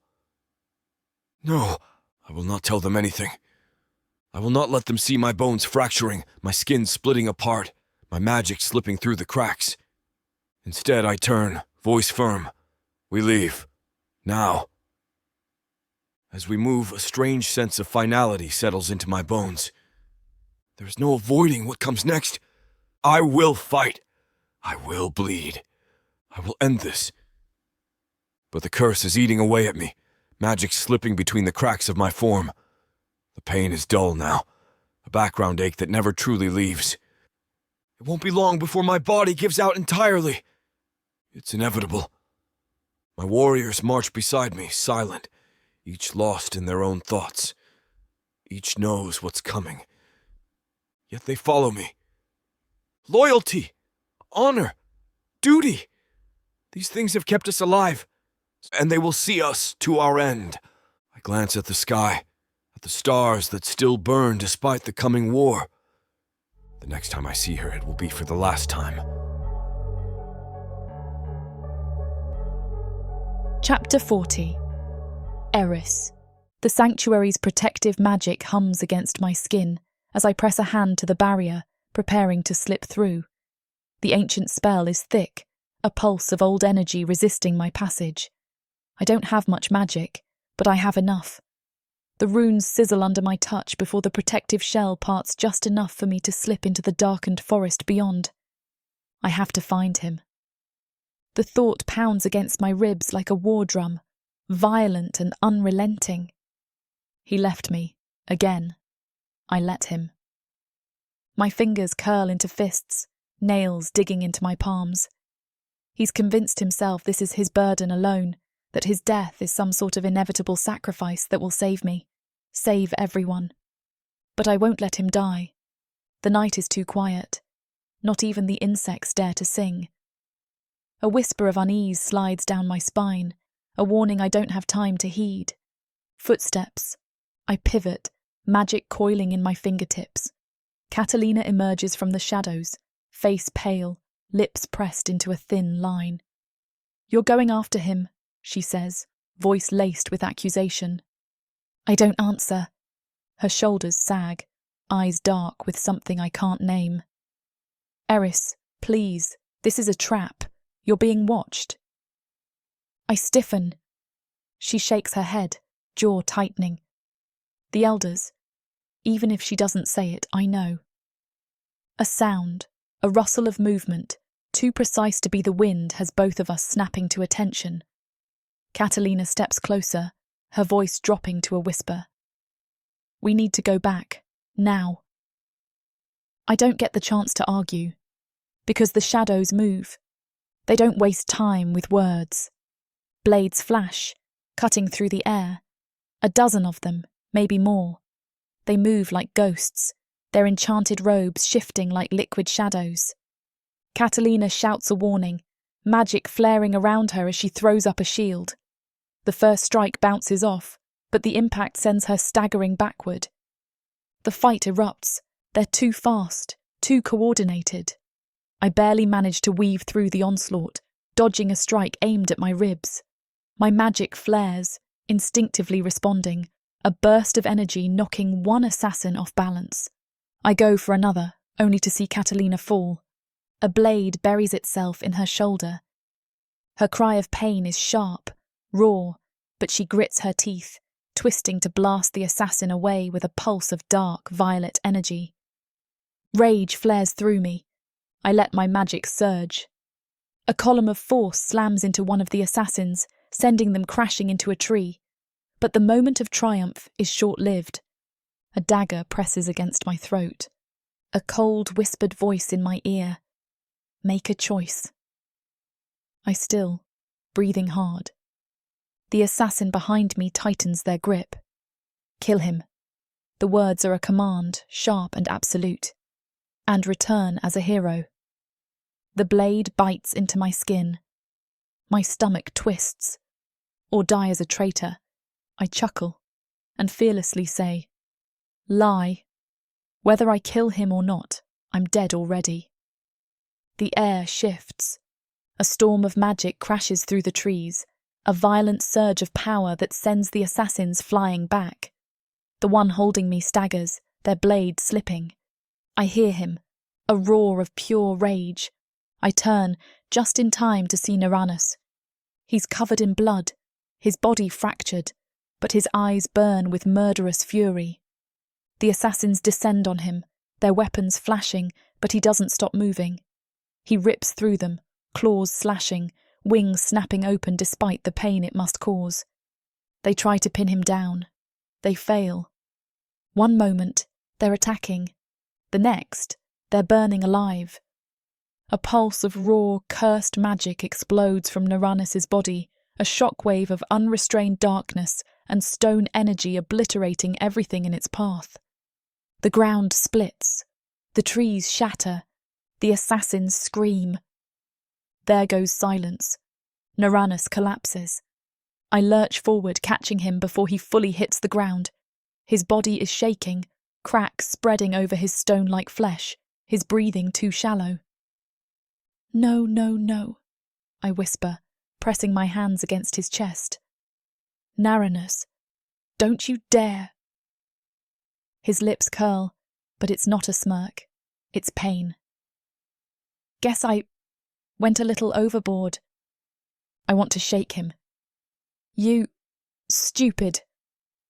A wet cough cuts off whatever insult I was about to scream at him. Catalina groans somewhere behind me. She's still alive, but she's badly wounded. The assassins, gone, for now. But the damage is done. I grip his shoulders, shaking him gently. Stay with me, we'll fix this. His fingers brush my arm, his grip weak. Not much time. He mutters. You have to... Shut up. I refuse to hear the end of that sentence. Catalina's voice is hoarse as she forces herself up. Eryss. I look at her and immediately regret it. Because there's something in her eyes, something haunted, something terrible. There's a way to break the curse, she says weakly. But it requires a sacrifice. I freeze. A sacrifice. Her words sink in, slow and suffocating. My stomach twists. What kind of sacrifice? Chapter 41. Eryss. We retreat back into the sanctuary, Eryss and Catalina dragging me inside. Catalina speaks, talking about the sacrifice.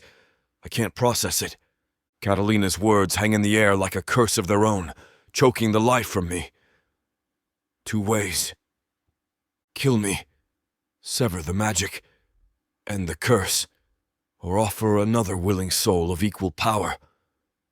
I can feel Eryss trembling beside me, though whether it's from rage or something else, I can't tell. Doesn't matter. I won't let her make that choice. My jaw tightens as I force my breath to steady, though my body screams in protest. I don't have time to waste. Not for arguments, not for hope. You already know the answer, I growl, stepping forward. Do it! Eryss recoils as if I struck her. What? Kill me, I say again, harsher this time, before the elders send someone who won't hesitate. She shakes her head violently. No! I snarl, grabbing her arm. Do it, damn you! She shoves me off with enough force that I stumble back a step, my balance slipping from my body's growing weakness. You think I'm just going to stab you in the chest? Her voice shakes, but her anger cuts through it like a blade. That I'm going to stand over your body like some glorious executioner? Her hands tremble at her sides. I catch the flicker of magic curling around her fingers. A warning. A threat. A refusal. I press forward anyway. You think the elders will let you refuse? I snarl. They'll send another assassin, maybe a dozen, and when they kill me, they'll take you back to the Coven in chains. Then I'll fight them, she screams. She moves before I do. Her palm cracks against my cheek, hard enough that my head jerks to the side. The sting barely registers. The shock does. My fingers brush my jaw as I slowly turn my head back to her. Her chest heaves, her eyes burning with something I can't decipher. Grief, rage, desperation. I won't let you die, she chokes. Not for them. Not for me. Not for anything. The words slam into me like a war hammer to the ribs. Suddenly I'm drowning in all of it. The way she looks at me. The way she feels pressed against me in battle. Against my lips when she kisses me, like I'm the only thing anchoring her to this world. The way she defies me over and over, refusing to be my executioner, even when everything in her life tells her she should be. I grab her by the shoulders, shaking her once, forcing her to see me. Then what the hell do you want me to do? I demand. Wait here while I rot? Pretend I don't feel myself breaking apart? I lift my arm between us, let her see the cracks running through my skin, growing wider with every breath. This isn't something you can fight. This isn't something you can fix. Her fingers curl into my tunic, clinging to me like I'm slipping from her grasp. There has to be a way. There has to be. There's not. Her breath shudders, and her fingers go still against me. Catalina shifts beside us, watching. Always watching. I turn toward her, my body seething with frustration, helplessness. Say it, Catalina. Say what you're thinking. Her expression is guarded. I think you should listen to her. I snarl. You think I want her to watch me die? You think I'll let her suffer that? You think it's my choice? Catalina's gaze flicks between us, and I see the way something shifts in her eyes. Something calculating. Something understanding. She flinches. Not from me, not from Eryss. From something outside. A warning hum of magic prickles against my skin. Eryss stiffens. What was that? Catalina curses under her breath. Something's coming. They're here, and even the barrier can't stop them. Eryss whirls toward me, her panic immediate. We're not done talking about this. I grit my teeth. The conversation isn't finished, but the war's coming for us as it waits for no one. Chapter 42, Eryss.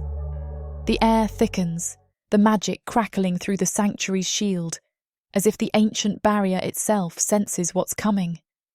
A tremor runs through my body, the weight of my choices pressing down like a noose tightening around my throat. Naranus stands beside me, a wall of silent rage and exhaustion. Catalina lingers a step behind, her breath shallow from the battle before. The world shudders. A great pressure slams against the sanctuary's shield, sending sparks of resistance rippling through the air. It breaks. We step out of the building, staring at the uninvited guests. A tidal wave of power crashes over us, cold and wrong. Figures step through the shattered magic, the cloaked forms of the Perna elders.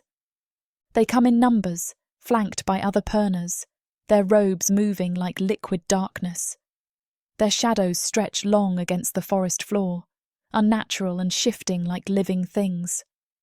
Behind them, twisted creatures crawl from the night, warped beasts of flesh and bone, grotesque mutations. But my stomach turns to stone when I see the rogue gargoyles at their side. Creatures who should have been our enemies, now marching beneath Perna control. What the hell are they doing?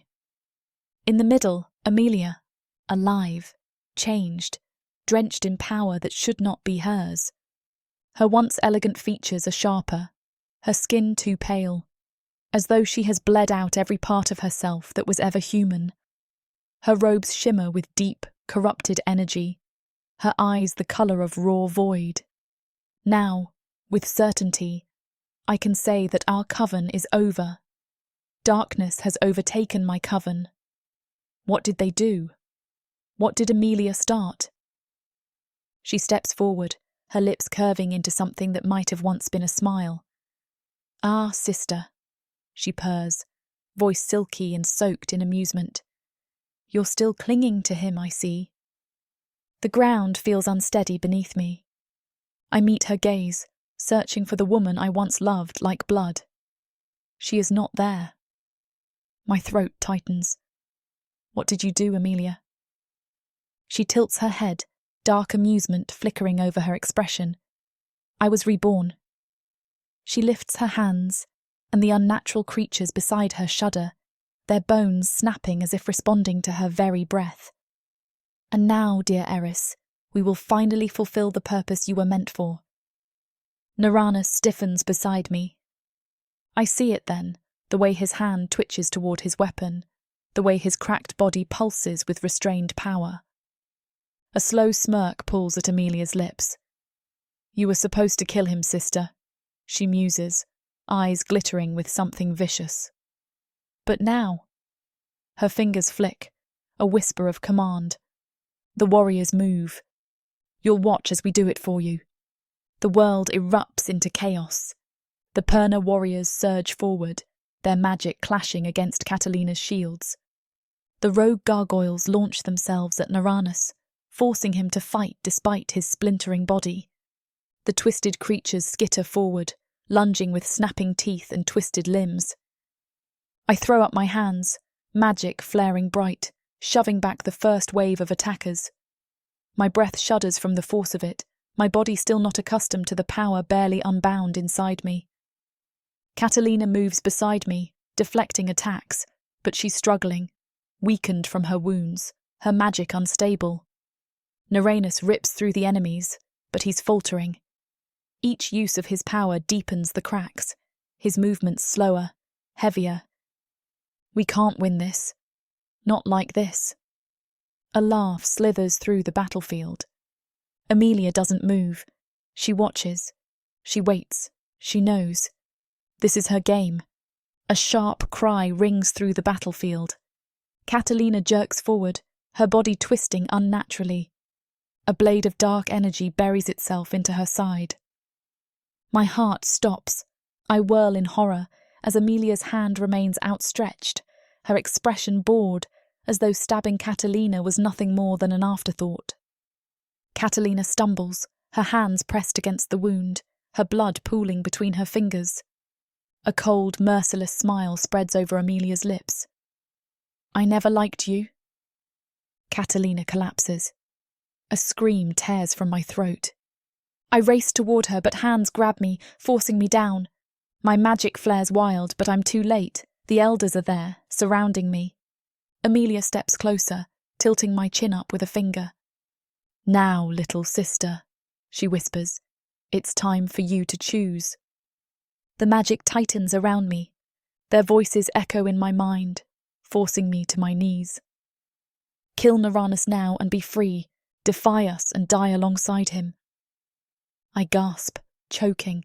My body thrashes against invisible binds, my soul screaming under their influence. Naranus roars my name, trying to reach me, but he's forced back, his body breaking further, his cursed power spiralling. I meet his gaze, desperate, wild, terrified. They're killing him, and if I don't choose, they'll kill me too. Chapter 43. Catalina. The world spins around me, the edges blurring in a haze of blood and fading magic.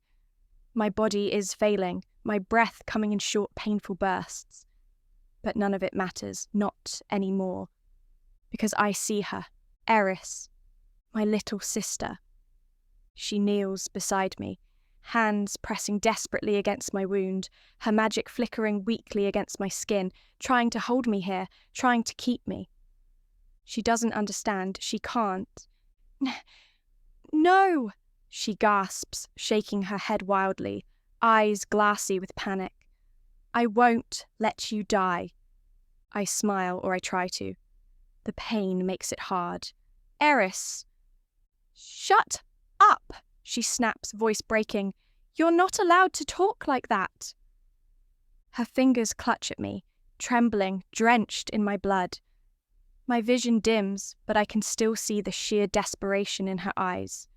She isn't ready to lose me. Yet she will, because I have already decided. I know a way, I whisper, the words slip through cracked lips, barely a breath of sound, but they shatter her. Eryss freezes. Her pulse jumps beneath my touch. What do you mean? Naranus shifts nearby, his presence a force of solid heat. He should be dead already, but somehow he still stands, still fights. The cracks in his stone flesh deepen with each second, the cursed magic devouring him from the inside out. He's out of time, so am I. Eryss demands answers, her hands tightening on me as if she can anchor me to this world. Catalina, what way? I exhale slowly, letting the truth settle over me like a weighted blanket. A third way. She flinches. The curse, I continue, voice shaking, is bound to the balance of power. It requires one of two things: his death or a willing soul of equal power to take his place. The moment the words leave my lips, Naranus reacts. No. His voice is like stone cracking, rough, raw, final. You will not do this. Eryss stiffens, shaking her head, already rejecting what I haven't even spoken aloud. That's not... No. I ignore them both. This is my choice, not theirs. There's a cost, I murmur, a sacrifice. But it must be done willingly. It must be done out of love. And, my voice catches, the weight of it pressing down on me, it must be a soul with enough power. The truth strikes like a blade. Naranus grows still. His dark eyes burn into me, emotion swirling like a storm just beneath the surface. You think that makes it right? Eryss is already shaking her head, tears streaking her dirt-stained face. No. I smile. It's small, weak, but genuine. Eryss, I whisper. I tried to kill you once. My fingers twitch against her wrist. Now, I can save you. Her sob is sharp, unrestrained. I don't want you to save me. You want us all to live, I say softly, but you can't have that. She breaks. I see it in the way her shoulders shake, the way her lips tremble. But I cannot stop now. If I don't do this, Naranus will die. Eryss will lose everything. Naranus suddenly moves, dropping to his knees beside me as his men fight the enemies desperately, his hands fisting in my torn cloak. I won't allow this, he growls, voice low and dangerous, his breath uneven. I refuse. I laugh, the sound brittle. You don't get a say? His fingers tighten. It's like hell I don't. I lift a hand, weak but steady, and place it against his chest. This is the only way. I am ready. Let me do this, I whisper. Please, take care of my little sister, Gargoyle. Eryss screams, hands clawing at me, trying to stop what must happen. No! No! Tears streak her face, mixing with blood and sweat. She fights me, resists me, her magic sparking wildly as she tries to undo the inevitable. But I don't let her. I can't. I begin the ritual. The moment my magic ignites, the world shifts. The symbols I etch into the ground glow with deep, violet energy, an ancient incantation spilling from my lips. My voice shakes, but my conviction does not. The air thrums with energy. The curse inside Uranus responds, sensing the change, sensing the trade. It fights. It flares. Uranus shouts, his body jerking as the magic wraps around him, trying to resist the pull. His claws dig into my wrist. Catalina, stop! I keep going. The power surges through me, raw and unforgiving, a burning brand that seeps deep into my soul, binding me to the curse. The cracks on his body begin to close. The curse leaves him and takes me instead. My scream rips through the night, the agony splintering through my bones as the magic devours me whole. Eryss wails, her magic slamming against the ritual, trying to tear me away. Too late. The process is already sealed. A heartbeat later, the curse is gone from him, inside me. I feel it, creeping through my veins, eating me alive. But I smile, because Eryss is safe. Uranus will live. I have finally done something right. Eryss collapses beside me, sobbing, her hands gripping my face, her entire body shaking in denial. I cup her cheek, my fingers barely solid, my form crumbling, fading. Shh, I murmur. You always were my little sister. Her sob shatters me. She shakes her head wildly, refusing to let go. No, no! With my last remaining strength, I stare at our enemies, at the darkness that destroyed my coven. I take a deep breath, releasing every power my soul has. I become pure magic to eliminate the darkness. I burst into light, melting and becoming one with magic. Sister! I hear Eryss wail, and I embrace her within the light. I'll always be here. Now, become free. Use your magic. Feel it. My last gift to her is unlocking her magic, destroying the bindings preventing her from using it. I disappear with a sad smile on my face, but a satisfied heart knowing I did something right. I gave my sister a chance at life, a shot at happiness. Now, it's up to her and Uranus.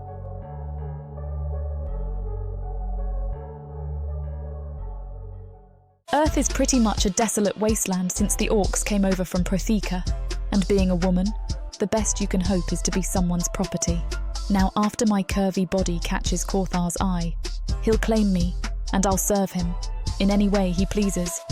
You're mine now. Listen to this story and more when you get the complete Orc Warriors of Protheka audiobook and ebook bundle. 40 books, 19 audiobooks, 19 ebooks. You even get 1 free novella and 1 free audiobook. All for a shocking 90% off. Protheka's magic is eternal, and the complete Orc Warriors of Protheka bundle will bring over 100 hours of that magic to you.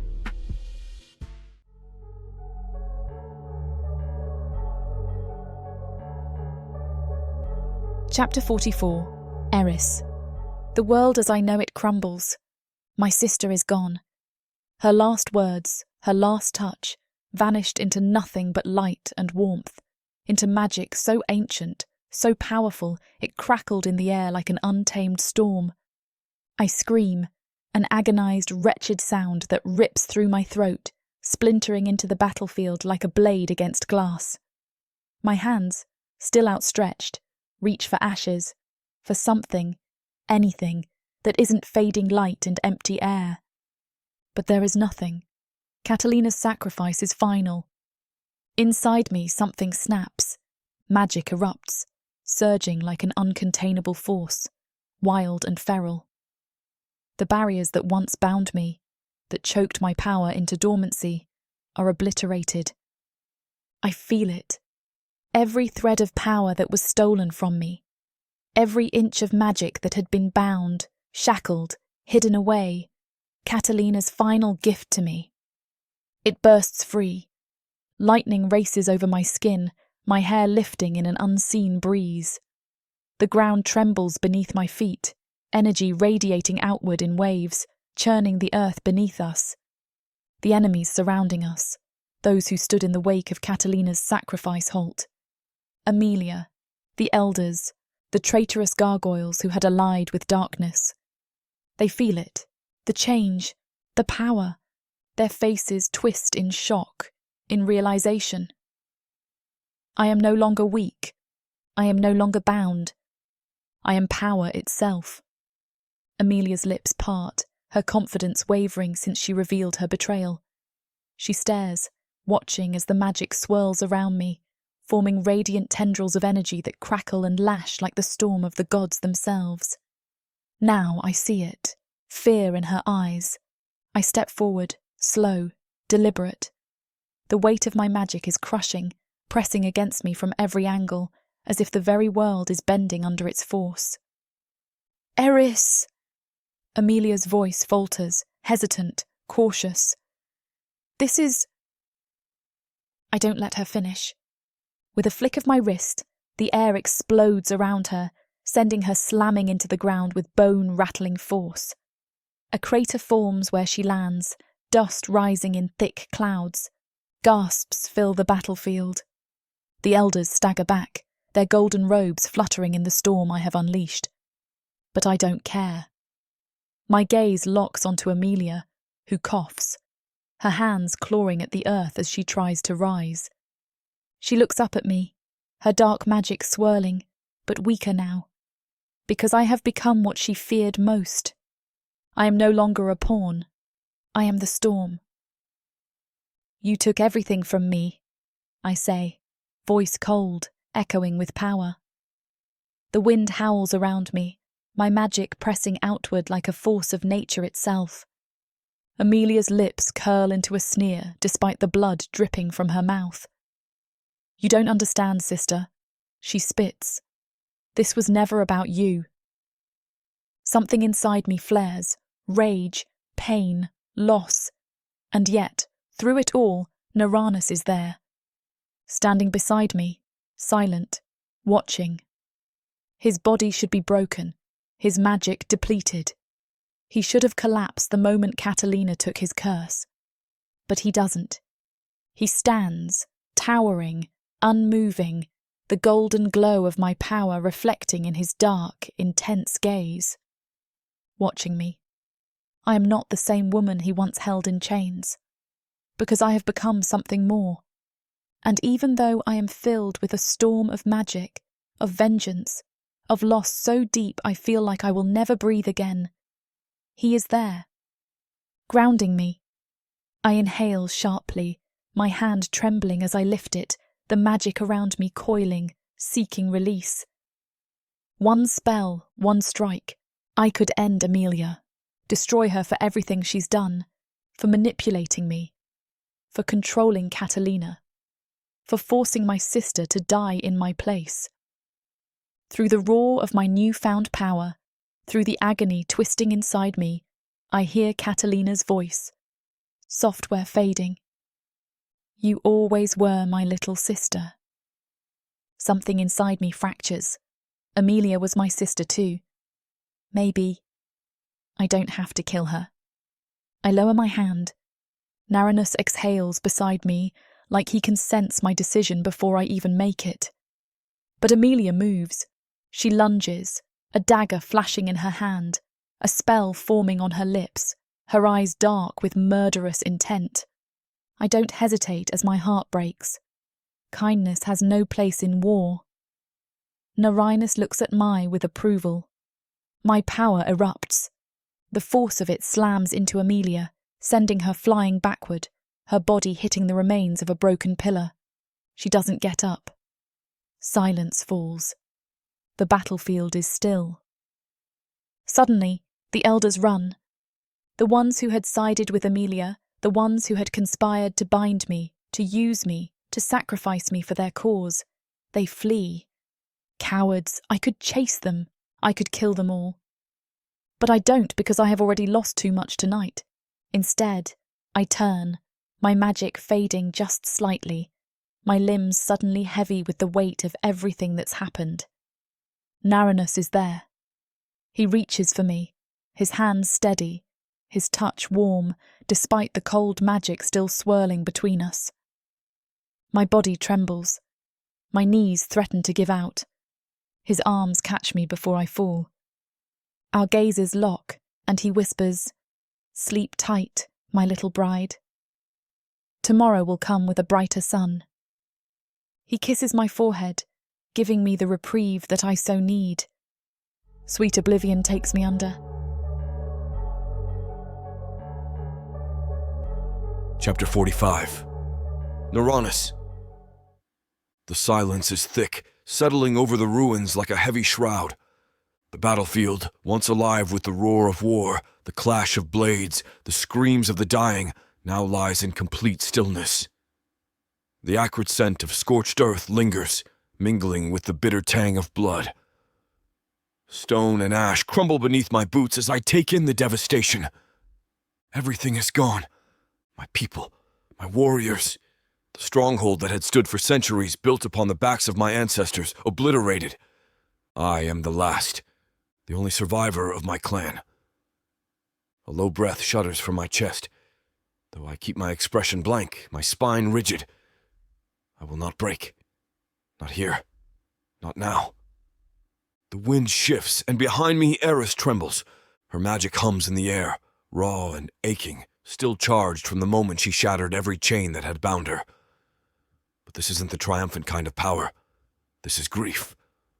She stands amidst the wreckage, her arms wrapped around herself, her skin pale beneath the fading glow of the moon. She won the battle. Saved me. But the cost... I step toward her, brushing my fingers against the curve of her shoulder, and she flinches before melting into me. Her arms circle my waist, her body pressing against mine like she's trying to anchor herself, like she's afraid she'll fall apart if she lets go. I tighten my hold, crushing her against me, letting her feel every inch of my presence, my warmth, my strength. "It's going to be all right," I murmur, the words thick, almost foreign on my tongue. She shakes her head, her fingers gripping the fabric of my ruined tunic. "Don't lie to me." I pull back, just enough to tip her chin up, forcing her to meet my gaze. Her eyes glisten, glassy with unshed tears. She's breaking, and it guts me. "I will never leave you, I swear." My voice is iron, unyielding. No matter what happens, no matter where we go, you are not alone.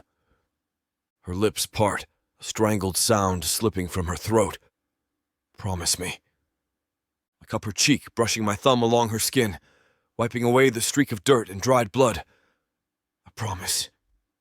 A broken sound escapes her, and before I can say anything else, she crashes into me, claiming my lips in a desperate kiss. She kisses me like she's drowning, like I'm the only thing keeping her afloat. And God's help me, I kiss her back just as fiercely. Her hands curl into my hair, tugging, pulling me closer until there's nothing between us but heat and emotion, until I can taste the sorrow and longing on her tongue. I back her against the remnants of a fallen column, my hands spanning her waist, gripping tight like she might disappear if I don't hold on. She's here. I'm here. And we're alive. She shudders into me, her breaths uneven, her fingers curling around my wrist. We stand there, wrapped in each other, as the ruins smolder behind us. A movement, a sound, a rustling in the distance. My instincts flare, and I snap my head up, fangs bared. Eryss stiffens against me, her magic already crackling at her fingertips. The trees shift in the distance, the undergrowth disturbed. We are not alone. I snarl, already preparing for another fight, another attack, another loss.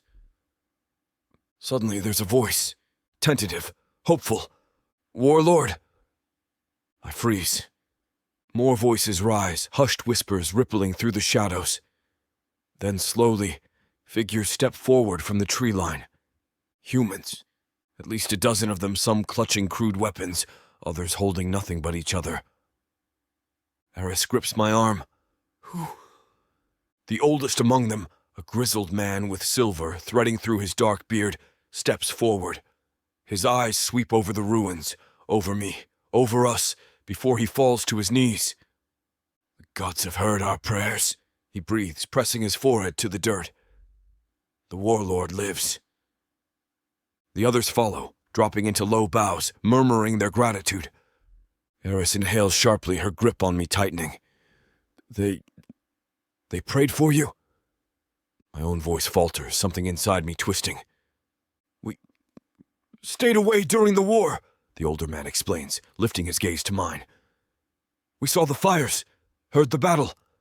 But we are simple people, warlord. We had no warriors to send, so we prayed. And we waited." I exhale, my claws flexing. I never expected this. Another villager, a woman this time, steps forward, clutching the hand of a young boy.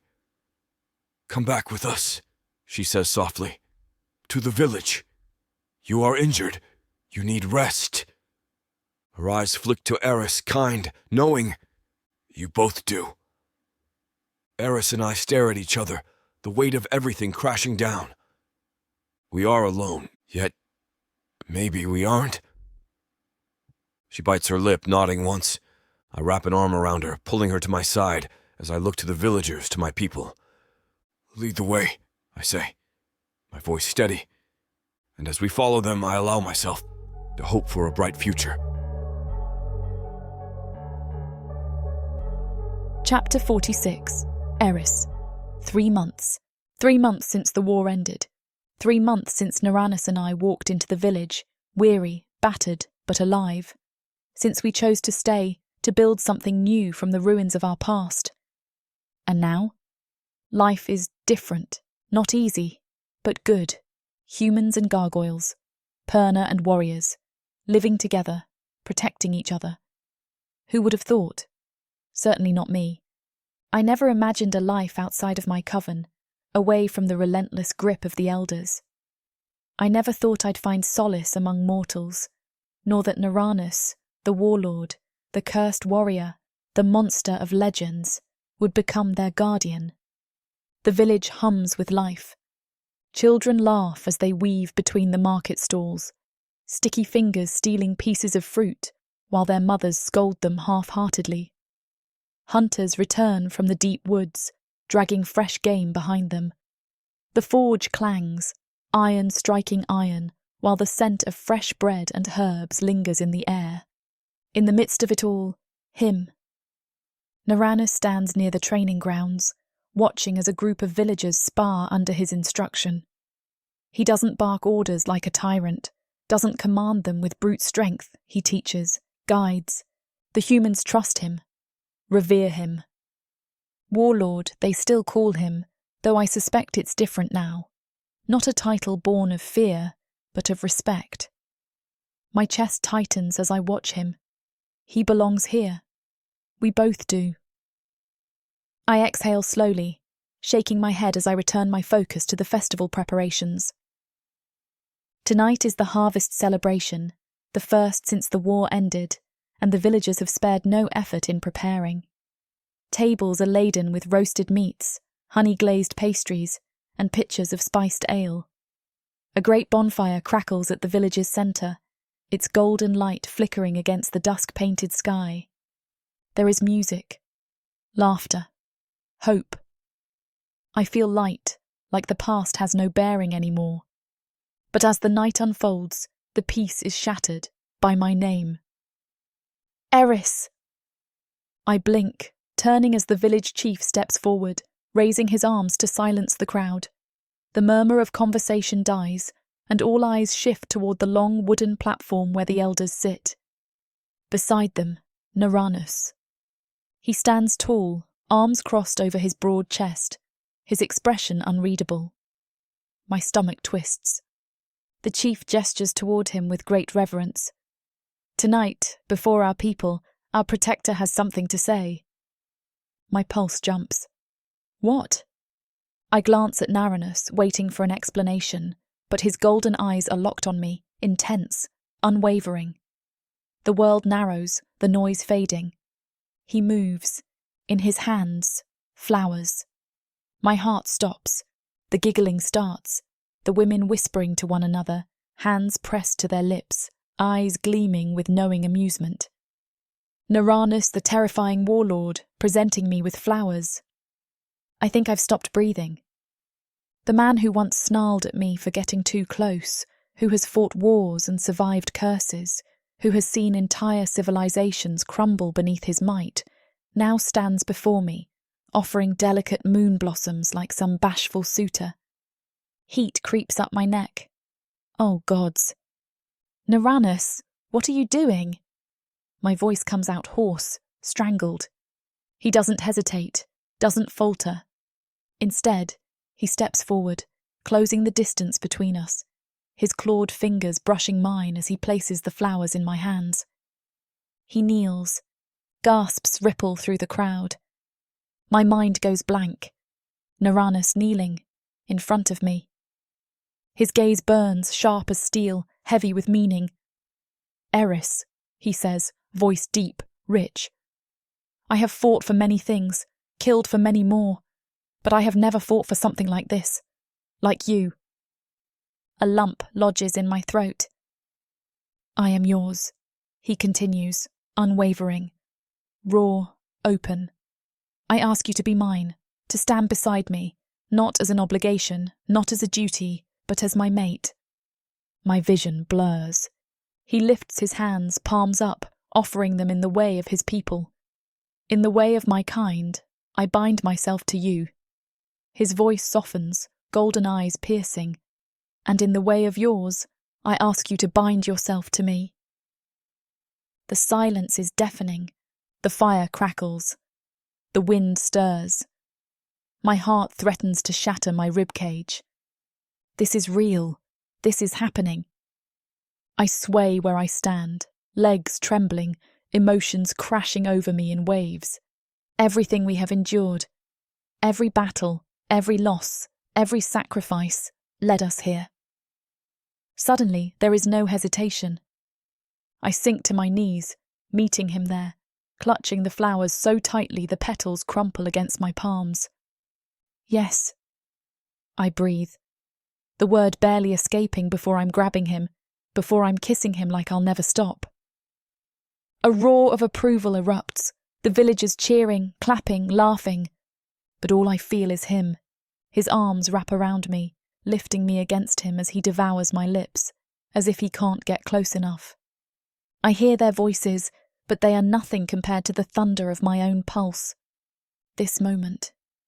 This choice. This future. Naranus grins against my lips, his forehead pressing to mine. You're mine now, little Perna, my bride. I laugh, breathless. And you're mine, warlord. And with the stars watching over us, with our people cheering, celebrating, believing, we begin. Chapter 47, Eryss. The moon hangs huge and luminous, casting its glow over the village like an ancient guardian, watching, waiting. The villagers gather in the clearing, forming a wide circle around the sacred stones where the ritual will take place. The heart of the village. They whisper in excitement, their eyes shining with anticipation. Children clutch their parents' hands, their wide-eyed innocence making my chest tighten. I never thought this moment would come, not for me. Yet here I stand, at the edge of a destiny I never imagined. The aroma of burning sage and wildflowers drifts through the air, mingling with the smoke from the towering bonfire crackling in the village. It flickers with a golden glow, casting shifting shadows over the expectant crowd.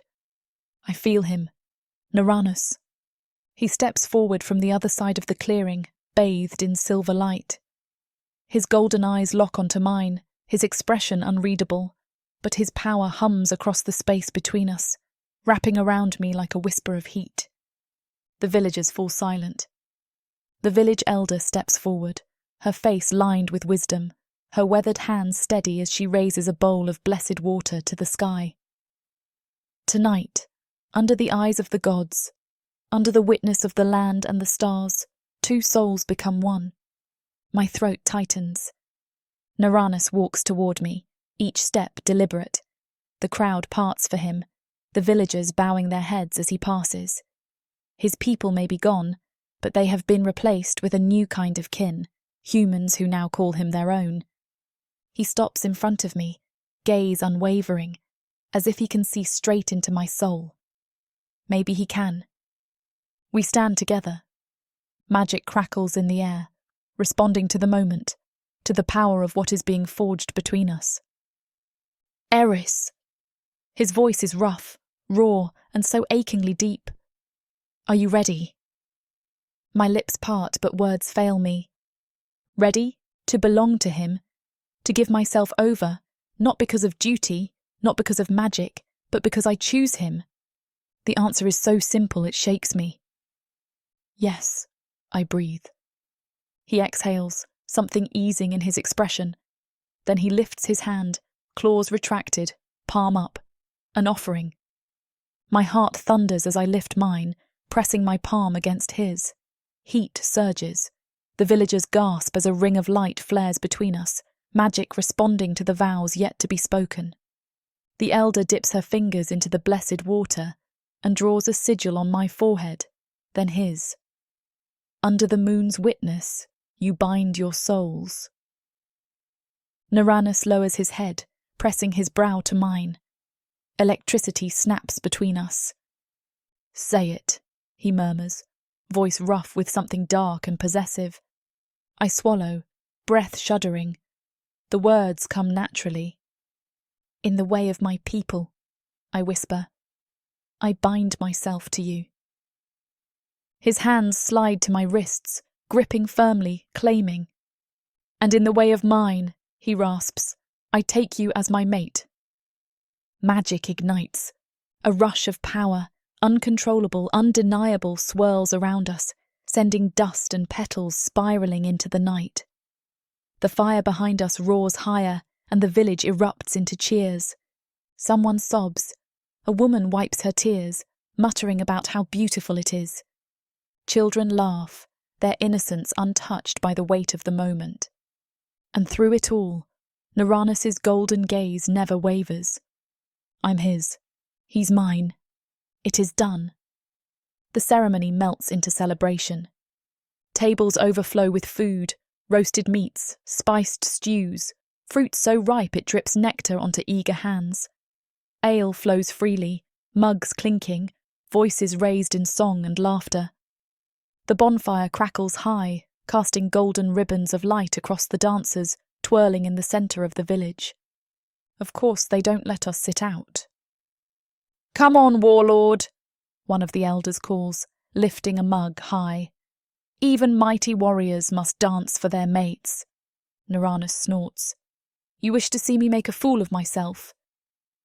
The villagers laugh, but I narrow my eyes.